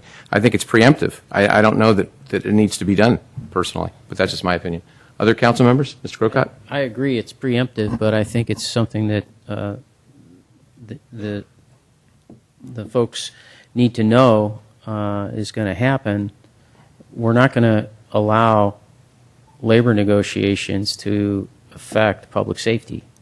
And if we can't pick up trash because there's nothing to be done with it when it gets to the Shoreway facility, that's not fair to our public, our community. Well, I'm not disagreeing with you. I'm just saying of the timing of this vote. I'm not disagreeing with you one bit on that. So other comments? So by simply discussing it, can we be taking alternative number 3 of providing different direction to staff and the city's board member? I think that's what we're doing. Okay. And is that working for you? It's working for me. Okay, very good. Do we need a motion on that, Mr. Rubens? You don't. I think you have general direction. I think you're okay. Mr. Collins, any comments? Nope.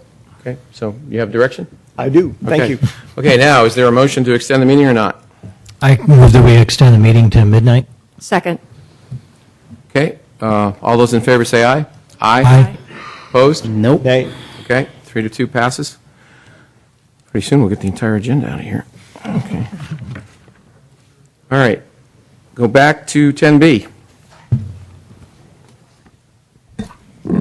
So I would entertain a motion or more discussion, or motion and then discussion, whichever folks want to do. Is the first motion the CEQA resolution? Is that right? That's a resolution. That's a resolution, and that has nothing to do with A or B, that's just the CEQA resolution. Is that correct? Okay. All right. Okay. Mr. Mayor, I'll move that we adopt Resolution 117. 2013-117, resolution of the City Council of the City of San Carlos making findings concerning significant effects, mitigation measures, and alternatives, and adopting the mitigation monitoring and reporting program, all in accordance with the California Environmental Quality Act, for the San Carlos Transit Village plan development and accompanying zoning map amendment of the railroad corridor from mixed-use station area, MU-SA, and mixed-use South Boulevard, MU-SB, zoning districts to plan development, PD district. Is there a second? Second. Okay, discussion? Mr. Mayor, I am going to be voting against every one of the resolutions tonight on this item for the very simple reason that I believe that the right thing for us to do, we have the lawful authority to act, but I believe the right thing for us to do is to wait until the new council is seated in December. We just had an election. I know, even though I was not campaigning, I know it was a very significant factor in the election for a lot of voters on both sides of the issue. Simply as a result of the timing of when this decision is being made, I think we do a disservice to the community by not allowing the will of the people, whatever it ends up being, to be, let me say, as, I don't want to say accurately, as recently updated, reflected in our decision making. Okay. Other comments?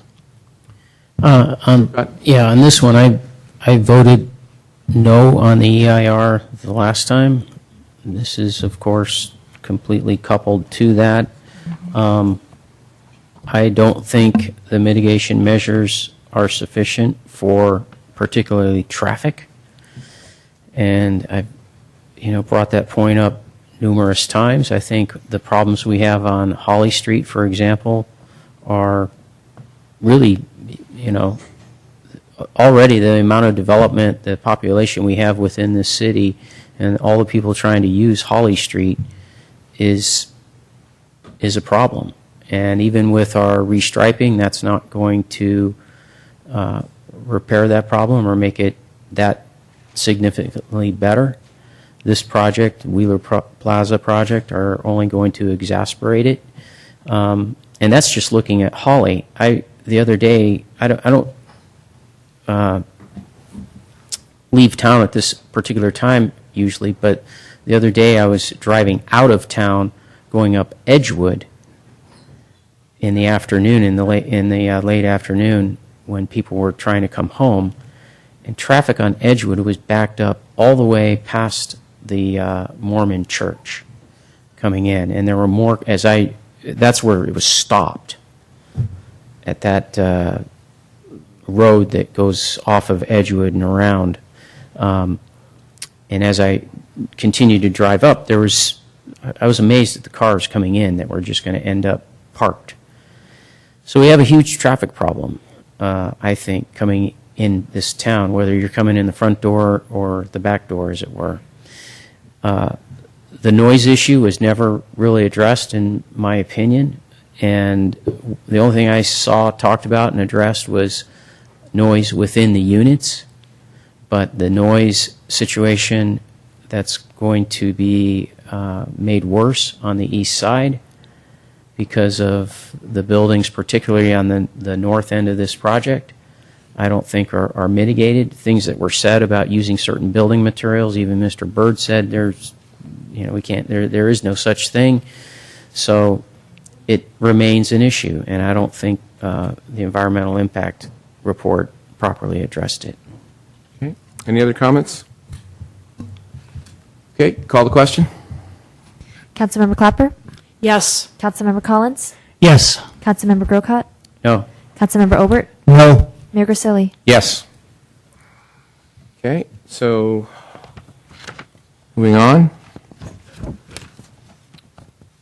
All right. Mr. Mayor, Yes, sir. On this item, now that we're getting into this idea of the PUD,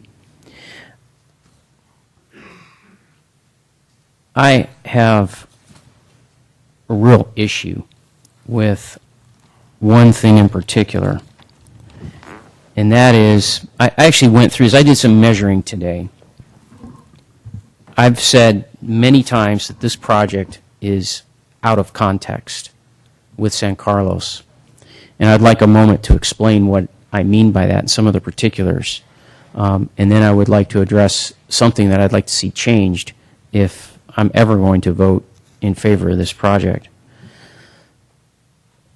The first one, to give an idea of the density of this project, I went over today to the east side to the neighborhood north of Holly. And so that includes Northwood, Riverton, Inverness, Sylvan, Springfield, Fairfield, and Old County Road. And I counted the number of houses, which for the most part, there's a few addition remodels over there, very few, but most of those homes are cinder block homes that are 2-bedroom, 1-bath.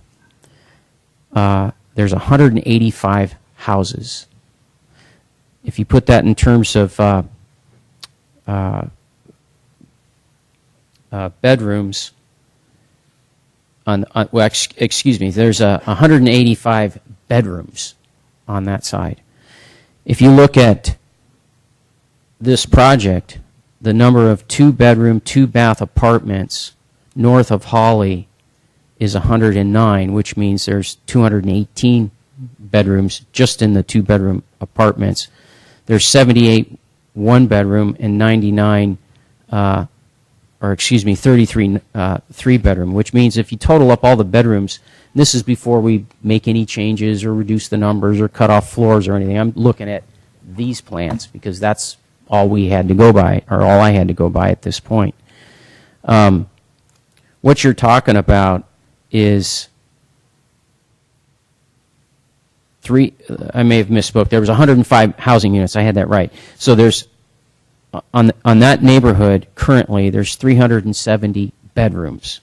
What we're talking about putting north of Holly on this project is 395 bedrooms, or a 107% increase of housing density in this part of town on that site. And another way to look at it is just on land area. The land area of this project at the north part of, just north of Holly, is equal to the land area of Springfield Drive on one side of the street.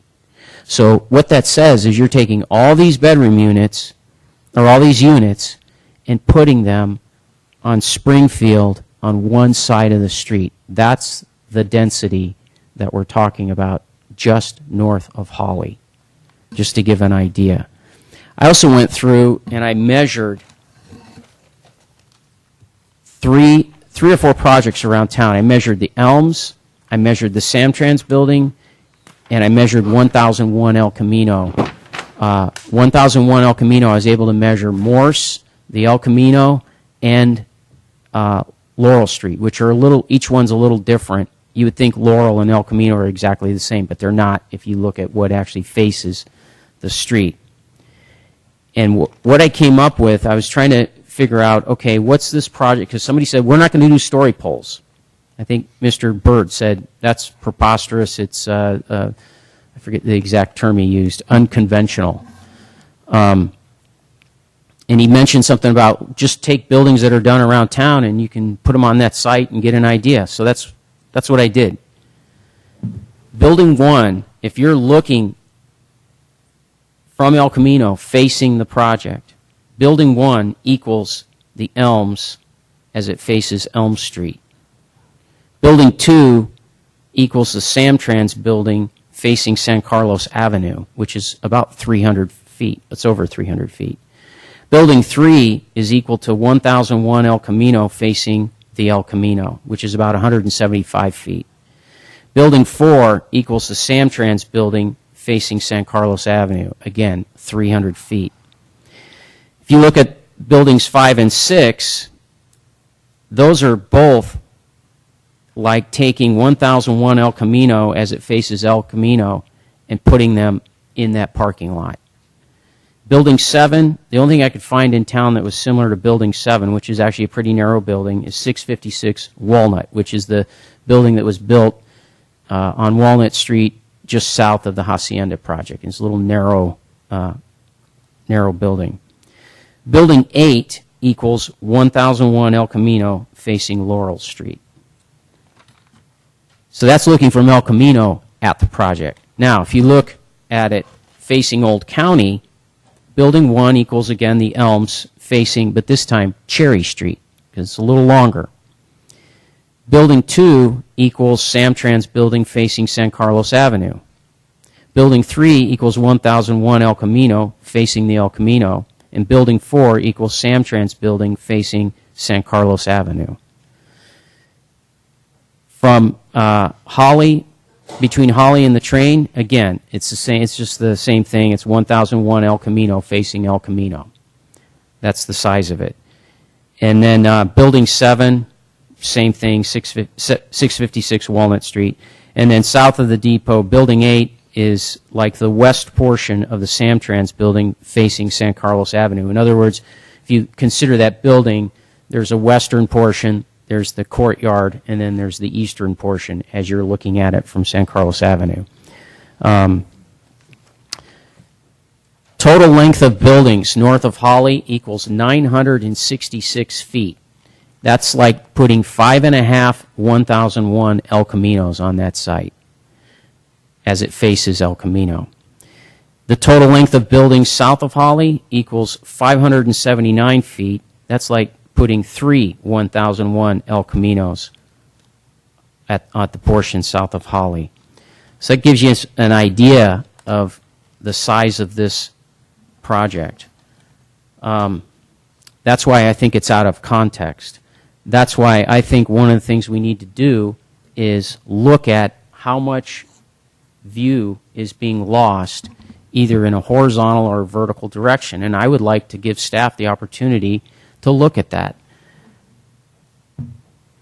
I also think when you look at this project from the El Camino, and most of the walkthroughs that we did were from El Camino, it's not a bad-looking project. I think the architect is right. It has the appearance in some parts of it, anyways, of Pacific Hacienda. But if you're looking at it from Old County Road, it looks more like 1001 El Camino over and over and over again because it's just a flat facade.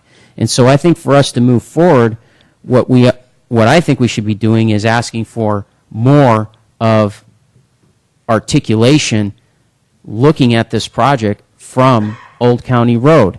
It was stated that the 125-foot length is something that's can be you can get an exception to it from the existing zoning if this was under the existing zoning if the building has articulation. Well, it does have articulation looking at it from El Camino, but looking at it from Old County, it virtually has none. And I don't think these East Side folks deserve that kind of treatment from this or any other council.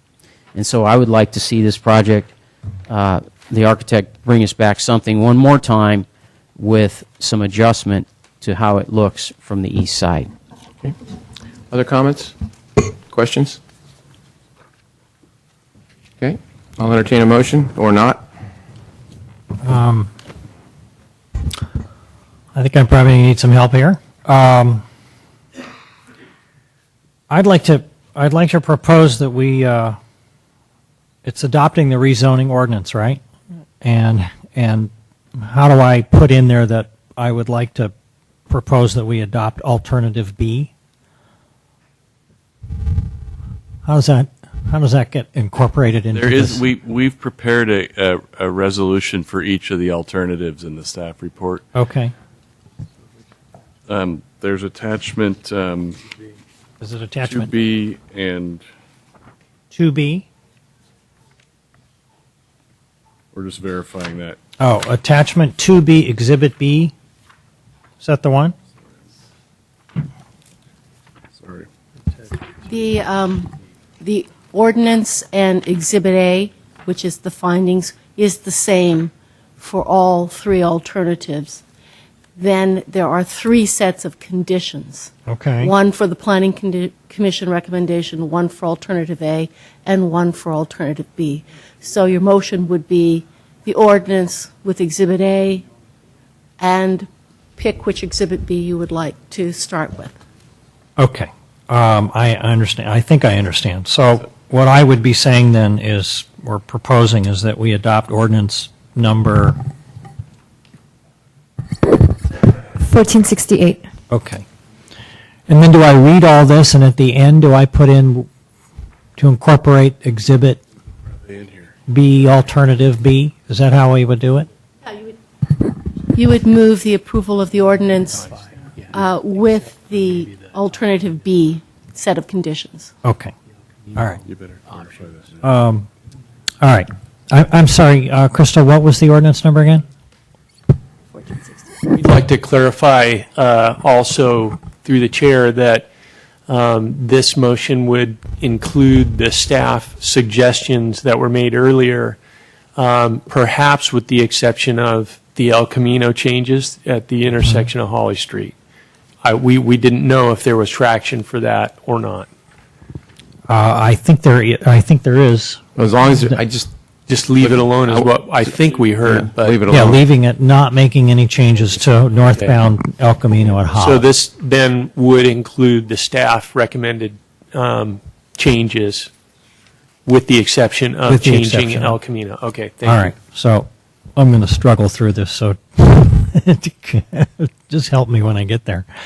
All right, an ordinance of the City Council of the City of San Carlos approving the San Carlos Transit Village Plan Development Plan and related zoning map amendment and to rezone the railroad corridor bounded by the Caltrain tracks on the east, El Camino Real on the west, the northern boundary of assessor's parcel number 050-055-020 on the north, and the city's municipal boundary with Redwood City on the south from mixed-use station area, MU-SA, and mixed-use South Boulevard, MU-SB, zoning districts to plan development, PD zoning district, and this is to include Exhibit 2B, Exhibit B, Alternative B conditions. Does that do it? And including the staff recommendations to exclude the Holly Street That will work. And others. lane changes, I guess. If I could just walk through the staff recommendations. Okay. There's modified wording for B3D and B3E having to do with modifications to the fourth floor of buildings 4 and 5 as set out. Condition B, 35B, would modify the regulation of restaurants by changing it from a use permit by the Planning Commission to a use permit by the zoning administrator. And condition D1 would be modified to reduce the amount of contribution for landscaping from $400,000 to $150,000 for landscaping only, no sidewalk. I agree. Is there a second to that motion? Second. Okay, I want to make sure that, I'm sorry, Mr. Rubens. I just wanted for the record, because it was included in the language, it was not included in the language of the motion, that this is an introduction tonight of the ordinance. Just an introduction, okay. The only thing I would add, and if, I don't know if the maker or maybe it's involved in the paperwork, but all the units are 3 stories. The 4 stories on all the units, 1, 2, 3, 4, 5, 6, are gone. Not on 4 and 5. They're gone. I don't know whether it's in there, but that's what I'm saying. We're knocking them out. I thought, Correct me if I'm wrong, but I All thought on the- all 4 the and first stories. 5 were the only buildings that were going to remain 4 stories. No. Portions of the Portions would be of it. for. Those would be- are the saying- ones you were taking a unit off, a couple of units off here and there. I'm not saying portions. We're knocking off all the 4 stories. Under alternate B? I don't know what alternate. An alternative B, It does not knock off the entire 4th floor of buildings 4 and 5. I think it should be knocked off. oh, you think it should be knocked Yeah. off? Well, And I that's think we should different. knock off, and that's what I'm asking for an adjustment. And also the 3rd story on Building 8, and I don't know if that's in there or not. Well, that's part of alternative B. Part Okay, of that's all- yeah, fine. So what you're asking is to add To amend. the Yeah. rest of the existing 4th floor of buildings 4 and 5. 5. Yeah. And how many units does that entail? What does that bring it down to? It's a 251 without that reduction, right? How are you going to treat the height of building 8? I was going to bring that Oh, up. good question. Thank you. Yeah. So what's the question? Pardon me? We'll let you get that for us, but then we need to deal with Building 8's height. This is going to be 42 feet, in my opinion. Should be 42 feet. The hell with this high ceiling bullshit. 49, 3, it's supposed to be. Or even less. Oh, you're right, okay. 30. Just for reference, right now, building 8 stands 24 at 45 units? feet. Pardon me? Sorry? Sorry?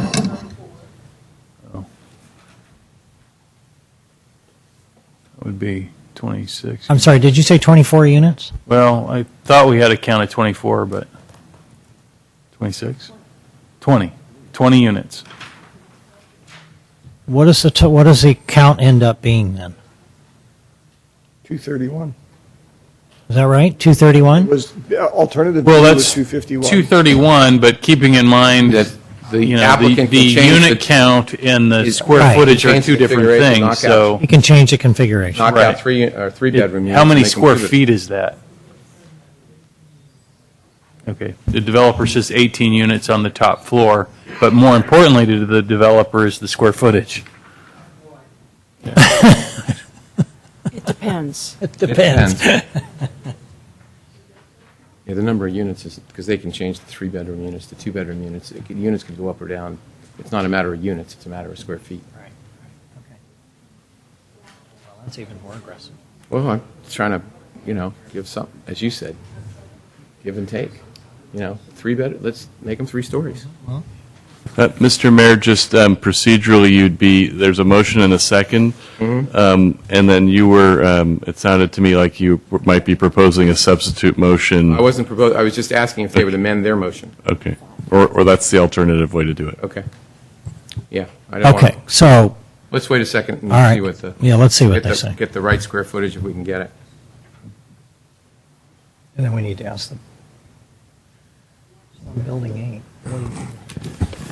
Would you say 45? At our count, at 45 staff's right now. count, Mr. Mayor, that would be, on Building 4, that would be 11 units, and on Building 5, that would be 7 units for a total of 18 units. Okay. So that brings it up to 233? Is that right?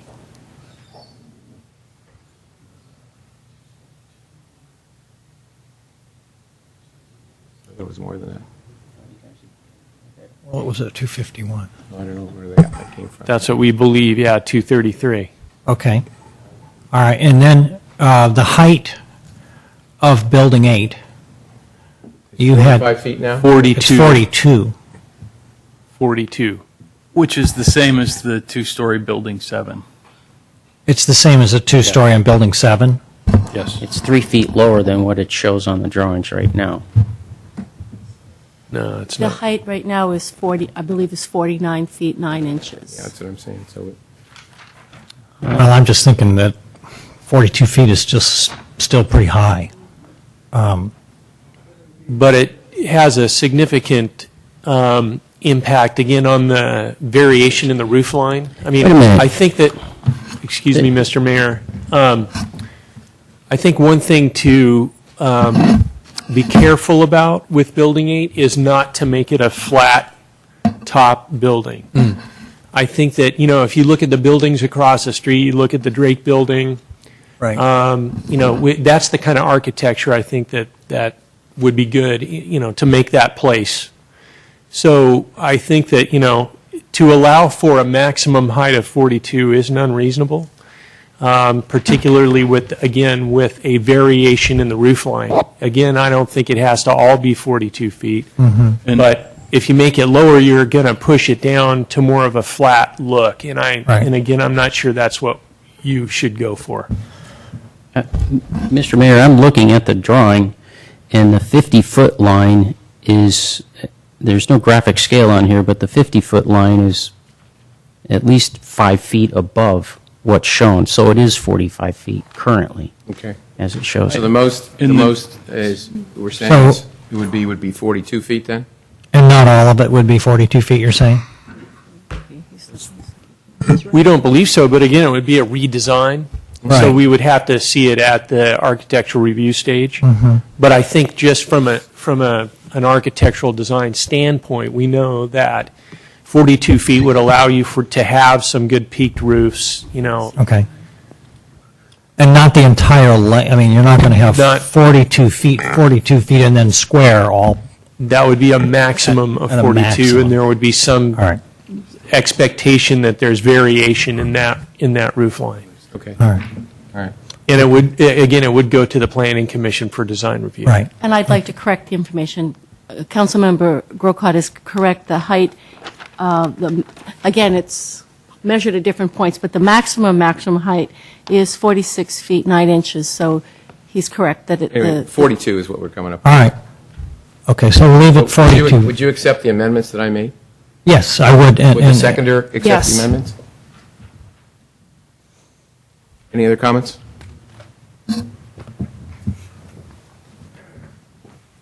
Okay. Mr. City Attorney, we put all the things in there that we're supposed to, introduction of the ordinance, okay? And some of these ancillary items like garbage and trees and shuttles and a myriad of other things are going to be, Mr. City Manager, going to be handled in the process. And it's going to come back to us again. That's correct. I think the staff have a very good handle on the council's perspective on those issues. Station monitor. Feel and- free to reiterate them tonight if you'd like, Okay, but well- those items will all be coming All right, I back to think, you as we move them the forward. trees on the berm, on the east side of the railroad tracks. I agree that I think as soon as we can to put the trees in, and I know some of them may have to come out, but the sooner you start them, the sooner they grow. The garbage situation, I think somehow we have to work with Samtrans, Caltrain, and the city to figure out some way that the garbage doesn't keep blowing over there. That really is a separate thing. The shuttles to be moved, which we talked about, it was already through TNC. The taxis to be moved. I assume that's in the same line as the shuttles. The park and lieu fees to be dedicated to Loyola Park to either expand or improve, however it works out for the details, how we can do that. What am I missing here? Trees. Can we add one more? I'm sure this is already in there because I read it. The parking, the free Caltrain parking after 6, so that's all part of it as well. Right. And the other thing is the permits as Mr. Savay indicated earlier, that's another part of it, that we want to make sure that there's permits for transit, so people can park in their own neighborhoods. Right. And perhaps we can just do a quick straw vote of those items for the record? Okay, just on those items, okay, as opposed to the motion. Mr. City Attorney, can I step back from the motion and do a straw vote on those? Or will it come after? If it's important to the council members to have that heard before, I think it would be appropriate to straw poll before. Well, I agree. I think they all should be taken care of. So do I. Yes. Yeah. Okay? All right, so there's a motion on the floor. Any other comments? Call the question? Councilmember Clapper? Yes. Councilmember Collins? Yes. Councilmember Grocott? Yes. Councilmember Obert? No. Mayor Grisilli? Yes. Okay. The next item on our agenda is 11B, but we're not going to be getting to that one tonight. So, Mr. City Manager, any other thing that we need to talk about tonight? No, I think you covered the gamut. We'll bring that next item back All right. on, that last item back on the next Okay. agenda. Meeting adjourned.